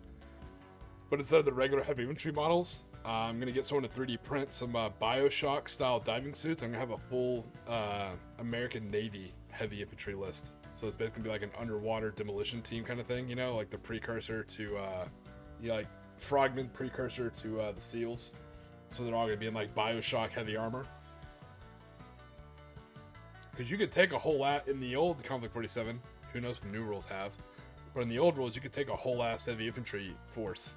Because you could have heavy infantry officers, heavy infantry squads, and if you're anti-tank support, you could take heavy infantry with super bazookas. So it's absolutely viable.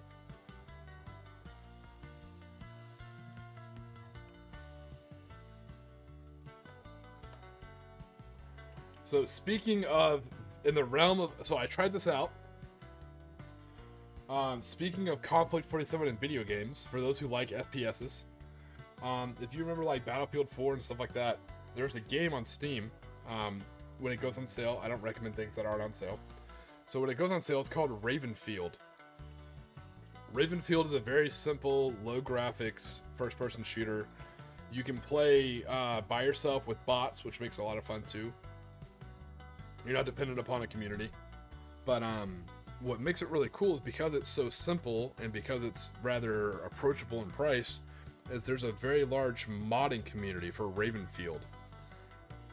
It's basically, it's like a spoof of Battlefield 4, but what you can do is you can replace it with a bunch of other stuff. You can turn it into Napoleonic style tactics, because you can replace the skins of the troops, you can replace all the weapons and the vehicles and stuff like that, and you can make your own maps. So a lot of people made a lot of cool World War II stuff out of it. So you can actually put in World War II weapons, World War II uniforms, and things like that. But also, because it's it relies on mods, you can absolutely, and I did this, you can build a first-person shooter Konflikt 47 game. So I had Imperial Japanese versus Soviets. The Imperial Japanese had a lot of Japanese tanks.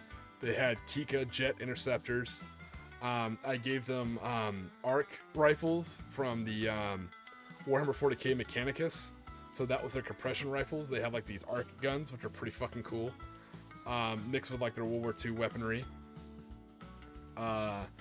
Against the Soviets, just for shits and giggles, I gave the Japanese, they had like a mix of Type 97 Chiha tanks and like these like Walker tanks, which were pretty cool, like Spider Walker tanks.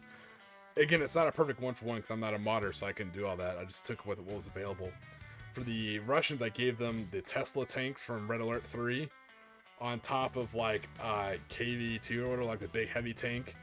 I gave them all sorts of fucking cool shit too. So it was really cool. It felt like playing Konflikt 47 first-person shooter. It was actually a lot of fun. Like an old-field Battlefield game. You know, it was an absolute blast. So if you feel like doing that, if it ever goes for a crazy low price on Steam called Ravenfield, you'll see it looks like paintball, it looks like blue versus red paintball. You can go into the mods and basically rebuild it into your own Konflikt 47 stuff. Oh, yes. I can't say what Edscar sent me a picture of because apparently it's classified, but it looks cool.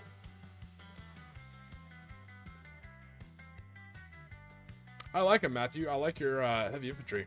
I think they look good.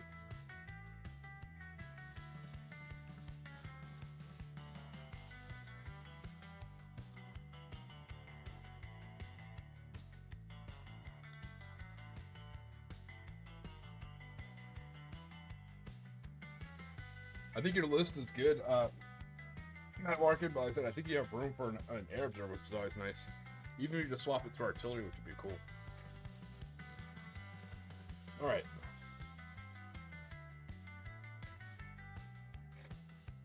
Let me get back to paint a little bit.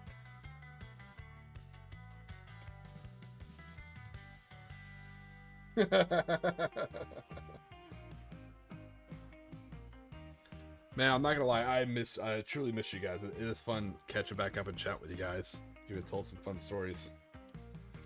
You heard about the clown catching less than... Oh, and again, for those of you who haven't played Ready or Not, I also have a clip of this as well. The beanbag shotgun, other things, they are called less than lethals. The reason they're not called non-lethals. I had a very, very interesting situation where somebody, I think it was on the meth level, probably like the second or third level you do. I was going up to clear the attic, and for my beanbag shotgun, I like to have a flashlight on it. Yes, you can use nods. Nods are great, nighttime observation devices. But flashlights work when you're challenging someone and you have a long gun with a flashlight in their face. It's a good way to get compliance, you know? So I had a beanbag shotgun with a flashlight, and I was going up the ladder well, the stairway, and some guy had already broken the 21-foot rule. So some guy had already sprinted down with a knife, so I saw him, and my first shot went wide. It went right past his shoulder, and he kept running, so I racked it and returned the battery forward and pulled the second time roughly where his chest was, right? Center mass. I corrected quickly, but he already sprinted down the stairs. So I'm like, oh shit, he's gonna get me. So the beanbag connected, but it connected in his jugular. He went down, and that absolutely was a lethal shot. I didn't get yelled at for it. You know, the talk didn't yell because technically he ran at me with a knife, so lethal force was authorized. But I could tell you it doesn't look good when you use a less than lethal lethally. But yeah, this dude was running down the stairs. By the time that second beanbag left and it connected with what's supposed to be center math, he already moved down the ladder well, so he took it right in the neck. Yeah, I didn't get up.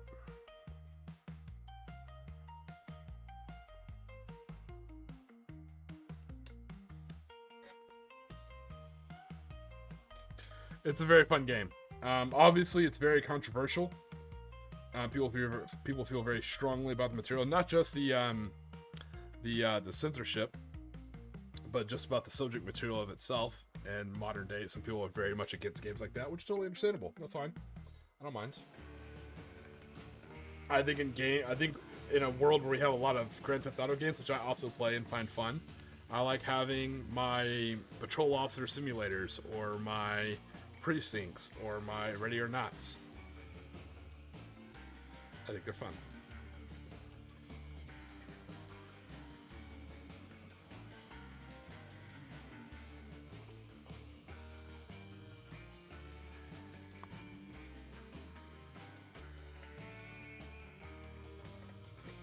But yeah, it's on my long list of Konflikt 47 projects is to make a Bioshock themed American Navy heavy infantry list.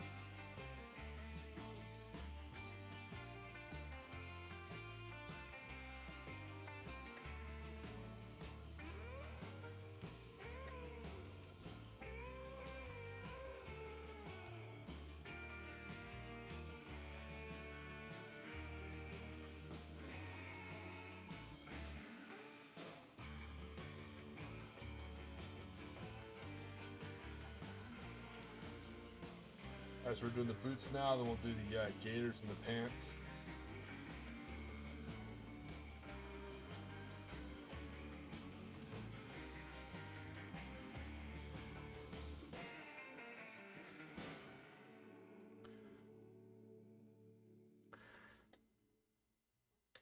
Nice. Yeah, I saw that game. I thought it looked pretty interesting. Like I said, up until then, I was playing a lot of Helldivers 2. I was getting ready to start like my own platoon and everything, having a lot of fun with that. And then Holdfast dropped finally. I don't mind I think Holdfast is fun. I think it's a good game. I enjoy it. I'm not gonna lie, I think it's because I'm old.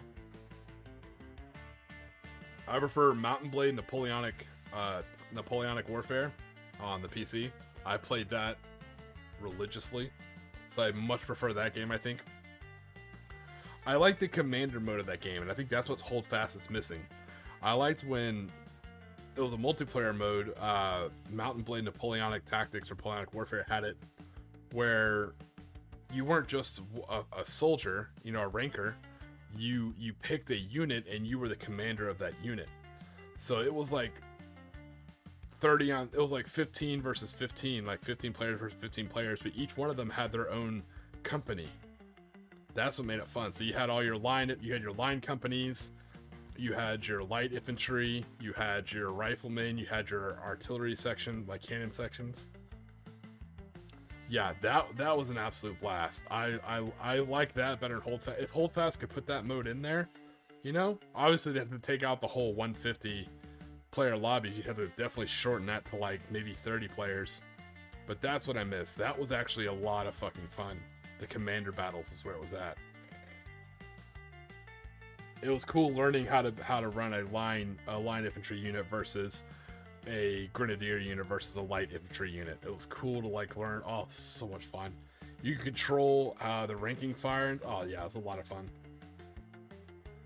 Cavalry units, all sorts of stuff. So I think that's what Holdfast is meant. The naval battles are cool. Don't get me wrong. But with Ahoy coming, I think that's gonna. If you haven't seen Ahoy, it's like a more mature version of Sea of Thieves, which is gonna be nice. But I think that's what Holdfast is missing. But I still enjoy playing Holdfast. Often you'll see me out there playing as a musician or playing as a light infantry. It's always a lot of fun.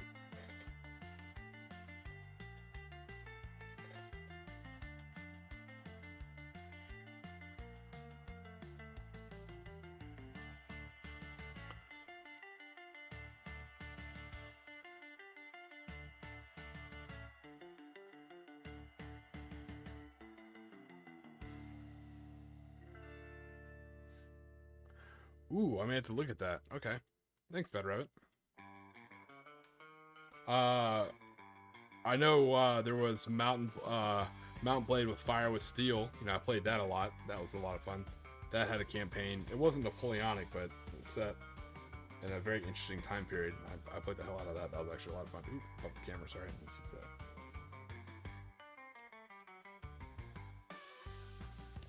Yeah, I'm sorry. I didn't get very much painting done. I had to do my vow on stream, or I chose to do my vow on stream, and I chatted to you guys for a long ass time.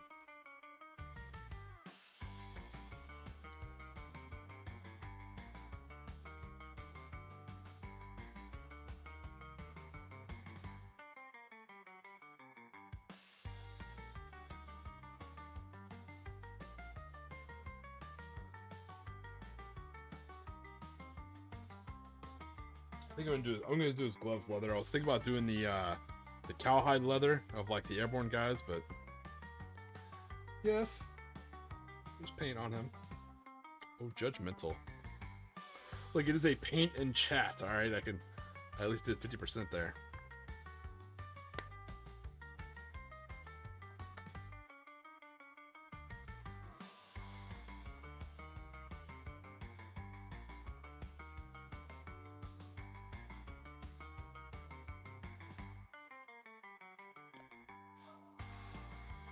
It's alright, Ed. I actually do enjoy the sarcasm. You know, ask shit herder Sean. I like giving it and taking it back and forth, but it's alright. I'll see your videos coming. See how it is. Yeah. 1% paint, 99% chat, but you know, all chill. That's the important part.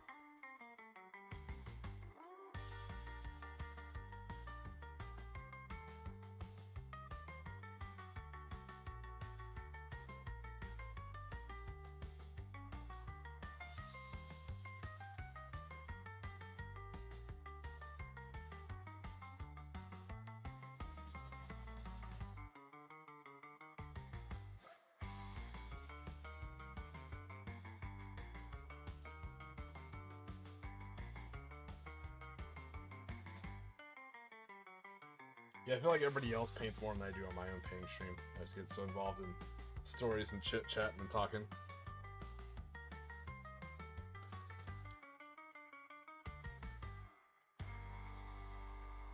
Listen, we're not talking about what happened in Singapore, Bad Rabbit. So unironically, I did send a funny picture.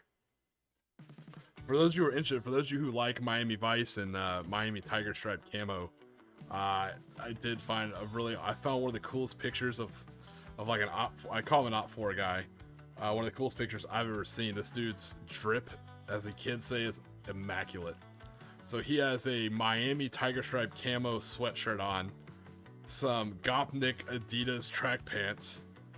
He has black wool gloves with the front pad of the index finger and thumb cut off for weapon utilization and dip can opening.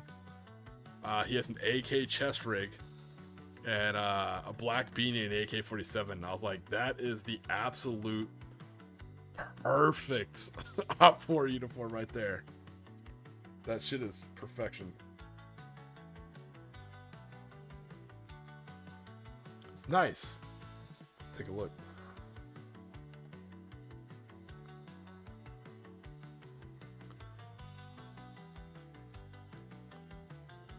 Mad Larkin, are those guys 3D printed? They look amazing. Oh my, I haven't seen those sculpts in so long.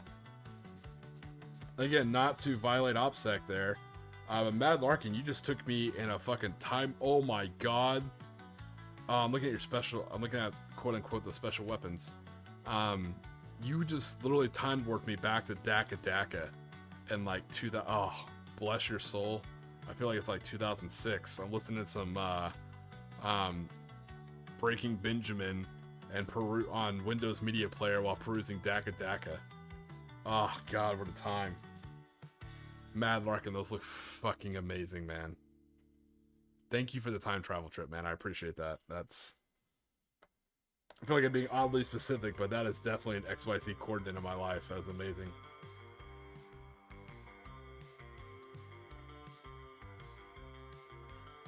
Oh yeah, I love seeing your Tomb Kings, Squid Fist.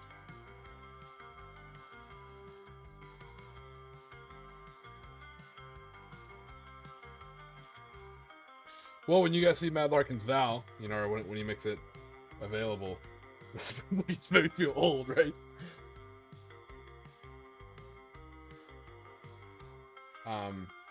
Yeah, so that's my other thing. I'm thinking about not using Facebook or Reddit near as much. Actually, I saw Ed on Reddit, so I got to fucking troll Ed on Reddit, which is pretty fun. But, or Ed Scar, sorry, I don't think he likes being called Ed.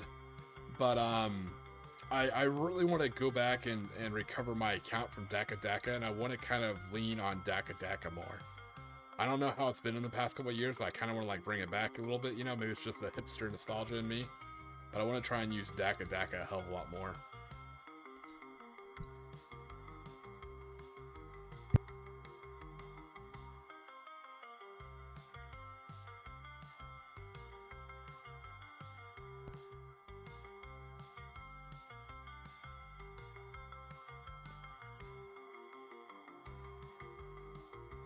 I'll call you Collect. I'll just fucking show you.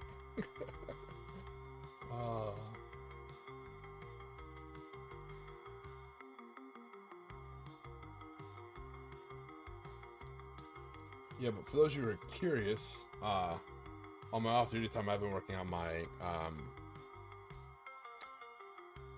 as my personal relaxation, working on my Blood and Plunder models.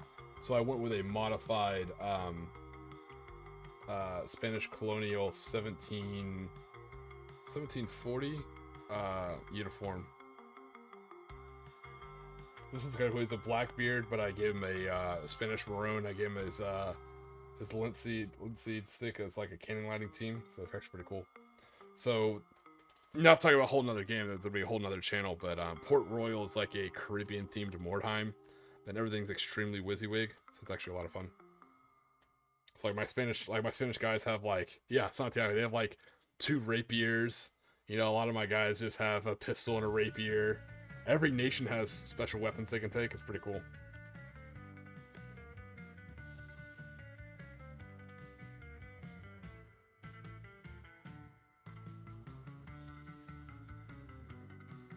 Holy shit! I did not know that, Edgar. That makes so much more sense. I didn't know Daka was more US based. That's really cool. Alright. I want to start using Daka more for Konflikt 47.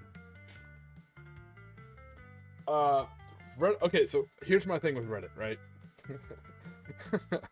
Like, not to go down another rant. So, riddle me this, right?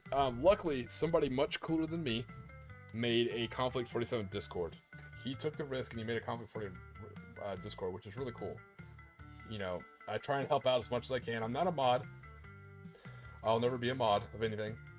But I highly appreciate what he did. So I try and help out as much as possible, right? It's a really cool Discord. Matter of fact, let me drop a link to it in the chat real quick.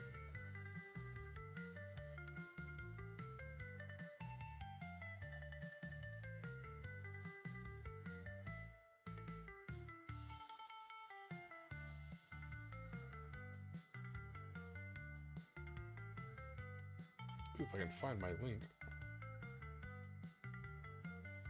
Oh no. Alright, give me a second to find the link. Anyway, so a guy made a Discord for the Konflikt 47. For Konflikt 47. And it's actually a really good Discord. Where's it going with that? Oh, okay, so yeah, so we have our own Discord. It's actually quite nice. Now, here's the thing about Reddit. There's a bolt action Reddit, and it's open. You can publicly post stuff. And it has like thousands and thousands and thousands of members, right? Okay, cool, no big deal.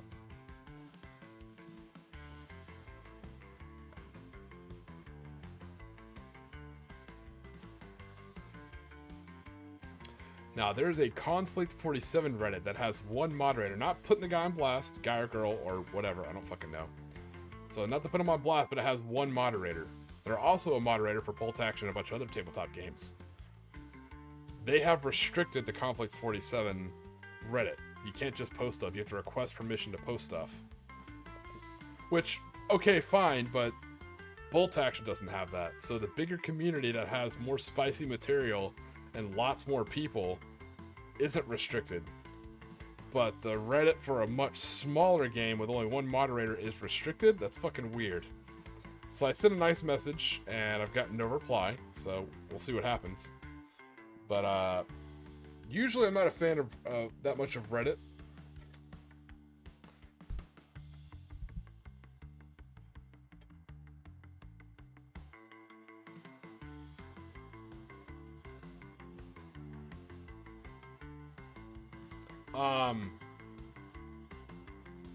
Also, in case you guys were ever curious, Discord. There's a reason my character or my moniker is Tiki the Hut. That was not originally my first online name, and that's why if you ever play like video games with me, like Xbox or anything like that, you'll see my other screen name used quite often a bit here.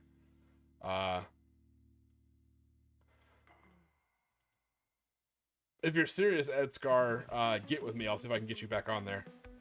Because I'm gonna say, the official Warlord Games Discord that does like bolt action, they have kicked me. They kicked my original screen name, so I created a whole nother account, a whole nother name, a whole new persona of Tiki the Hut, right? And I still got kicked out. I have no idea what no messages about like, hey, you've been kicked because of this, or like, hey, delete this, or we'll have to kick you. Just straight up booted for as far as I'm aware of, no fucking reason whatsoever. Never reached out, no private message. I'm not a fan of moderators often. Some are good. I understand some are good. It's a bad broad brush to paint everybody, but I've had a bad track with stuff like that, so that's why Ed Scar, if you got kicked, let me know. I'll reach out, I'll talk to him, I'll try and figure out what happened. I'll work with you and work with him and try and get you back in there.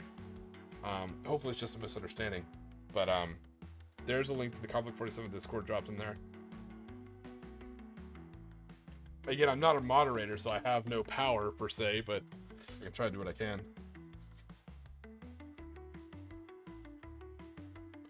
Alright. Well, yeah, they're on to you, Tiki, right? Well, Edgar, sound like what happened to me, buddy, so I'm gonna go ahead and I'm gonna reach out privately, see what happened, and then I'll reach out to you and let you know what I find. If they tell me to fuck off and kick rocks, tell me to fuck off and kick rocks, but I'll do what I can, buddy. Because I go through the same thing. I get booted all the fucking time, so it's fucking weird. So yeah, Reddit is weird. There's a bolt action Reddit and a Konflikt 47 Reddit, but the Konflikt 47 one is locked, and I have no fucking reason why, or no idea why.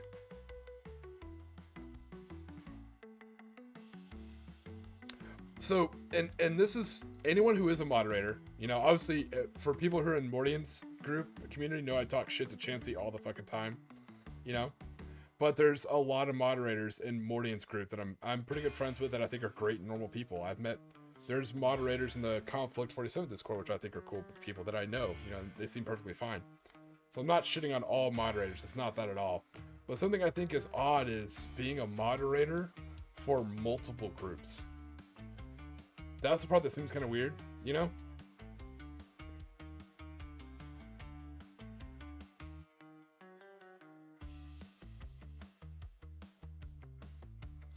Yeah, Edgar, I've noticed that you got to be careful where you post links if you're allowed to post links. You know, that's why like first when I do it, I'll be like, hey, please delete. If not, I'll read the rules. I'm like, and if it doesn't say anything, I'm like, hey, if not per the rules, please feel free to delete. You know, my mistake. And usually people are pretty chill about that. Also, shout out, there's really cool people like Nathan 2000, who's a YouTuber and has a Discord, and he has like content creator corner where it's like I say a safe place, but it's a place where you're supposed to post links, you know, that way you're not spamming anyone's chat. Yeah, the bolt action Reddit is phenomenal, and the Konflikt 47 Reddit used to be great, but just recently it got restricted, and I have no idea why. I don't know if it's because of like what's going on with the whole Facebook thing about arguing between Nazis and Green Vaults or what. I have no fucking idea.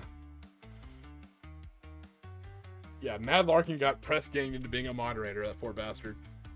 And that's what Morning Glory uses to keep me in line. And he keeps threatening to make me a moderator. So every time he does that, I back down. That's my kryptonite. I never want to be a moderator.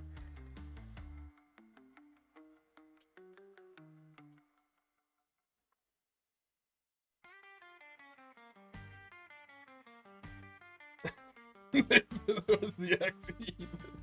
Nathan X2000. Sorry. My apologies to all the Outcast Andre 3000 fans out there. Nathan, you cracked me up, brother. But yeah, we also need to get a game of Helldivers in, man.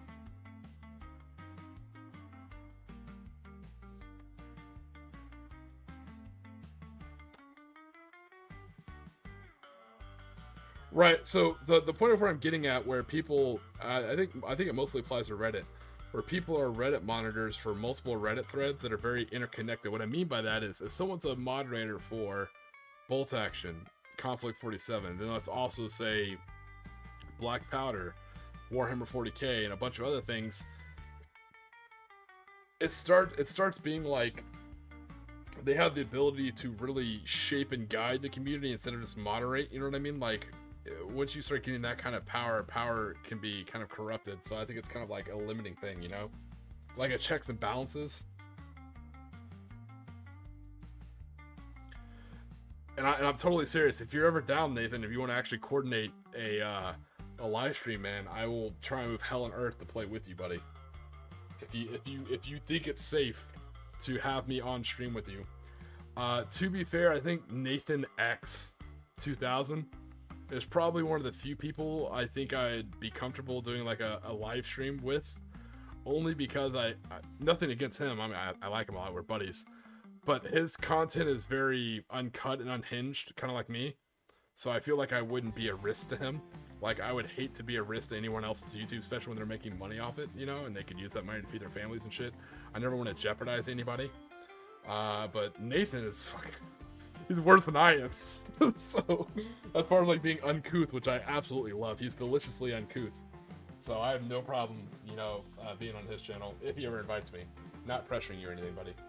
But I feel like I wouldn't jeopardize his sponsorships if you ever had any.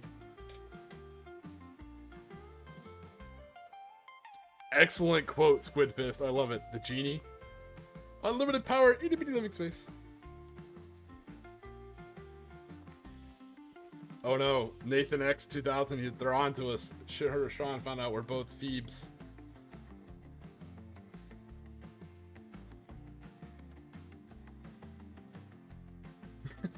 Working like some complex battles. Yeah, absolutely.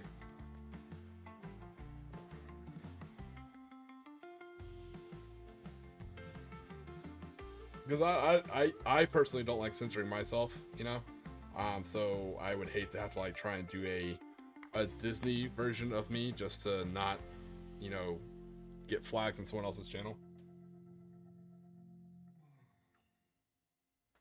But Nathan X 2000's fucking wild, so I'm not worried there.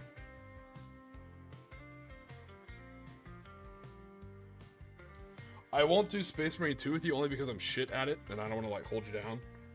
But I'm also pretty shit at Helldivers 2, to be fair. But I am good at Ready or Not, that I can say. It's one of the few games I'm actually fucking good at.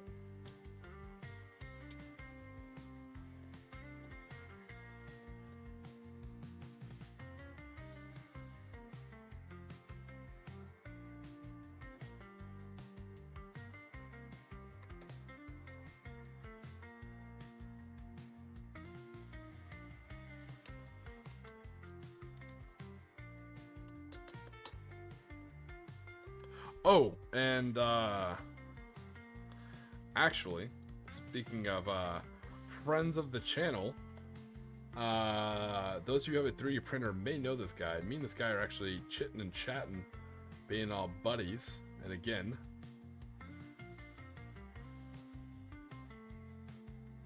not sponsored, but if you guys are interested, if you like STLs and stuff, check out his Konflikt 47 stuff.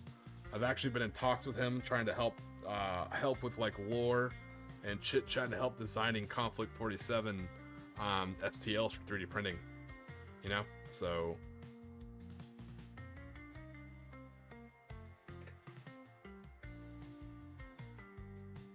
he absolutely makes badass shit.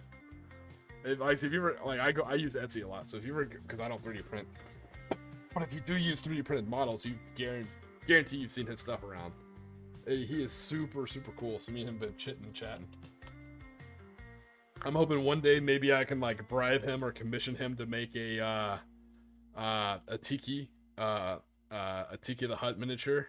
I know it sounds very arrogant and contrite, but I think that'd be really cool. Like a legit Konflikt 47. Instead of me having to kit bash the same model like 2 or 3 times, it'd be kind of cool just to have an STL. Maybe like some zombie hula girls, or my beach babe version of the Daughters of the Motherland, you know, where they're like wearing like bikinis and the Shanka hats. That would be fucking cool.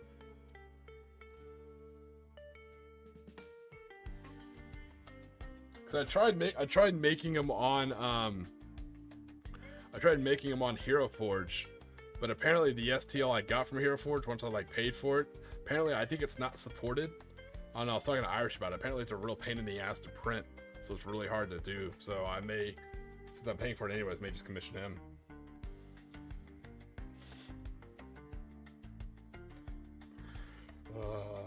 That's Gar, you crack me the fuck up.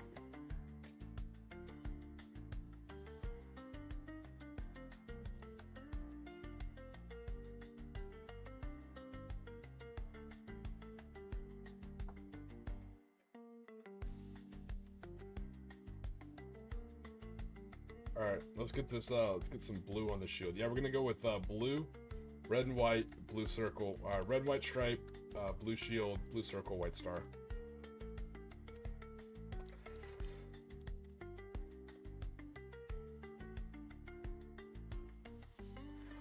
Sure. I think Irish has fixed it up. I'll reach out to Irish and see what he's done first before I send it to you, Edscar. I think he had to put a lot of fucking work into it. Well, so yeah, Hero Forge had the thing where you could just pay for their STL. That way you could 3D print your own. That's I'm like, oh fuck yeah, that's awesome. I could design my models, pay for the STL, and then have like, you know, Tiki universe style models. That's fucking awesome, right? But apparently the first one I tried it on, I guess, like I said, I don't know 3D printing. Something about it not being supported. There's like no supports for it, like it's a pain in the ass to print. I'm not sure. But yeah, let me reach out to Irish first, Edscar, then I'll send it to you. I know he's already put a lot of work into it, so I'd hate to like kind of backdoor him.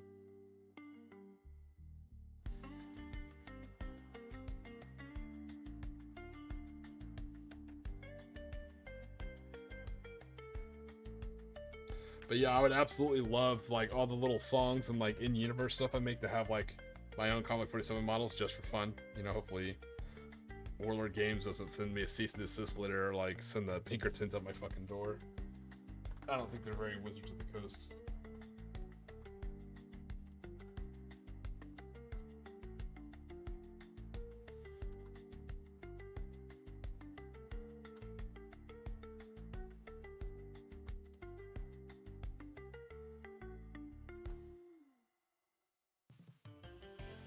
Nothing against Warlord Games, but I have a feeling that the IJN is going to get neglected, which is fine. So I may start making IJN versions of certain units, which I think would be kind of cool.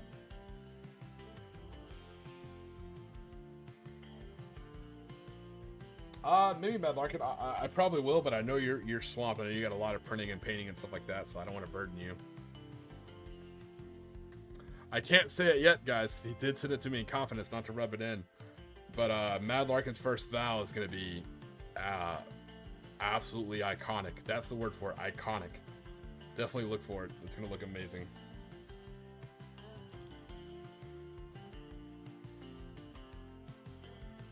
Well, it's funny you mentioned that. Edscar, I was talking about in one of the chats. Shameless plug, but in my most recent lore video, it talks about how the Germans took a Thor Panzermech, which is like their artillery-based heavy Panzermech, and they modified it to where it was able to forge the Rhine River. So I'm like, well, the Imperial Japanese Army already used a modified Locust medium mech from the Germans. I would love to see the Imperial Japanese Navy use that modified Thor Panzermech as an amphibious assault walker. Think about it, from like ship to shore, you actually have something that can like launch artillery and kind of like make it like walk from ship to shore. You know, like it's already in the lore that it can be rigged to be somewhat amphibious. Granted, that's for brown water river crossing instead of green water amphibious assault, but I would love to see the IJN get some more loving.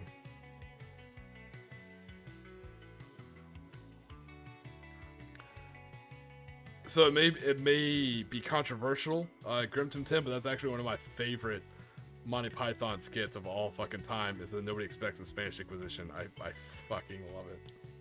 Of all the stuff, of all the Flying Circus, Monty Python, Holy Grail, all the stuff, the Spanish Life of Brian, the Spanish Inquisition skits, always my favorite.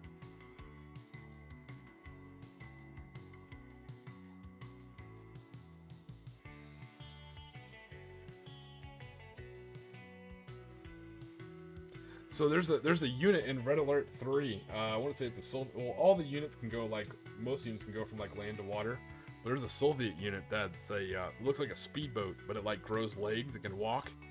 That's what I would want for the IJN, where basically this looks like a missile patrol boat you know, and they can just like start walking on shore. It'd be fucking awesome.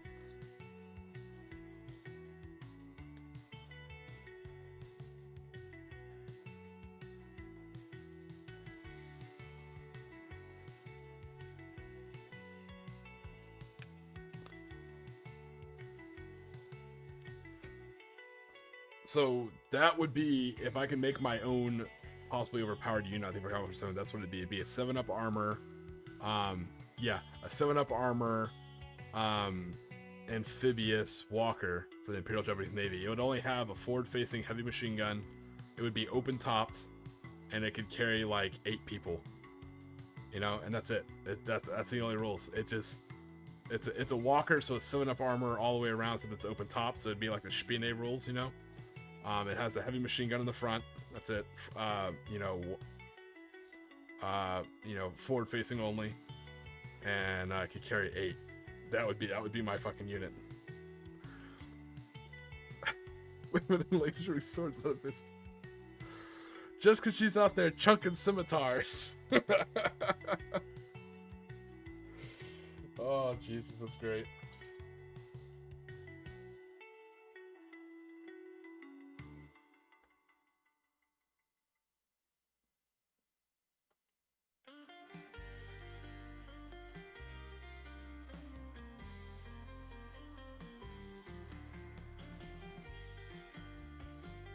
All right, we went with the blue shields. I went into the chat, or into the poll.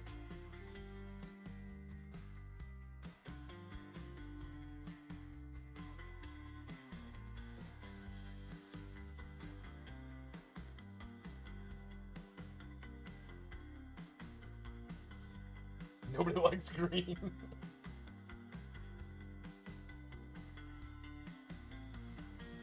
I kind of regret spraying him OD using that green primer. I generally like my Zendari Dust Primer. I really like it for painting on. I'm not gonna suddenly be Emperor just because some moistened pen took the scimitar at me. So I don't know. I don't think it's a unique opinion, but I think that's what I liked about Monty Python was the diction. The word choice in Monty Python is what, to me, made it so brilliant. I mean, slapstick I think you can find anywhere really, but like the diction involved in Monty Python is phenomenal.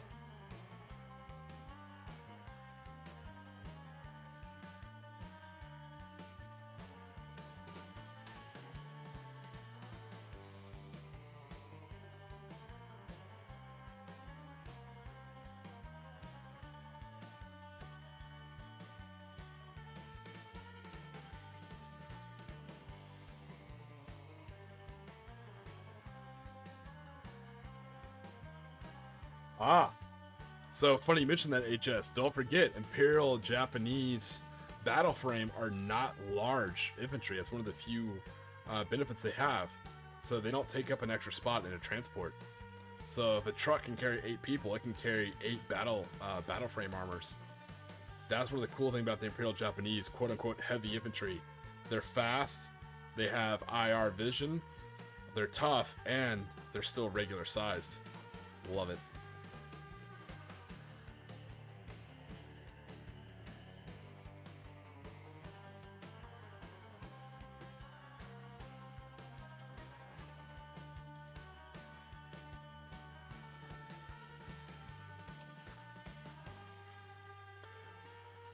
Speaking of watching things, something I've found really enjoyable lately is watching older movies before one relied a lot on CGI. Especially like car chase and car scene movies, I always find it kind of interesting. And going back, I love Super Troopers, especially given my background. I think I've seen Slam and Salmon once, but a lot of people overlook the Dukes of Hazzard movie with Johnny Knoxville, because that was done by Broken Lizard too. That's most of the people from Super Troopers in it.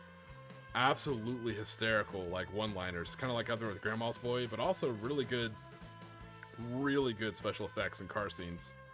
Absolutely phenomenal.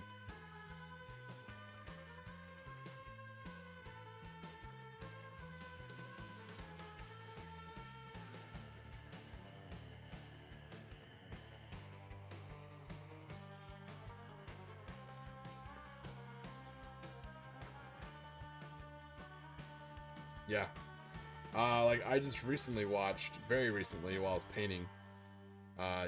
Last night, I was painting some terrain. Yes, I actually do paint. I know 99% chats, but I watched Miami Vice, the 2006 movie, by the same guy who did Collateral and Heat and stuff like that. Um, his filming in that is absolutely phenomenal. Like you can attack the dialogue or it's too dark, and that's fine. But the actual like filming of it and the effects, the gunfire, so fucking good.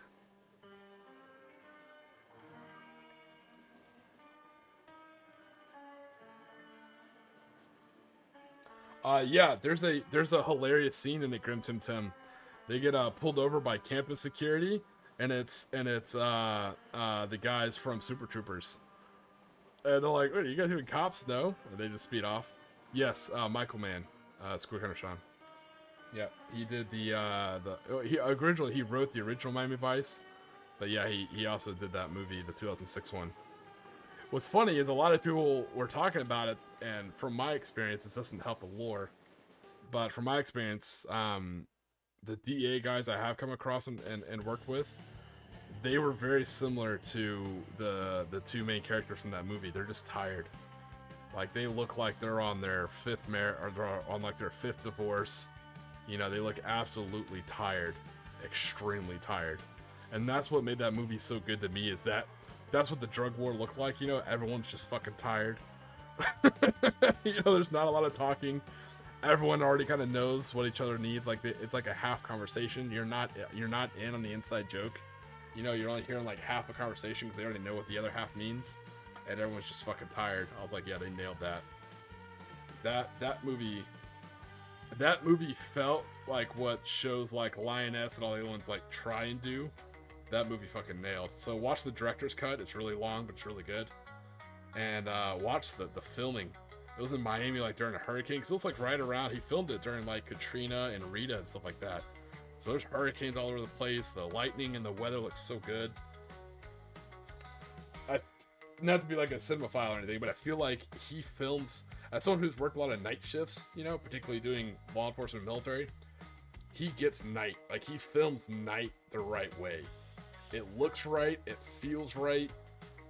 It's hard to describe, but he really gets the feel of a night shift.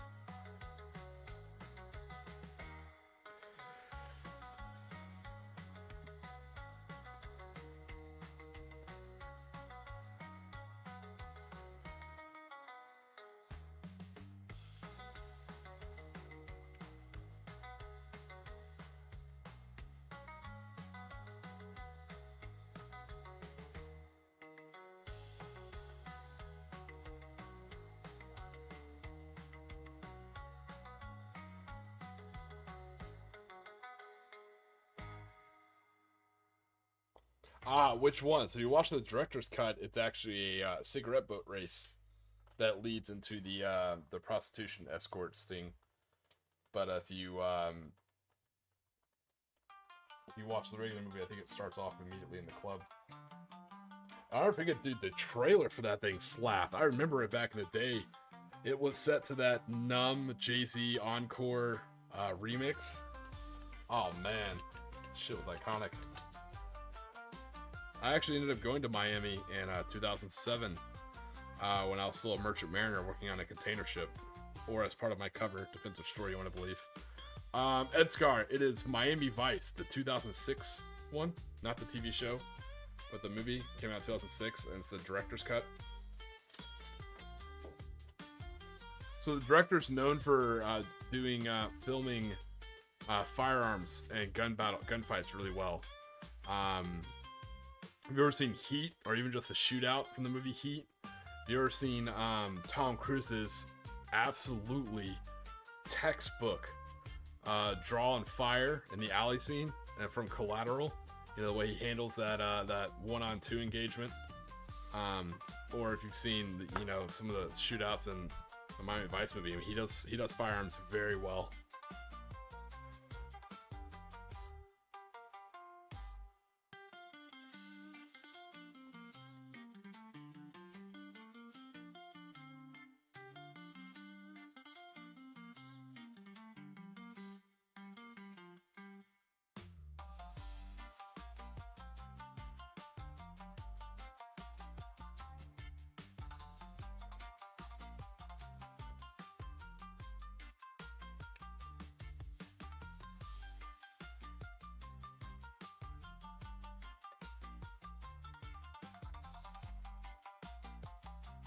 Yeah,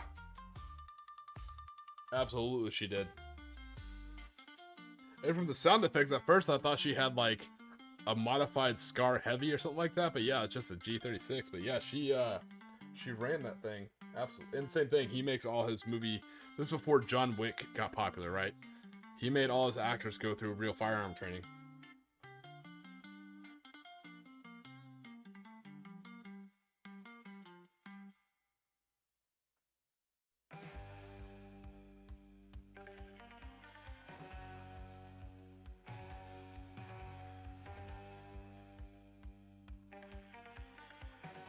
Oh yeah. No, and even the show does a good job too of showing kind of the funny, quirky side, but also the never-ending, sad, tragic side that is like usually a war on drugs or a war on terrorism or law enforcement. You know, 1 second you could be laughing off and having like a Super Troopers joke, and then the next scene, you know, you're putting up crime scene tape over a self-inflicted gunshot wound. You know, the switch flips rapidly on shift, and I think the original Miami Vice did a good job of kind of capturing that.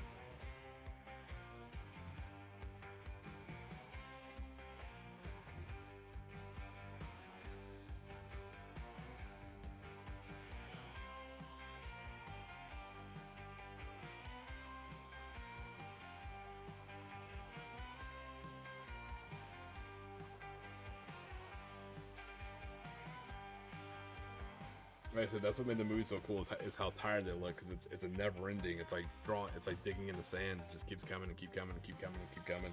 They just look fucking tired. It's actually really good. But I think that's something like modern day, quote unquote, tactical shows, like all your Navy SEAL shows, or I keep bringing up the Lioness because a lot of people like that show. That's what that gets wrong. There's too much like quirky Marvel style dialogue and like unnecessary inner character drama, you know, with like dating and stuff like that. It's not that fucking big of a deal. People like that are just too tired for that bullshit.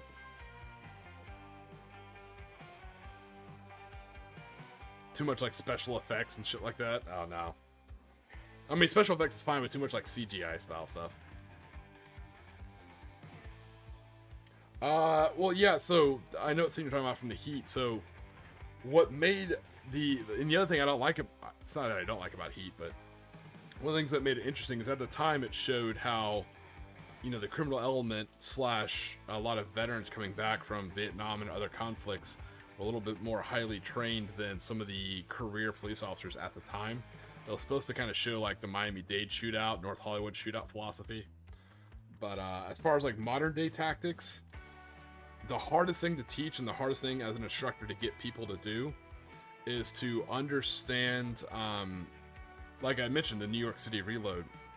Every video game also preaches it, but it's a very hard thing to wrap your head around unless you physically put in the muscle memory to do, is that drawing a secondary is always faster than reloading or fixing a stoppage or malfunction. Now, if you're engaging at range, you know, obviously you need a long gun for that, but the sidearm is just to get you to better cover to bring your long gun back up. You know, gun down, you draw your sidearm, gun up, and you keep suppressing the enemy if possible. You know, so that's the hardest thing with teaching a lot of people, like draw your secondary, pull your secondary. You know, what I think it is, I think it's because a lot of people, and it's not a bad thing, people have a dominant firing hand, and that's how they carry their sidearms. Yes, Edgar, yeah. You can even in World War II too. You talk about the Battle of Athens. Battle of Athens is a very good point of what happens between, you know, military veterans and not as highly trained law enforcement sometimes. Oh yeah.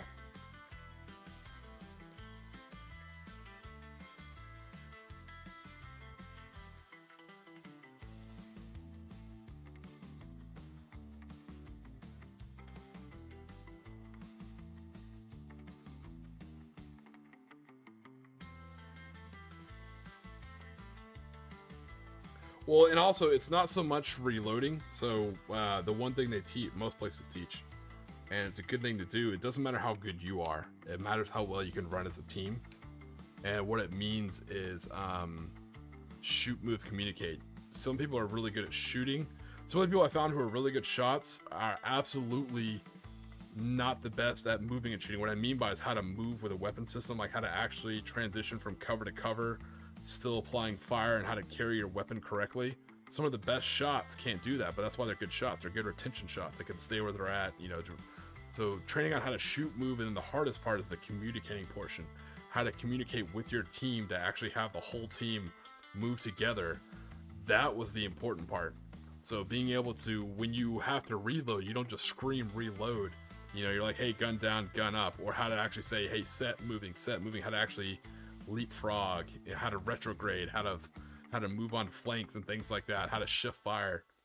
Training that is amazing. That's when you start seeing some really badass shit. And then when you're done with that, if you want to get real Gucci with it, how to do non-verbal shoot, move, communicate using like nods and lasers and lights and shit like that. You can do some really badass shit. And all it takes, it doesn't take money, it doesn't even take that expensive a gear, it just takes time and training.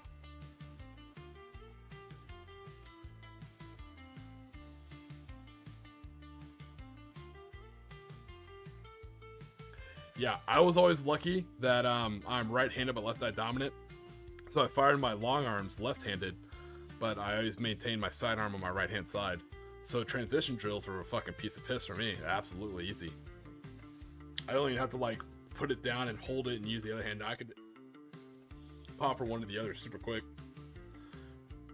Yeah, shoot, move, communicate is what separates professionals.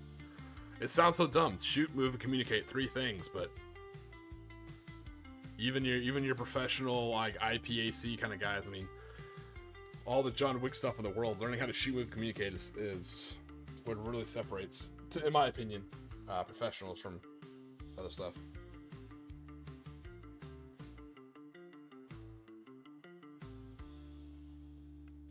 Alright, we got a leather jacket and the shield going, not bad. I know we didn't paint much. We did a lot more talking, but to be fair, we hadn't had the stream in a while. We needed to catch up. There's a lot of stuff to talk about. Konflikt 47 dropping. We talked about Green Vault, the new American icon. Talked a little about the lore video. Yeah, but that's all about maintain. You're right, Madlock. It talks about maintaining your sling.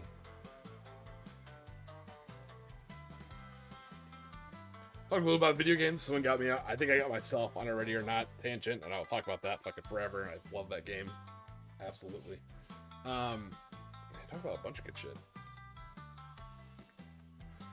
Got my vow in, and we're working on our painting competition. For those of you participating, it's actually a lot of fun. Yeah, monkey bars, man, monkey bars. Sweet Jesus, it's good. But no, overall, it's a great stream. Like I said, I missed chatting with you guys. I'm glad everyone made it back. We had a pretty decent sized chat the whole time going through.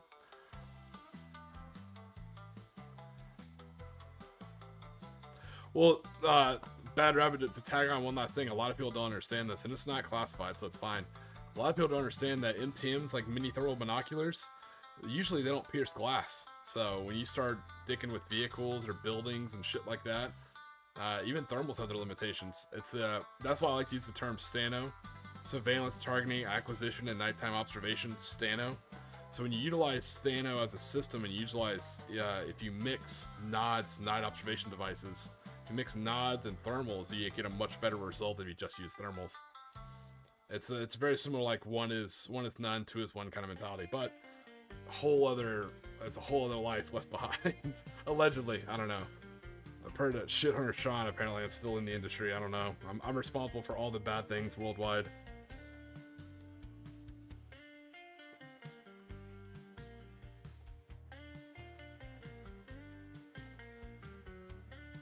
But yeah, this is our vow. Don't worry about the American troop, he's just helped me keep a color scheme for my Captain America. But yeah, we have a whole bunch of mummies to work on. Some convicts, and 2 Captain Samuel slammers.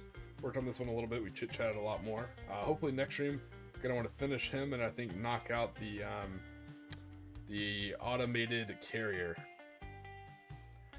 And that should be fun. But yeah, so I'll be streaming again tomorrow, same time, same place, same bat channel, same bat time. 1 a.m. to 5 a.m. Eastern. For my people across the pond, I know it's kind of a weird time schedule, so I appreciate you guys tuning in. For people here in the States, I know it's an extremely weird time. You know, but it's kind of like our own. It's kind of like our own late night show. You know, and it hasn't been canceled. Go figure. Not yet. I'm sure YouTube's gonna come crack down eventually. I am working on another Konflikt 47. I want to get all the Konflikt 47 lore videos out before the new thing drops in September. So I'm actually working on the Middle East one now. I should release that soon. So that should drop soon. The Middle East 1946 and 1947. And I'll be working on these paint chats.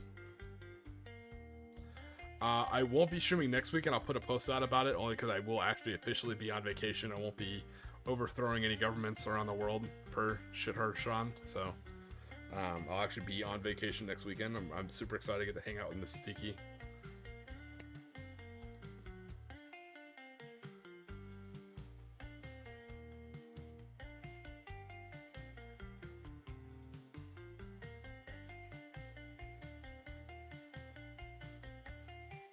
But yeah, and also awesome shout to Mad Larkin. Thanks for sending me a list. I love doing list reviews. Again, I'm not the best player. I win some games, I lose some games. I always have fun, but I'm happy to always take a list and give you at least my opinion on it, especially for Konflikt 47 and Bolt Action. But yeah, send me any list you got, man. I absolutely love doing list reviews. It's actually pretty cool.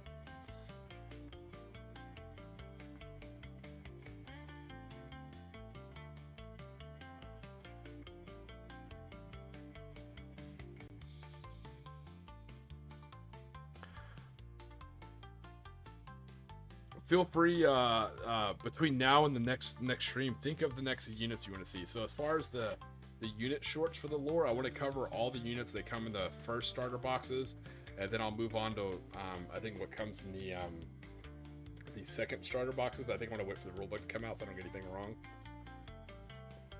So after I finish all the Konflikt 47 Rift Tech units that come in the starter box, I think I have like 2 or 3 left. Think about what units you want to see that I haven't done yet. I'll try and do them on what you guys think.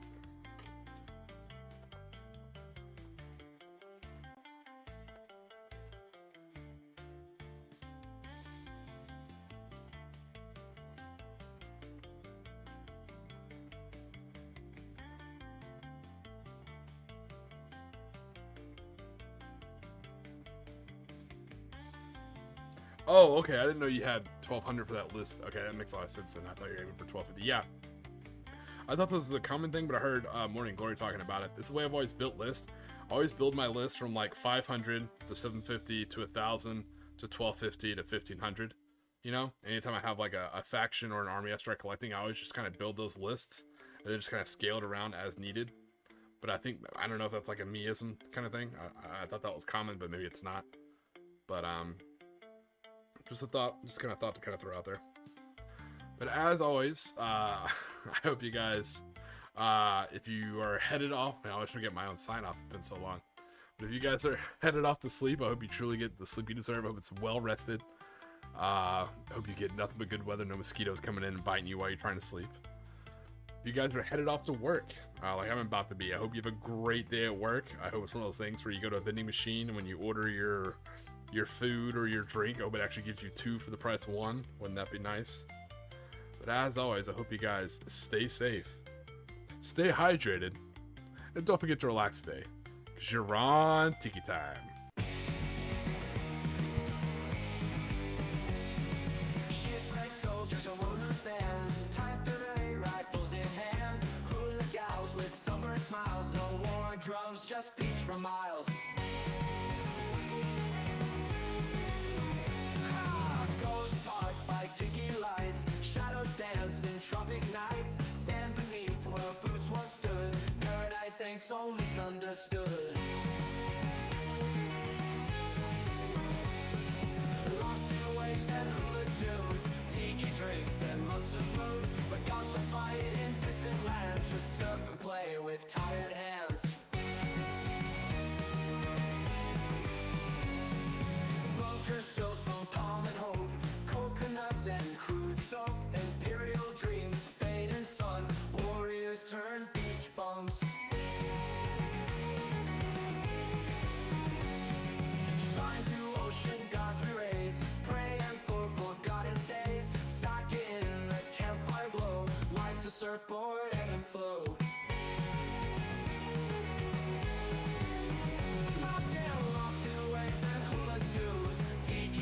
Said months and moons, forgot to find in distant lands. Just surf and play with tired hands.